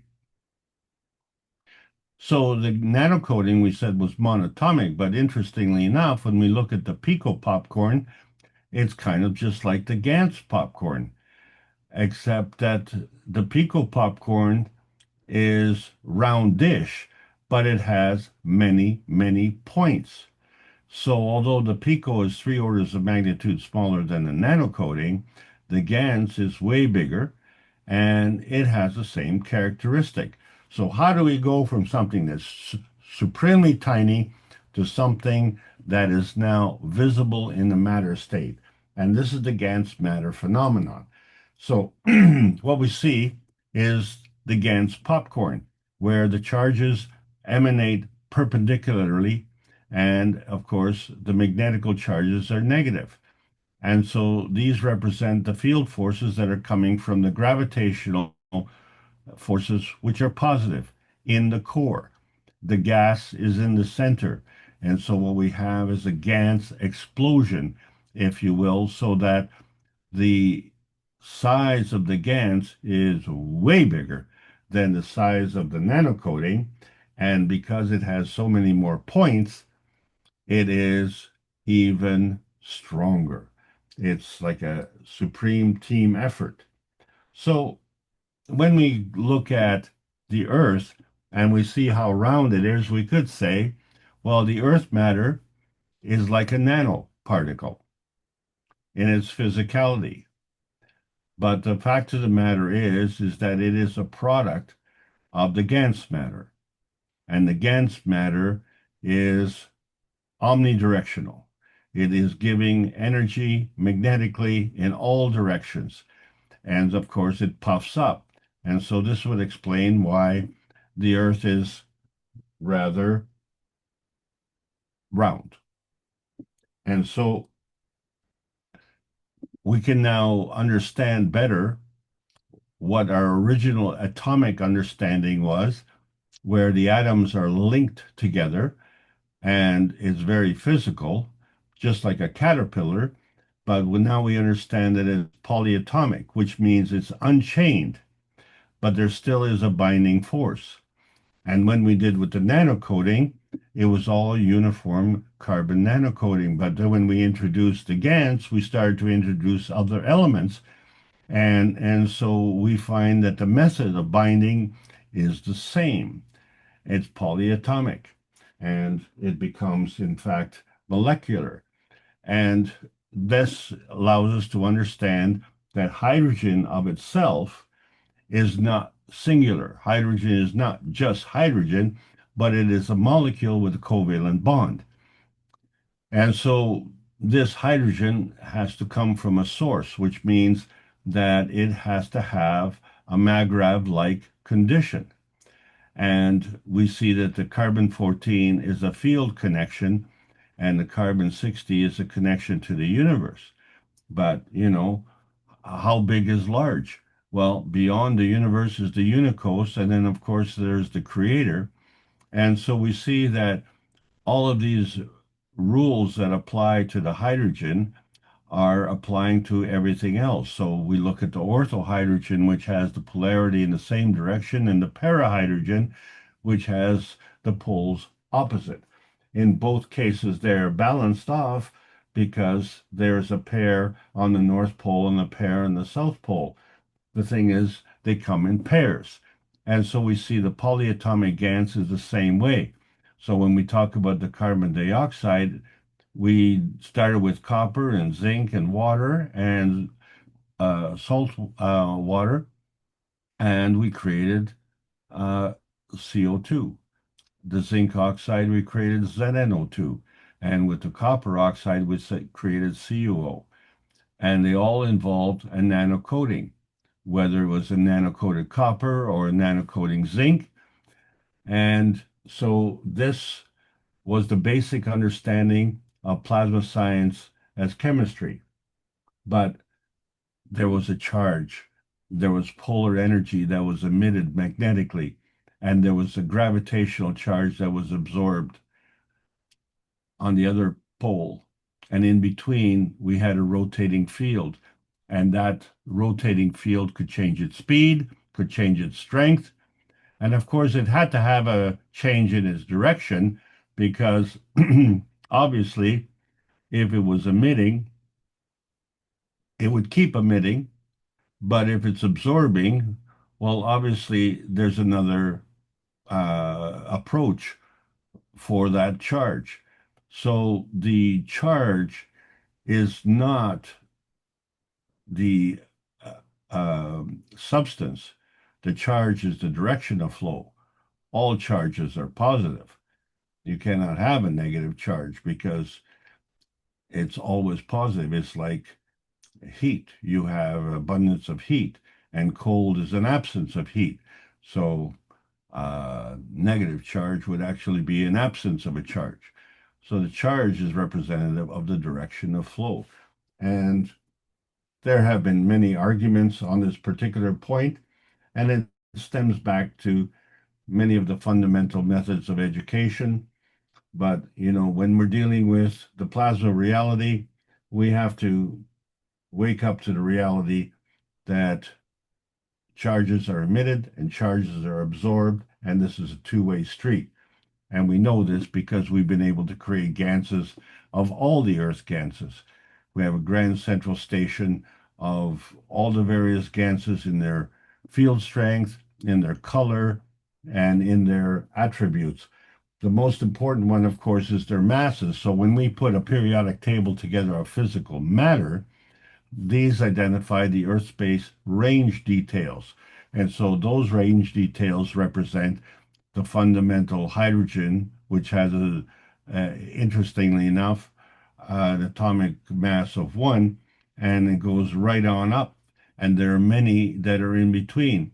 And so we've discussed the basic amino acid, the carbon, the nitrogen, and the oxygen, but we're also looking at the physicality of the copper and the emotional strength of the zinc. And now we've been able to create gold. And, isn't that interesting when iron is an important component for us? And then we realize all of these details are part of our physicality. So we can't ignore any one of them because we are all part of this physicality on this physical Earth space. So it all stems from the star core component, which is the magnetical gravitational relationship of the star formation. And there is that gradient charge that's represented by the gradient between the magnetical and the gravitational charge. So that is fundamental, but that is a singularity. when we look at the relationship with another star core gradient, then the relationship changes because one becomes a magnetical gradient charge and the other becomes a gravitational gradient charge. So we still have the gradient between the magnetical and gravitational fields, but now we're taking into account the interdependence of the universe. And of course, we have many points of view. And so when we have 2 points of view, we have to say, well, are those points conflict or are they a binding zone? And so when we look at the Gans inertia point, what it does is it creates a Gans containment that is more gravitational. So that becomes another point of view. And so we have changed that gravitational gradient charge. And we did that with the cups of life. So when we're looking at these binding points, these are all gravitational falling binding points. That's an arbitrary point of view. From there, we see that there are many loose ends, and apparently they're terminal ends because we have a tendency to just look at our physical point of view, ignoring the fact that we are a product of 2 other fields. And we're not going to do that anymore because we need to understand that there are other factors that come into play. So our physical point is a gravitational inertia point. That is the manifestation points of view. And there are many points of view, and all of them are fundamental turning points because they represent different inertia points of the star cores of 2 points of view. And all of them have this relationship between the gravitational and magnetical, or the magnetical and the gravitational.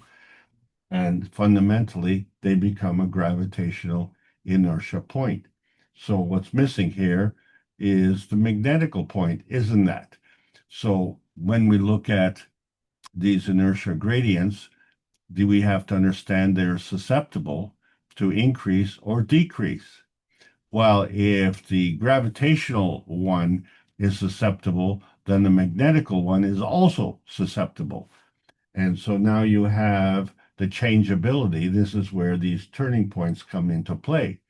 So the concept of duality has to come into play here. So we can understand the 2 points, how they are connected in tandem. They work as a partnership. We call it the twinity. But that's a twinity that we see as the base of the gravitational construct. But when we look at ray motion, we have to understand that each side of this ray motion is a relationship between natural creation and natural decay. It is decay that is the unfortunate word here because it implies a kind of degradation. And in fact, that is true. We know, for instance, that nature will take care of roadkill in 9 days and it'll do that on its own. And how it is that the bacteria that we have in our gut, which facilitates natural creation, decides at that point it is no longer aerobic, it becomes anaerobic, and then it becomes part of the natural decay. And so the physical residue becomes devoured and decayed. And so where does that energy go? So whether it is part of natural creation or natural decay, or that fudge factor, which we call that bonding energy that creates life, is also has a bonding factor that creates decay. And so there's a boundary between the two, and we don't know how to cross that boundary based on conventional physics. And now we're confronted with the necessity to actually directly answer that question, because if we fail to understand the concept of the twinity, we will fail in understanding the twinity of the Gans-tech. So we've seen the progression from the nanotech to the picotech to the star tech, and these were all points. But when we look at the duality of it, it becomes the twinity of the nanotech, and we're discussing the twinity of the Gans-tech today. in more detail. So all this has to do with polyatomic inertia gradients. And of course, when they link up, the poles have to flip to allow the opposite poles to attract. And they will attract based on the gradient of the magnetical and gravitational relationship. And so that relationship, of course, is changeable. However, there are two modes of transportation. These are dynamic plasma relationships. So there's a horizontal transmission, which gives us the corpuscular nature of the field. And of course, there's the vertical transition, which gives us the emotion. So we see from that Earth space point within the Earth space field is the fundamental dynamic plasma relationship. But then we can go through pole flipping, and it starts with the vertical emission, which is part of the feeding radiance, and it gets back to the vertical absorption, which is part of the feedback radiance. But in the process, we also have on the periphery, along the magnetical plane, we have magnetical plasma, but it has to move.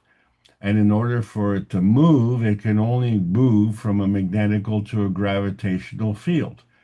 And in order to do that, since one magnetical field is like another magnetical field, the difference being between its magnetical characteristic and its gravitational characteristic, which is only a relationship that represents motion. So at that point, you have this radiance pole flipping. And so you have this constant polyatomic gradient transitioning. Otherwise, if you didn't have that, nothing would move. So the creation of the field plasma, as we know it, comes from the star formation, and what is peculiar to creation of life is the blend of the carbon, the oxygen, hydrogen, and nitrogen into a star formation. So that is one structure. And then it creates this plasma field. And then there's another structure which you have to have a relationship to. And so both of the fields that were created are actually magnetical in relationship. And that covalent bond is the gravitational binder. So you have not a conflict zone, but a binding zone. And that binding zone increases the density of the mass. And as you create the density, they have interpreted that as falling. However, it is all part of the carbon inertia highway. We have the transmutation highway of carbon 16, the transition highway of carbon 14, and the transmission highway of carbon 12. But we have to understand that as one point of view, there's something in the background, which is balancing. And then, of course, that which is in the background has to have a balancing as well in order for it to exist. So both fields have a balancing in the background, but both fields have a balancing on their own. And all what we're looking at is just one small aspect of the physicality. We're missing the whole show, if you will.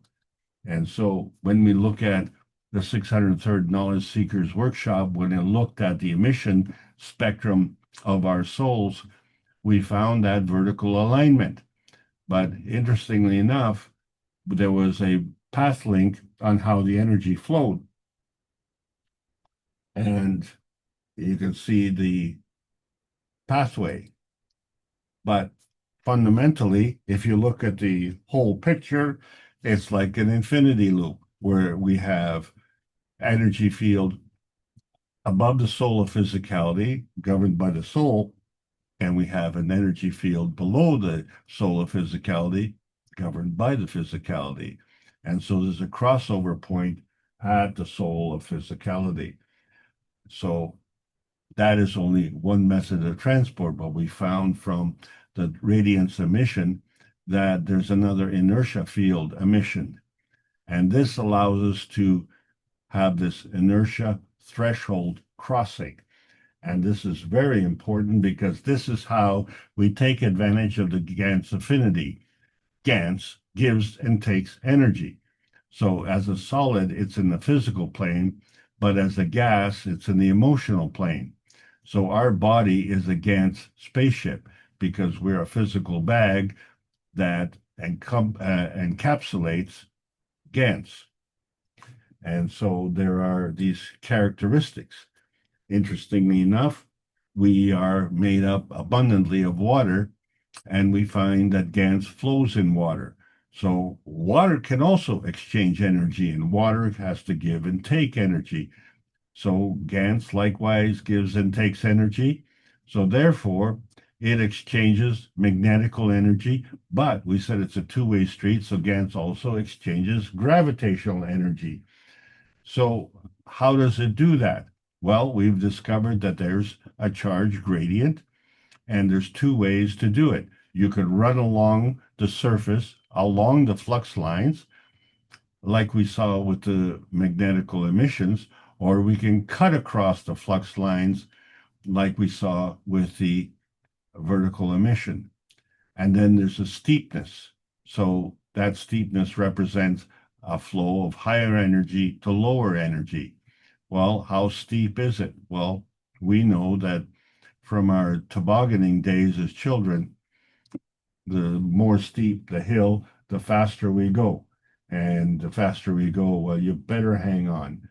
So that gradient flow as transition can cut across the flux lines.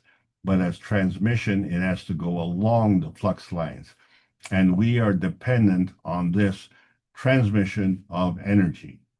And we are dabbling on the transition of energy. But that is only two of the three dimensions that are representative with respect to our existence.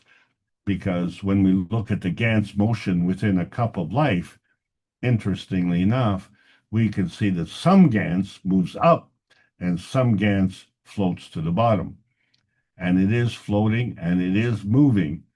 And so what we have to, in our mind's eye, understand that there is an energy gradient and that energy is changing. And we understand that at the bottom of the cup is more dense and at the top of the cup is less dense. I mean, that's just the way gravity works. So in order for it to be less dense, it has to give. That's the magnetical direction of flow. So if we're going up, we have to drop one and pick up another. But if we're going down, which is gravitational, that means we have to pick up another and drop one, because that's how we move. The thing is, the one we pick up is more dense and the one we drop is less dense. And so that indicates the direction.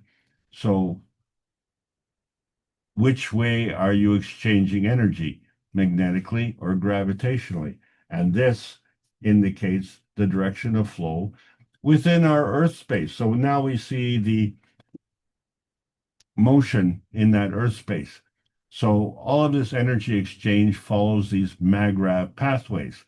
One is the gravitational intensity of attraction, and we call that the feedback because the gravity feeds the magnetical, which is the outintensity field of repulsion. And so we like to attribute that to the electron because the electron is much smaller than the neutron. And so I guess you could clearly see the difference between the two. If we could only understand that both are magravs. And so when we look at the GANS, it has this characteristic that it's highly reactive and it reacts to emission spectra. So therefore it is susceptible. And in its susceptibility, it facilitates absorption. But the astounding thing is that it's a natural lie detector. So you don't want to be playing poker with it. And it's a natural love detector. So you don't want to be cheating. GANS is a natural communicator. So you better be truthful because GaNs is a superconductor at room temperature. So these are, shall we say, the facts of life. And so the truthful stars are the ones who are the winners in life. But there's a hole in my GaNs. Why? Because energy is always in motion, and the only way that you can stop it is not to stop it. You have to contain it. And in the universe, nothing is nothing. Something is something. And something is always something as opposed to being something else. And so in that process of containing the susceptibility of the energy in motion, it creates a rotating field. And that rotating field in its field strength and its energy and direction will eventually create a hole in the GaNs. And if that is the case, then we know that the hole in the center is the part that we fall to with respect to our inertia density manifestation. Well, wait a second. The GaNs is solid and the hole is not solid. And yet it is more gravitational. And so is there a soul in the hole? Well, yes, because that is the truth. And we demonstrated that in Beijing. We created GaNs fields. And these GaNs fields had a magnetical gravitational relationship singularly. But when we combine them with other GaNs fields, which were operating in singularity, they created a field of duality. And in that process, we created GaNs matter. And we find that this is why men are digging for gold as miners. But they're not the only gold diggers. And so one can be very physical and one can be very emotional. But there's a stage that's missing. And that missing is the Peace Dome reactor, which allows us to do a shielding, which is a dimension point. It allows us to do star positioning, which is a dimension point. And it also allows us to have possession, which is another dimension point. So how do we go from these GaNs fields, creating a GaNs gold? And then how do we manifest them into the GaNs matter of gold? And so what was missing was an external force which would drain the energy of the GaNs and create an inertia density manifestation field. And that was the Goldfinger. And why would it do that? Well, because we are bags of GaNs. So it only stands to reason as bags of GaNs, we would interact with other fields of GaNs. That only makes sense. So if we understand that point, then we understand that not every GaNs is at the same energy strength. It is in the same energy state, ergo GaNs, but it is not in the same strength. And so it is susceptible to the external forces. And the most important force is the environment. And so here we are with our Goldfinger, we created an environment. But if we are creative in the way we do this, then we can actually create the physical manifestation of gold in mass quantities. And this we demonstrated publicly on May the 10th of this year. So, deny it if you wish, but this is the thing about attention. We have to bring together a unity within the community. We have to bring together an inner space unity. It's representative of our mental and physical bonding. Those are two different field strengths, just as our soul and our consciousness has a bonding. So the energy in motion and the intention of our attention has a bonding.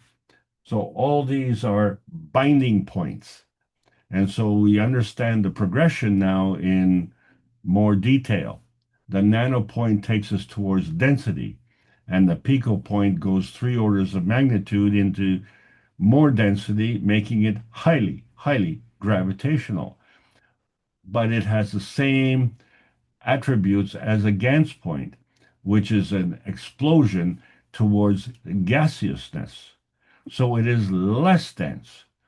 And beyond that is the plasma point, and now that obviously is highly, highly magnetical. So the progression is taking us from power drawing as we go to the gravitational intensity with the gold finger to the power providing as it is with the magnetical outintensity of the star formation and the rotating Gans balls. So in the beginning, we had this undifferentiated beginning, and we say, let there be light. Well, where did that light come from? Well, it came from the neutron, because in that process, it split into an atom. That atom comprised of an electron and a proton. But the mass of the atom did not match the mass of the neutron. So this would defy the laws of conservation of energy. So there had to be something that allowed us to come from the darkness within and let there be light, which was the light without. And that was the PM tick. And in order for the PM tick to exist, it too had to have a mag-grav relationship. So the neutron has a rotating field, which is bound by the magnetical gravitational relationship of that field. The atom is bound by the field of the electron and the proton, creating a mag-grav condition. And the PM tick likewise has a magnetical gravitational relationship binding its field. So all three are operating on the same principles, and now the conservation of energy is working.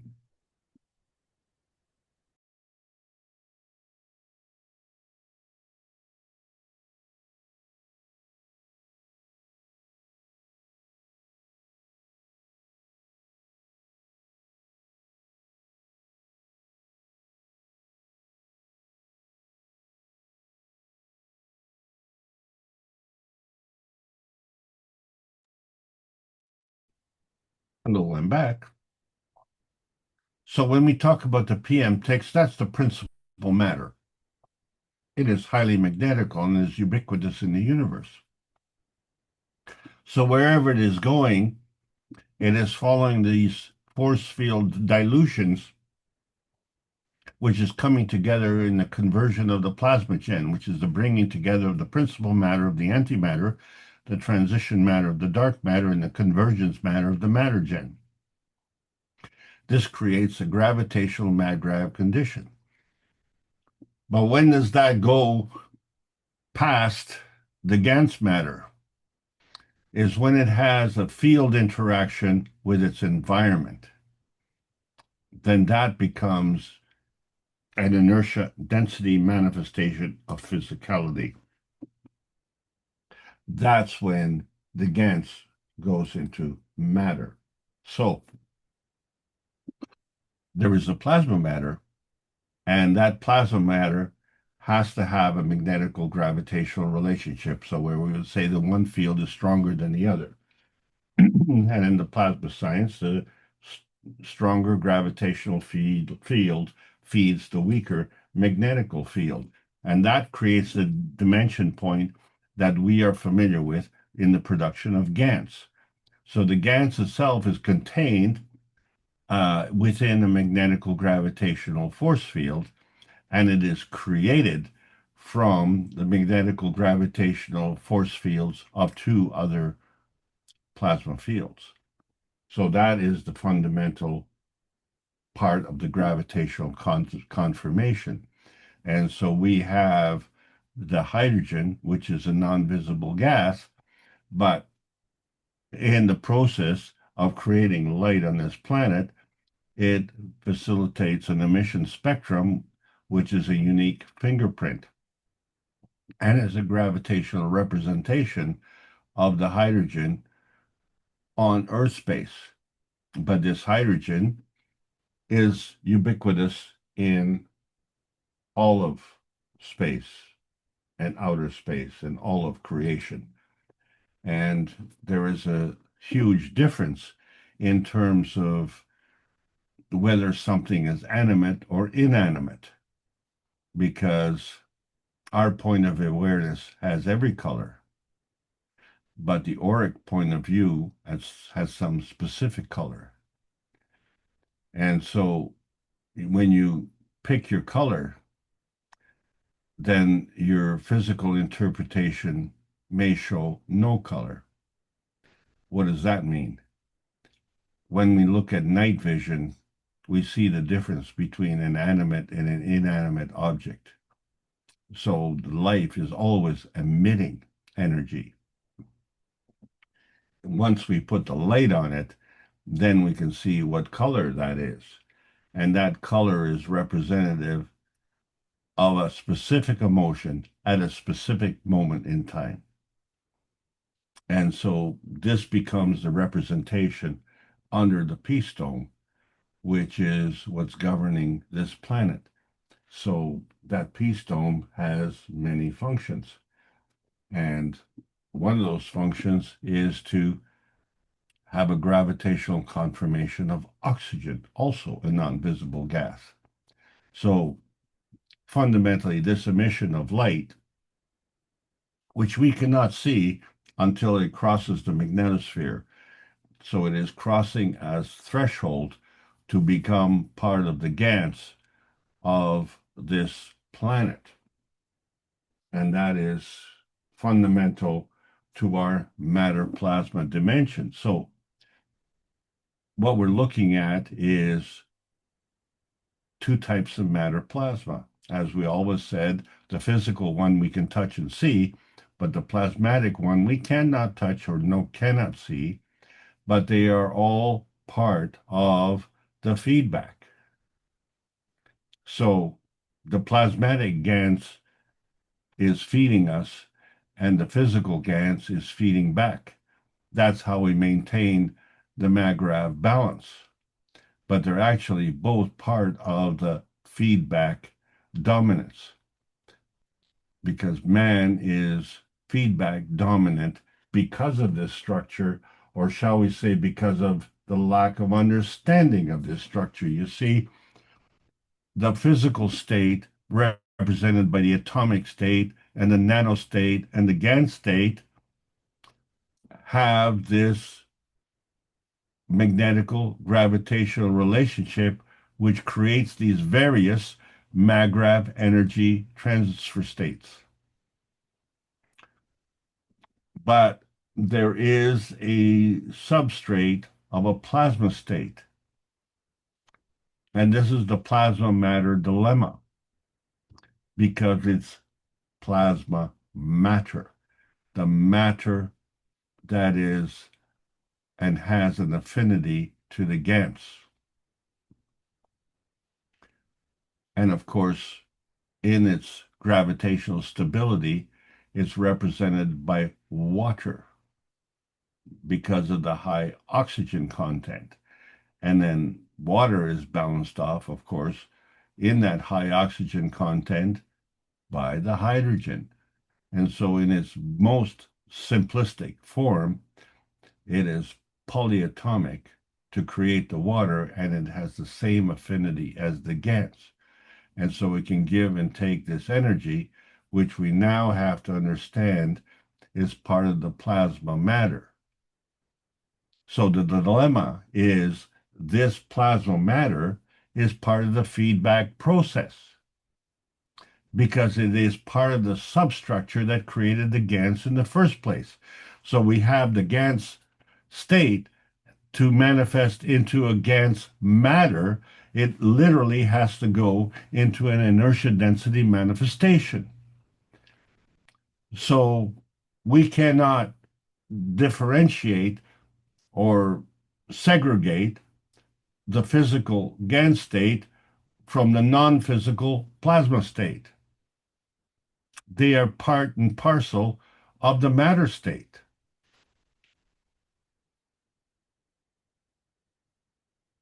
So when we're looking at this molecular matter, there is a communication link. It represents a covalent bond between two masses. So one mass would have a magnetical gravitational representation that was a containment field linked up to another gravitational magnetical field relationship. The link up between the two creates a covalent bond. This is the molecular matter. How does that molecular matter change? Well, it goes into an atomic matter. And so we see the atomic matter represented on the periodic table of elements. So when we discuss the neutron, it has a containment field that is magnetical gravitational. And when we look at the atomic matter, it has a gravitational magnetical relationship, but it isn't represented by one field. It is represented by the components that we've described as the proton being gravitational and the electron being magnetical. But the marriage between the two is a Margraaf condition. And so when we look at the atomic matter, we see it in its singularity. And we say it's derived from the neutron, which we also see in its singularity. So in that singularity, yeah, we have a balance, but that doesn't mean anything because we're just on the threshold of matter. So if we look at the singularity of the soul, it has a duality of the Margraaf condition.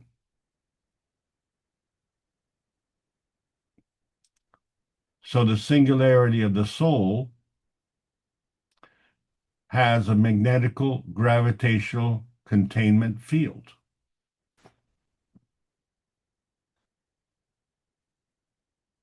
Another threshold of matter is the singularity of the soul of physicality. So it has the duality of the Margraaf of the soul of physicality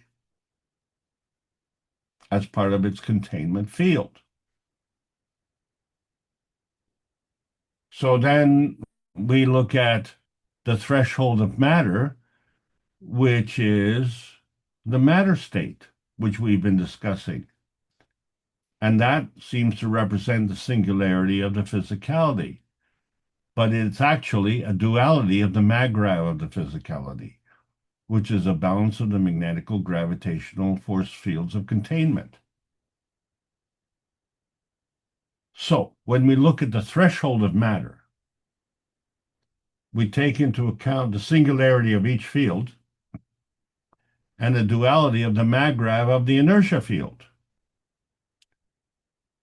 So we find that one is magnetical, being the soul, because of the energy that is feeding. The feeding is magnetical.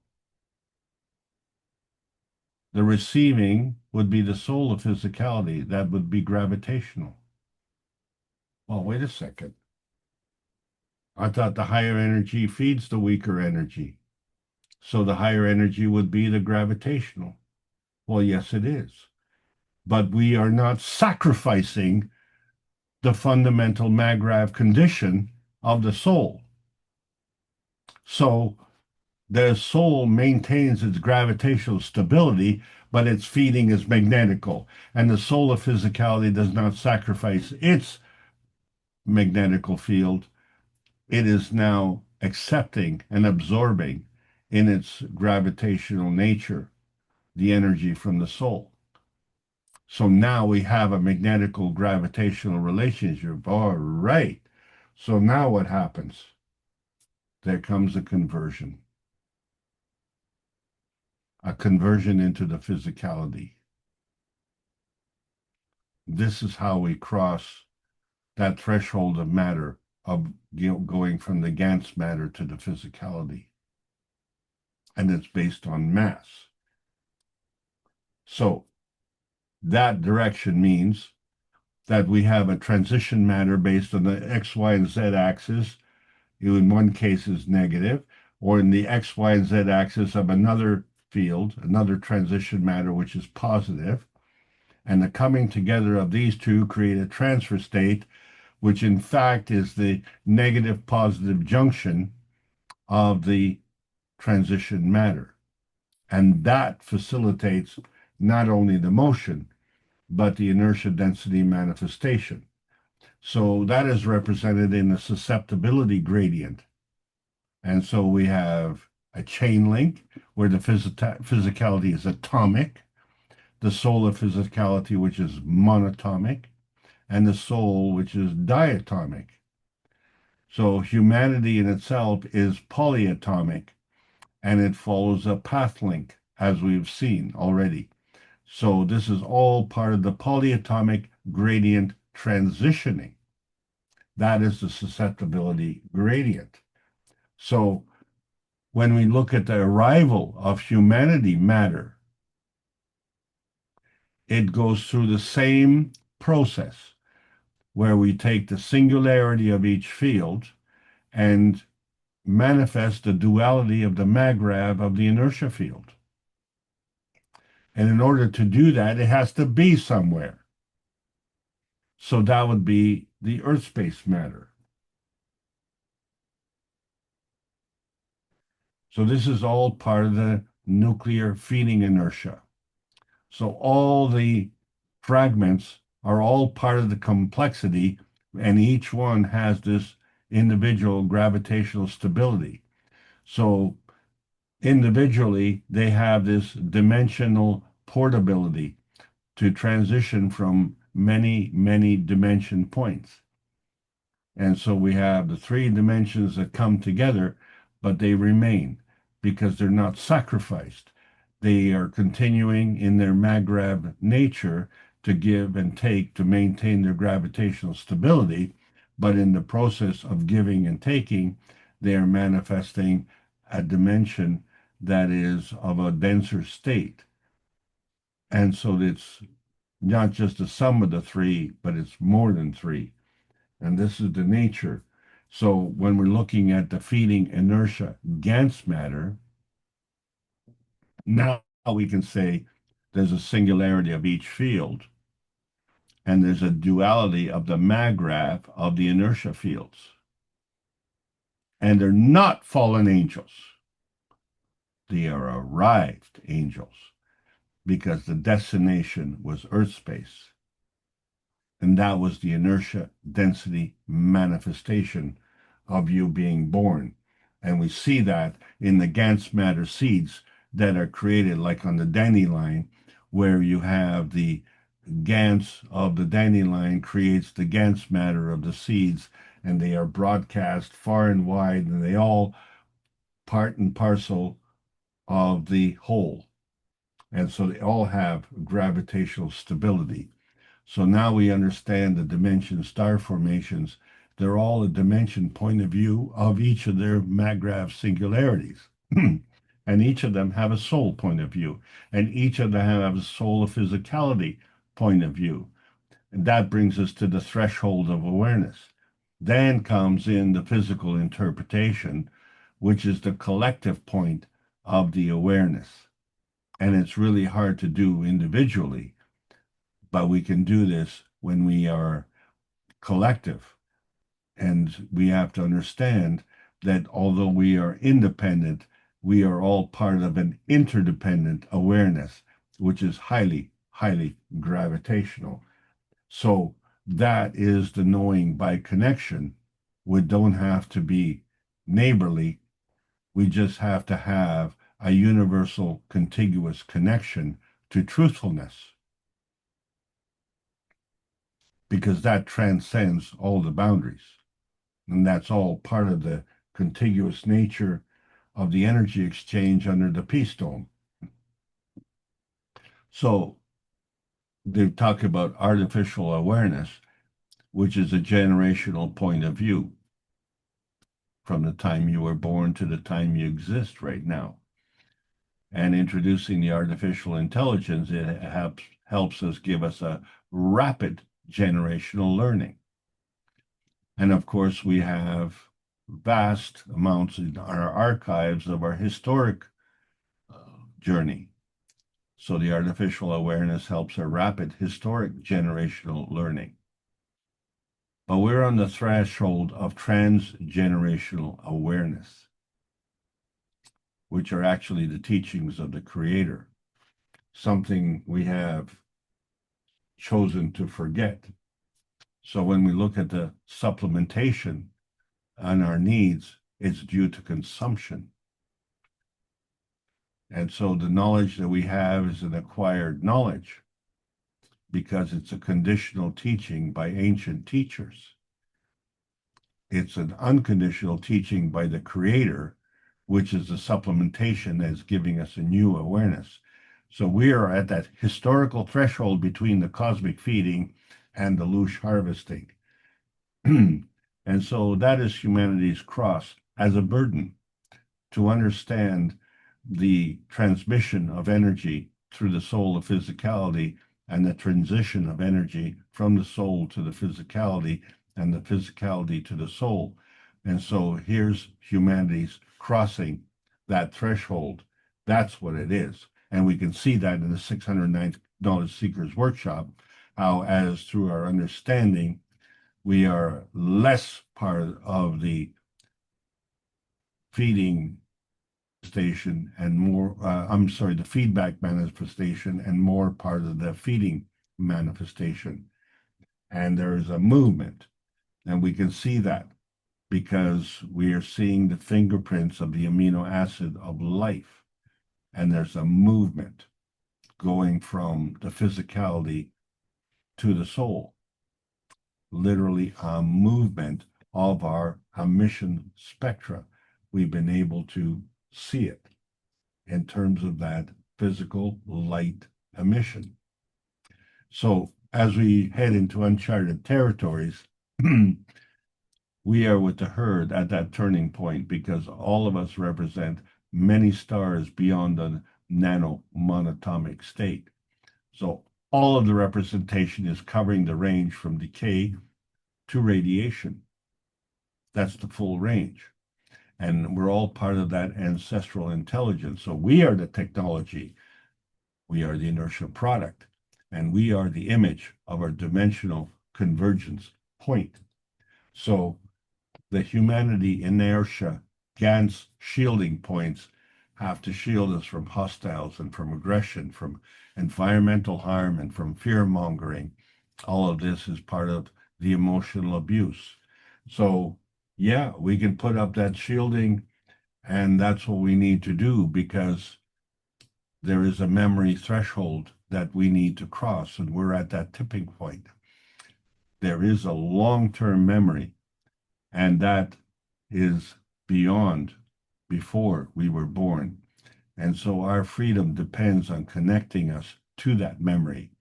So we have this lifelong memory, which we're intimately familiar with, and we have this historical memory, but ingrained is an ancestral memory.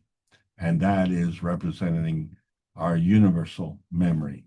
And we're not going to get that from our physical matter state. And that proof of concept is because we had a preference and sentimentality for Earth space. We were born from radiance. We were born using the outer space system. And we are born into the inner space of Earth space and the inner space of man space. And that combination was simply irresistible.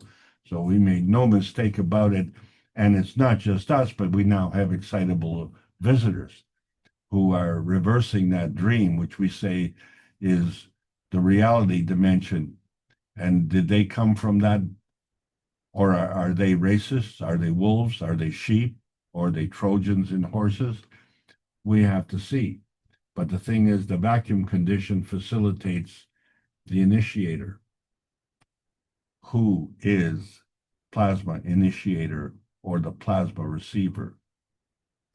So the simply irresistible energy of love is a two-way carbon connection. So it transcends even humanity. Because we see the fingerprint of amino acid, and that's embedded in the energy portability. So by definition, the energy state transition of elevation is the physical matter state to the energy state. And the inertia is from the energy state to the physical matter state. So when we talk about elevation, it involves expansion, just like the GANs. And so the transmutation process is an emotional connection because we're bags of GANs. And the cycles that we're seeing from visitors gives us a 17 gap cycle, which is synonymous with life on Earth.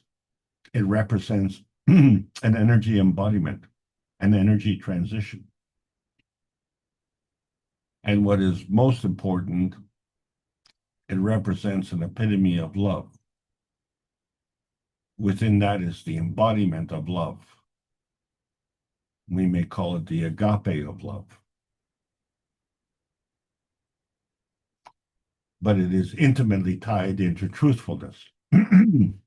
So humans may transport on Earth space, and they may transmute in outer space, but the connection is the emotion of love, and the connection is not an element on the periodic table of elements. It is an energy pack.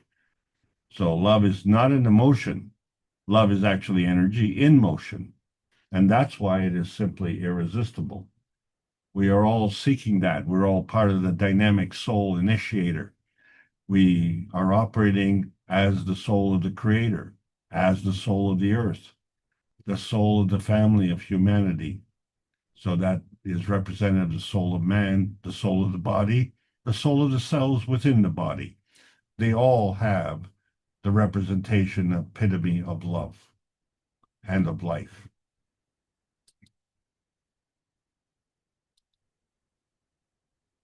And they're all susceptible to cosmic ray feeding, because there is a feeding radiance and there's a feedback radiance. But the thing is, in order to do this field that is going around, which is the magnetical plasma, in order to facilitate this motion, you cannot move without that pole flipping. And where is that energy coming from? So the magnetical plasma in its motion flips to gravitational so that we have a direction of flow. That is the supplementation from the cosmic ray feeding. And when you have the feeding on the magnetical side, you have to have an equal corresponding feeding on the gravitational side. And so that comes to the gravitational plasma core vacuum.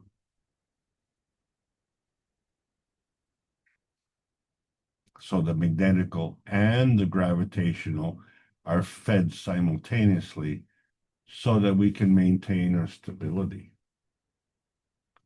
And then it's a matter of how badly do we leak?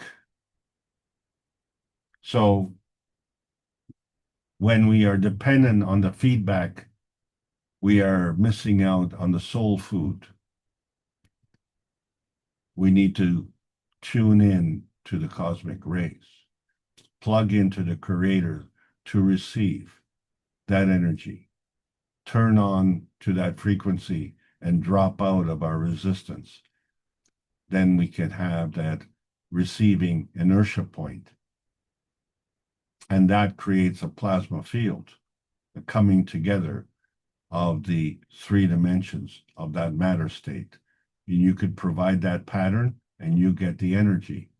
And it doesn't have to be in its physical state. It doesn't have to be in its Gans matter.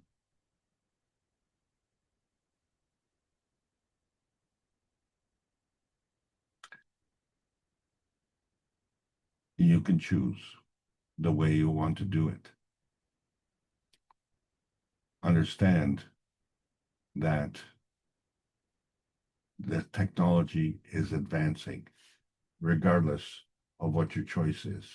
So you can choose to be part of the suddenly ability to transcend the limitations of nuclear science and bring together that greater oneness, the understanding that we've tried for 611 knowledge seekers workshops over, well, it looks like 11 years, to bring to the understanding of the humanity species, which everybody knows what we're going through because they don't see the physicality. They see the soul emission. So what we have to understand better is how do we go from the nanocoating diamonds to the gold GANs. So we are in the post-May the 10th, 2025 era. And now we see the GANS affinity of truth at play. And this is where we can look for the rescue of the technology release because our beds are burning and it's hard to sleep. We need a scientific, financial, political, and a preservation rescue, which is all tied into our consumption rescue. But in reality, fundamentally, it's a creation rescue. And we've already experienced that, each and every one of us. We just tend to forget. So we're running these transmutation tests, and there's the next session coming up in October, and you're able to join us in those tests so that you understand that although we may be fallen dimensions, we are not fallen, we are arrived. And so we see the process where we have the universal order of creation of matters, or we have the origin of the universe. And the structure of light is a two-way street, and it connects it both. And now you see the whole picture. That is why our mission is to bring peace on earth and join humanity with the universal community.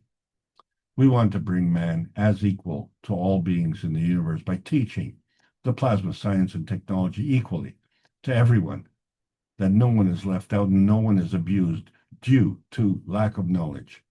So help us achieve this goal, because that's what the World Peace Treaty is all about. And that's what the Keshe Foundation Spaceship Institute is all about. It's all about plasma science. And so welcoming all the beautiful knowledge seekers to this carbon nation, learning about the new selection process of the new organic plasma science. Use the World Peace Treaty, choose it, sign it, unconditionally, mean it, sincerely. The point of the true GANS tech is to cross these polyatomic boundaries. And the peace dome of outer space can be your guiding beacon because it is everywhere. It is the inertia of the present. And is that governed by the dimensions of history? It's time to learn the history of self in a universal context. The GANS is a peaceful superconductor of true intentions. That's why you can't play poker in outer space, because you can't lie. You don't need someone to tell you, thou shalt not lie. The GANS matter is at that crossroads of matter state, plasma state, and the universal state. And the plasma science is delivered and needs to continue to be delivered daily via the Peace Dome in a practical exchange for peace on Earth. So welcome to the new golden outer space age.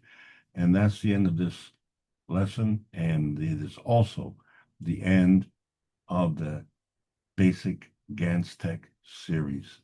Thank you so much. I hope you all enjoyed the trip.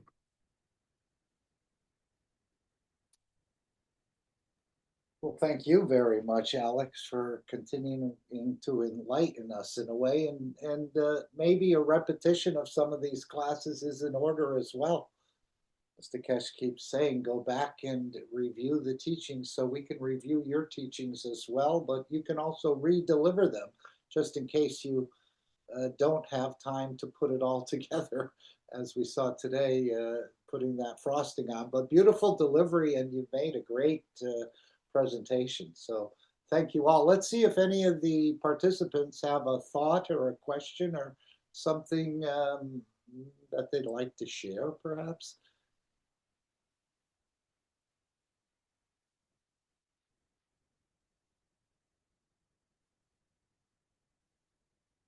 Everyone has a mic. Thank you, Mark, and thank you, Alex, for the good teaching. I just joined a few minutes ago. Mark, I didn't find the Rick show, the Monday, because my time is in the middle of the night.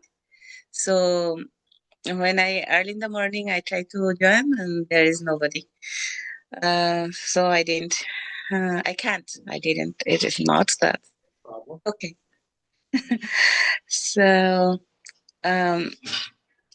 Remember the transmutation testimonial. I mean, the testimonial meeting is on Monday, tomorrow.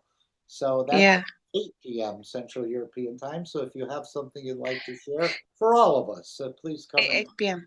Oh, what kinds of talk they do over there? I never heard those kinds. Whatever your experience is that you'd like to share. As Rick says, it's a way of paying back. You may have a experience in the dimension of energy. You may have purchased a product from the Keshe Foundation store, and you've made a testimonial out of that. It's changed something. Many different ways, from small things to big things. We hear a lot of testimonials as well in the Brazilian teaching, where many people have used the GANs and the other energies to bring a change into their lives in agriculture and wellness and other ways. And just beautiful opening up of the knowledge, or what we call enlightenment. So that's another way to share that you've changed in a way your understanding of creation or the process and so on and so forth. Whatever you'd like to bring, if you feel it's appropriate. Yeah, thank you.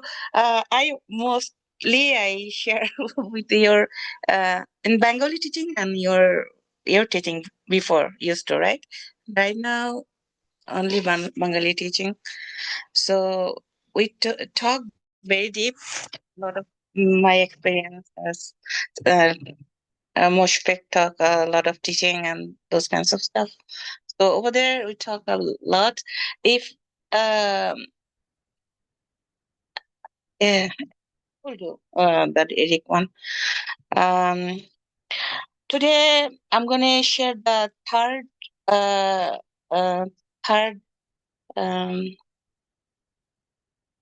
dream. I talked about the last time. 3 dreams. I shared both 2 of those, and I'm gonna share right now another one. It is okay? Yes, I think so. I don't see anyone objecting to it. Selena? Yeah. Yeah. And so, I think this is what we're going to hear, as he said, from some of these people who've got on this spacecraft 3,000 years ago. They're actually coming back to share something or many things they've seen across the universe with humanity. So in a way, you're sort of doing the same thing, except this is an energy dimension you're speaking about, right? Yeah. I try to Actually, my most of dream is what is that symbolic dream? The universe doesn't talk like we talk. Universe doesn't show like we see stuff. Those are symbolic mostly. You have to understand what is the symbol. So I try to say my dream, but most of people doesn't understand what I'm saying. But I feel what is happening. I know what is happening. I think I don't know really, but I think I know. So whatever it is, I talked last time about the hologram, right? Why I said the hologram? Um, the third dream was like that. It is, I don't know, it is totally a dream or not. I'm sleeping, and then I felt I am not sleeping, like between sleep and wake, right? So those kinds of position, I'm seeing somebody in my room. It is one black guy, but he's tall, but he's wide, like a his body structure like a gorilla. His wide body, but he's tall, but he's not too tall. It's not gonna be like 6 feet something. Is 5 feet 7, 8, or 9, 10, like that. I'm seeing that guy.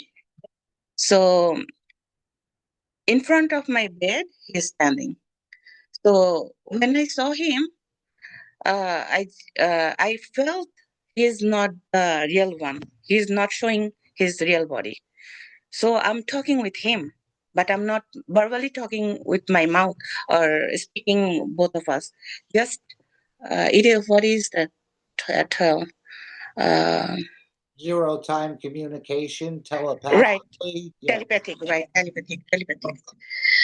I'm talking. It is not your original body. So the one gray came out from the black man's body, and that is older, wrinkly. It looks he's very old. So he's talking now. The other body is dissolved. So he's talking. He's saying they want to come to the earth. They want to. They want. They doesn't want to the come. They want to live with human. So I say no. You are tricky. You came to my room without asking, and then you show me another body, and now came out other body. You have a lot of power. You can change your body one to another. Human is not ready yet, because they're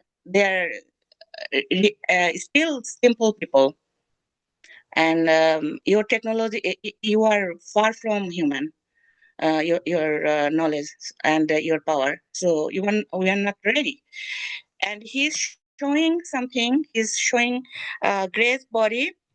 Inside the body, there is everything. He's saying, look, your body, inside the body of whatever you have, we have the same thing. We are the same.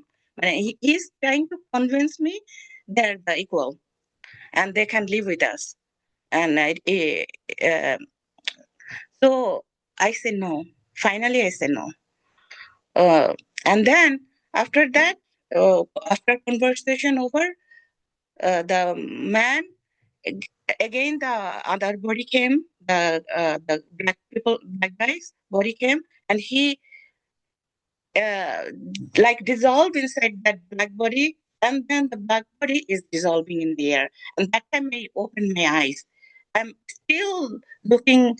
Totally, the body is not dissolved yet. Is little bit is there, the dissolving, and then after that it totally dissolved. I don't know, that time my husband was sleeping close to me. Eh, so I know he was there, I know, and I didn't feel that much scary. And then if he wasn't there, my husband wasn't there, he was not sleeping there, I don't know what I would do that time. So whatever it is, so after I was thinking 2 days, I just repeating the thing, what just happened. And so after that, I find out whoever it is showing the body, the one gray's body inside the body. I'm looking at that. That is hologram. He can show me in the room, right? There is another place, and he's showing me the body. I'm seeing the body. Everything I found out later. Oh, I'm when I was talking, I didn't know we are communicating with what is that, telepathically. After that, oh, my mouth is not moving. I'm not talk. I wasn't talking. He's not talking, but we share emotion each other. We talk that way. So that's why I told the hologram. Uh, we we have the we communicate with a holographic way. Uh, so that's why I told that the hologram thing. They actually we make critical. Lot of things we make critical, but everything is simple, very simple. If we really think simple way. Look, I can give an example like uh, in the ranch. In the ranch, when people farm sheep or cow, those kinds of stuff, right? And the leader, the man who owned the ranch, he control with dogs to control them, right? To take inside the uh, range and then uh, gather together, those kinds of things. Dog do. But we never think this way. Our leaders and the big people, huh? We think all is like a sheep. We are sheep, they're sheep too. One sheep doesn't manage another sheep. They're little bit different over there, but we, our mind never crossed that thing. There could be something else, right? I'm trying to say very simple thing, very big thing, very simple way. So it's happening to us. We never think about that. It is very, very, very open. So everything is like that. Everything is like that. Very simple, very clear. Our mind is so programmed so we can't see things. Yeah, very And nice. we don't. I think you're using your spaceship already. As we know, the secret's in the brain. The spaceship is within the soul of the man, and what we see in the depths of the universe, we also see in the depths of the soul of the man. So this is very possible. It'll probably be more common in the future time. That Yes. sort of share experiences this way. This is what I experienced. Yeah. Everything very simple. If we see simple way, everything clear. If we want to critical, make more critical, so we will see everything more critical. I know you said you weren't here for the teaching, but do you have a question for Alex? Or maybe Alex would like to comment on what you've said. I think this will be a much more common experience in the future. But it's happening to you now, and many more people, I think, will start to experience this energy dimension of travel in a way. Yeah, and another thing I will tell. Do you remember a long time ago? I was talking about when I go to meditate. I used to do a lot. Now these days I don't do. I used to do a lot. So that time I was in meditation. I'm seeing I'm flying in the sky, very, very, very up, and not closer to Earth, very far. So it was a desert area in the like Middle East, or those kinds of area, and I saw a tear shape. What is that say? Lake or something? Watery stuff, but it was shining, and I'm not going to say a lot. Um, there is a lot soul, not some, a lot of soul is getting inside uh, the lake. First time I didn't understand. Later it was silvery shining. So later I find out maybe it was a spaceship, a starship, and the soul is carrying inside that. I saw the cotton ball smoke. So those kinds of uh, experience I had a, long before the the machine is made. Uh, it was coming like is the like a second nature is the happening when I was meditated, and then my whole life when I was little I had a very strange dream and those kinds of stuff. So I am with that always. I'm that. I'm not different anyway. The whatever is happening to me, uh, it is my whole life. So uh, I can say a lot of things, but I can explain. I cannot explain your way. Your teaching, like Alex teaching and other people teaching, Mr. Kesh teaching. But I understand what they are saying. The universe is opening up, or you're opening up to the universe, or both. Yeah. So Yeah. very nice. And again, this is something that I think has been hidden from us.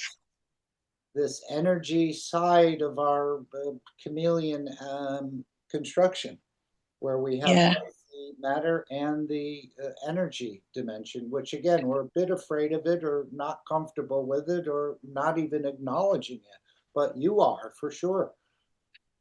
I'm open with for that. I think so. Everybody can. I'm saying like those kinds of thing because of have confidence. Everybody can. I made We the are not different. image of myself. So we have all the attributes. We're made out of the energies of the soul of the creator.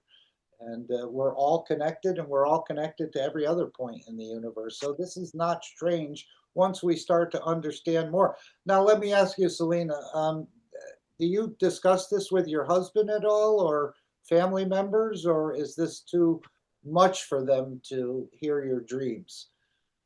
Sometime I talk with my husband, but he doesn't Right. want to say anything. Just quietly listen. He's scared. He's scared. A lot of stuff. He's scared. Those things. Okay. Well, hopefully he stays around and learns more. Now, let me ask you, Selena, are there any questions from the workshop? Or I know you came late into the teaching, but anything question you'd like to pose to Alex? I didn't listen actually what he's saying. I think so. Um, no, not today. And he teach a good deep teaching. Yeah. Last time when I heard him, he's teaching very very deep thing. Today is I think so the same thing. Very good. I think Thank he's you. got it. Yes, he's got it all sewn up. He just needs to pick the color of his craft, as I understand it. Yeah. Yeah. But I have or Alex, I see your mic has come open. I do have a couple of questions for you, but go ahead, please. No, I'm at your service. Okay. Thank you. Thank you. Thank you. Yeah. Thank you, Selena. I think we'll be hearing more and more of these sort of, and I've had some of those as well, and they do really stick with you. But I was wondering, Alex, we're talking about the nano and we're talking about the pico. Now we see that the computer chips, very object can fit all the information. So I was thinking, how can we equate this to, let's say, money? If I had $1,000 in my pocket, everybody knows what that is, or 100, whatever you want to use, and that's the nano state of affairs. How, if I had $1,000 and I was thinking of the pico size, what would that go below zero? Would I go into the negative, or how would I equate, let's say, 1,000 as a nano, and what would be a pico? A penny? A dollar? No, not really, Mark. The thing is that what you're asking is all about the plasma matter dilemma, because we are strictly matter state dominant. What we have to understand is that the plasma is part of that matter state. But when we say plasma state, that's like saying car. It's generic. Okay.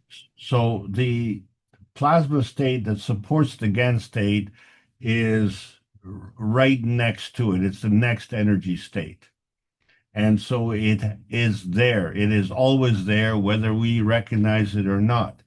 So we purposely restrict ourselves to just energy transfer between the physical states of the atomic, nano, and the GAN state, forgetting that the plasma state is supporting all of those states.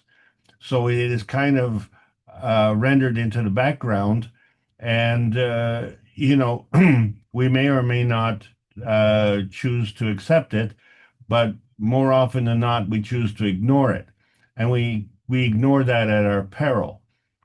Where the Keshe Foundation has gone is beyond the plasma matter. So, in other words, there is another plasma that is not in matter state. It is part of the universal energy. And this is the gist of the sessions that I've been trying to come across.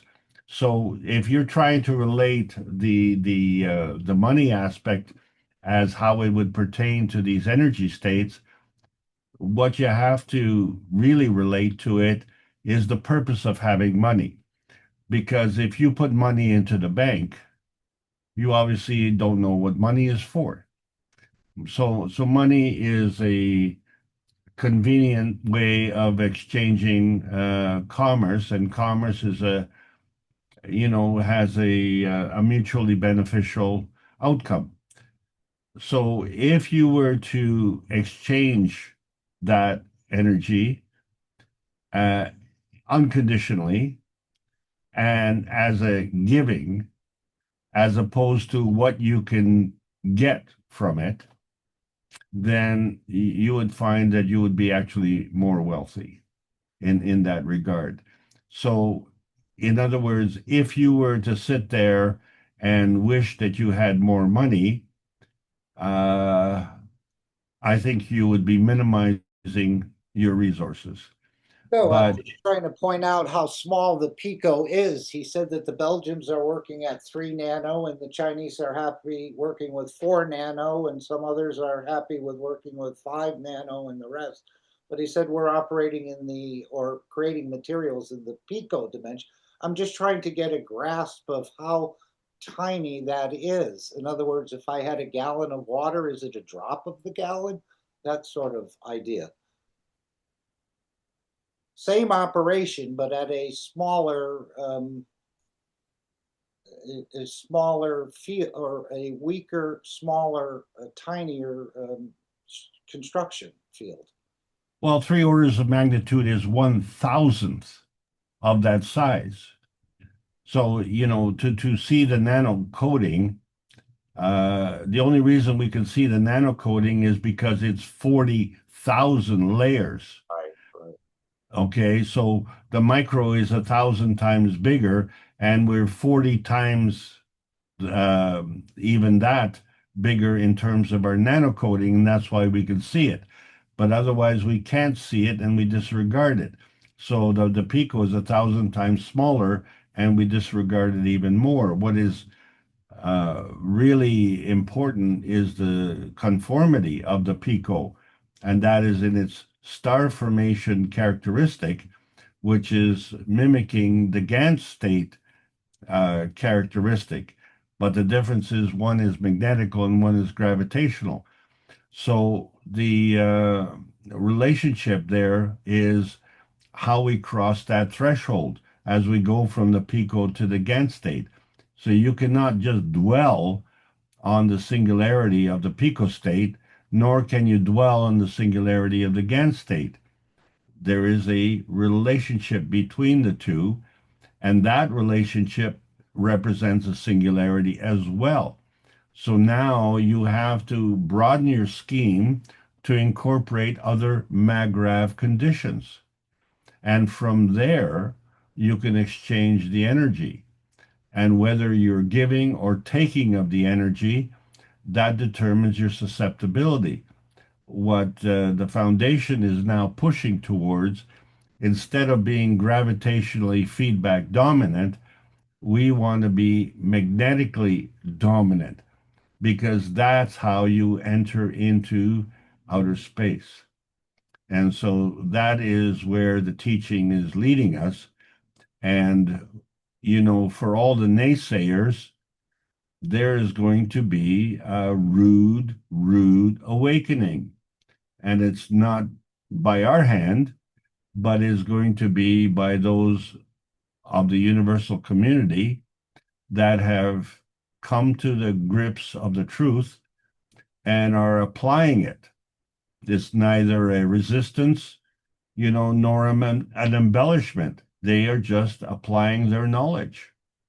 And as such, they can traverse the universe because of their peaceful nature, except for one small factor, and that is that they are not fully operational in outer space. They are still traversing in inner space. And that is the ultimate concern. We, on the other hand, have already migrated and have the technology in hand to travel into outer space. The problem is the education of the humanity race. And we have to understand that we are universal travelers, and the ticket to outer space is through peace. So I want to thank everybody for allowing me to continue to present, and thanks for your question, Mark. That was a super question, and I hope I've answered that. Okay. Yes. Anyone else want to bring a thought or a question? I was wondering, Alex, maybe again, this is not a correct comparison, but if you go back to the large unit in the beginning of your presentation where you showed the big universe and the sister universe and the man's universe and man's, let's say, solar system. And would that picture represent, in a way, I was thinking of, let's say, the space our solar system takes up in the, yeah, but I think it was a more detailed one, but it was one of the other ones. But the tiny little speck that, let's say, man's solar system takes up, is that how small our knowledge is to the rest of the universe, let's say? I know Mr. Keshe said we haven't reached 1 grain of, if you took all the grains of sand on the planet, man has not reached 1 grain. So is our sort of tiny speck of dust as a solar system really equivalent to that small knowledge? And I'll just add a however, as Mr. Keshe said, the transmutation has put us far advanced. But I was just thinking, we're growing into this knowledge as well, but I was just thinking if that would equate that little bit of space that our tiny little speck of dust takes up in this, let's say, solar system, compared to the universe, is pretty much equivalent to our lack of universal knowledge. And as Mr. Keshe said, and as you indicated, Alex, we've been considered insignificant dust in the universe. But now man, with the transmutation and other enlightenments coming, we're becoming that significant dust in the universe. So we're, as you say, they were a bit sort of looking down and considering us four-wheelers. We haven't even managed to get off the ground and the rest of it. And now a whole new awakening is happening where we will play a more prominent role in interaction, or I should say prominent in serving the citizens of the universe and the universe itself. Well, so when you're using that example, and I would agree with you, it is very representative of our physical knowledge.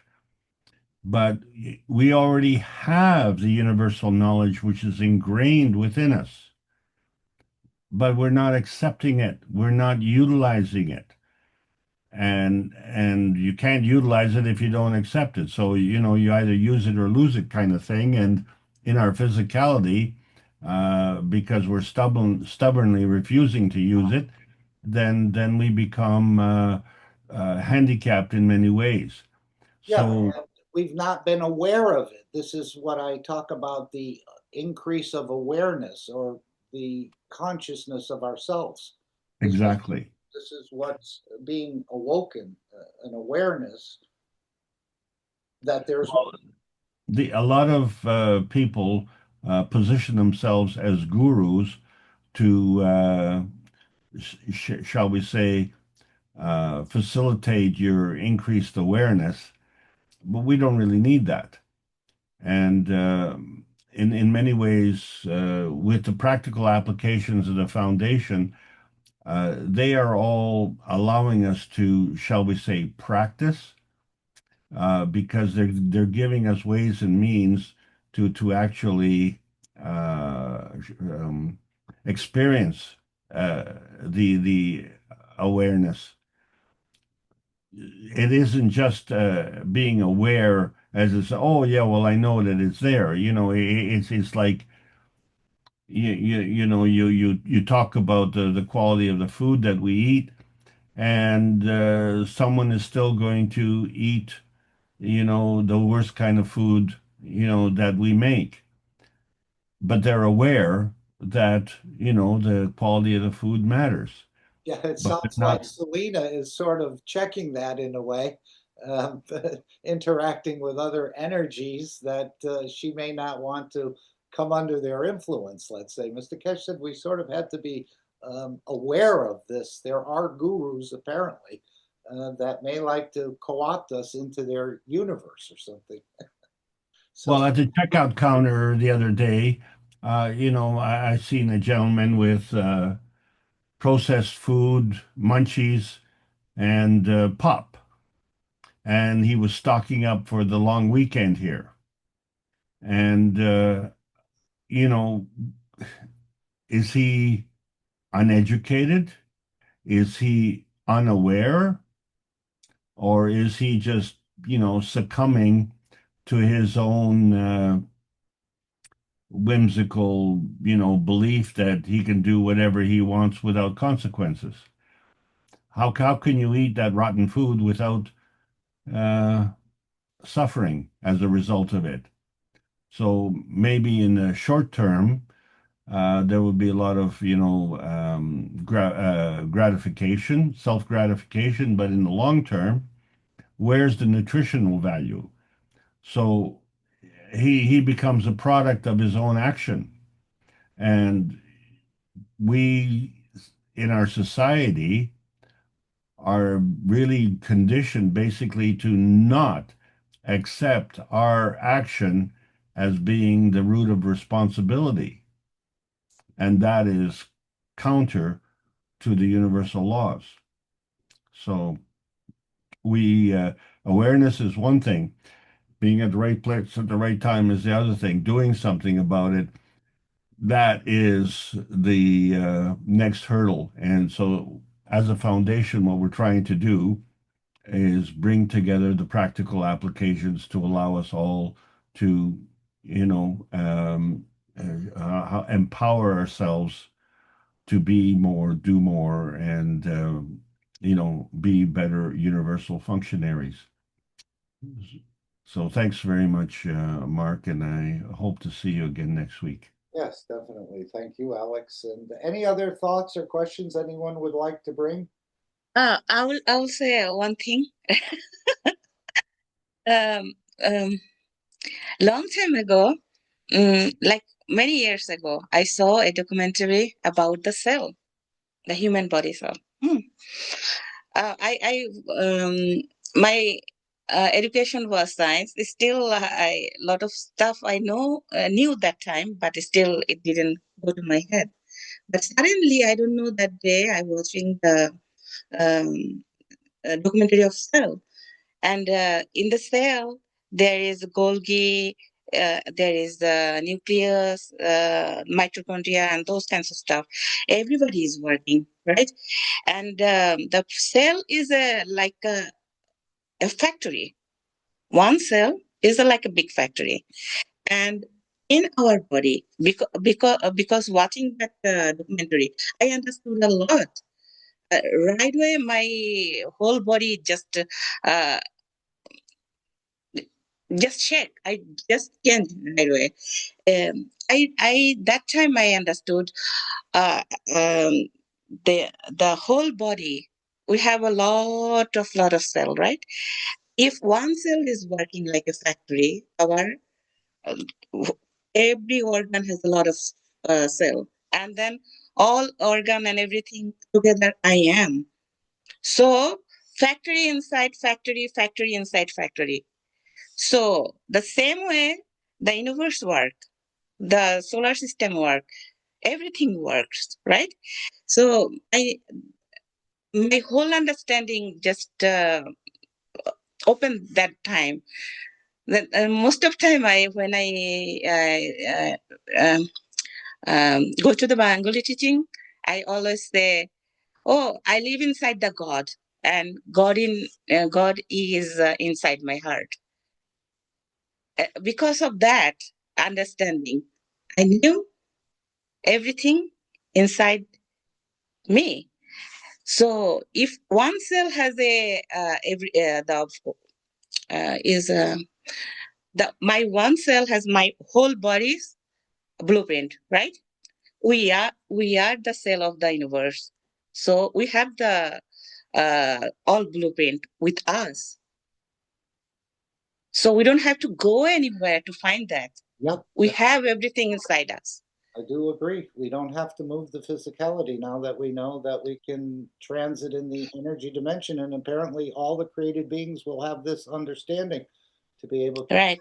from matter. But yes, I saw a few years ago, and I'm sure they're better now, a high magnification of an individual cell. And just what Selena said, it looks like a factory. I mean, there are all kinds of shapes and sizes and different things going on. It was a static picture, but it was just, and I can't put my hands on it at the moment, and I don't think I was supposed to share it. It's not from the Keshe Foundation, it's from some scientific, but I don't know if there was permission, but it was colorized and it was just an amazing look at one individual cell. So, as we say, man exists and operates in the universe, and the universe exists and operates within the man. Thank you, Selena. Yes. Thank you. Anyone else have any other thoughts they'd like to bring or share? Again, I thought to bring this up earlier, but I didn't. Remember, you can start exploring that energy dimension every day at 9 p.m. or, as he said, as early as often as you'd like. This is where we join collectively to bring the change, just the way we did in creating the Dome of Peace. But this time it's not in a meeting, it's just on the energy level, and calculate what your 9 p.m. time is, where we gather together and do this energy sort of work to bring the change. And so you're all invited, and the beauty of it is that no one fails this test. And as Mr. Keshe said, we used to say this in another group I was in, if you don't join us, we're going to lose. You might have just the key. Well, this is what Mr. Keshe said in this, creating this collection of souls that lead to the elevation. You may have that particular field that's needed, or that particular energy to open this up. So don't think whatever work you're doing in this dimension is going wasted or not being acknowledged or there's no work being done. It's just that it's not a day job. It's not like putting in the turkey in the oven and a few hours later everything is finished and ready. This is a bit of a longer term process, but we certainly have a lot of systems and a lot of help from inside the planet and I believe from outside as well that are bringing this into the universal condition more than we've ever been used to. And of course, if you start to work in these dimensions, again, the ethos of Mitra of the thinking, speaking, and acting good, if you can, it's easier said than done, as we all know, I believe. But this and doing the other work of the elevation of the souls and the rest, this brings you to a point where you be proud of you'll start to experience that your work is correct and forever, and may you be proud of the work you do. May you be proud of the person you are, and may you be proud of the difference you make. Even though you may not see it today or tomorrow, realize in the internal or in the work of the universe, we're doing a correct thing and you will feel better about operating this way. And as he said, creating an atmosphere around the craft, well, thinking, speaking, and acting good, even though we haven't perfected it yet, is also creating an atmosphere around you in so many ways, I believe. This is just my thinking and my understanding, but try it and enjoy it and improve on it. Okay, anything else anyone would like to bring before we play the final disclaimer? If I can find it. All right, we need to continue the sharing here. Okay, and I think I'm going to now see something has changed on my Zoom. Any other thoughts or questions before we close? I'll just bring up the disclaimer again. And as we have a video that Ed made, the beauty of the disclaimer, I'm hoping I'm going to play it. But for some reason, that file is not clicking. Okay, maybe I need to try and share this again. Let's just see if it's in my tray somewhere. This one has disappeared. Okay. Let's just bring up our sharing screen here and see if that has changed anything. Okay, it has. So let's play the final disclaimer. The meeting will come to an end. Thank you all for being here and carrying a very small corner of a very large carpet, like a universal carpet. But we're all doing the work as it pleases us. So again, thank you for joining us. Thank you for being part of it. And we continue because it's going to expand. I mean, not without any bumps, as we know. But it does seem like bigger, in a way, forces or more forces to serve humanity are here to support the whole process, on top of what we're doing as knowledge seekers and, of course, what the Keshe Foundation is doing with the systems like the One Nation Network, the transmutation sessions, and so many other things that we're experiencing in a way or wish to experience. All right, let's make sure the volume is down a bit. And thank you all again. Any final thoughts, questions, or comments?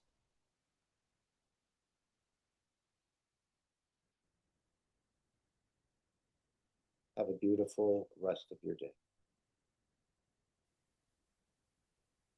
Disclaimer. The information and education material contained herein is meant to promote the general understanding and dialogue of GAN's processing.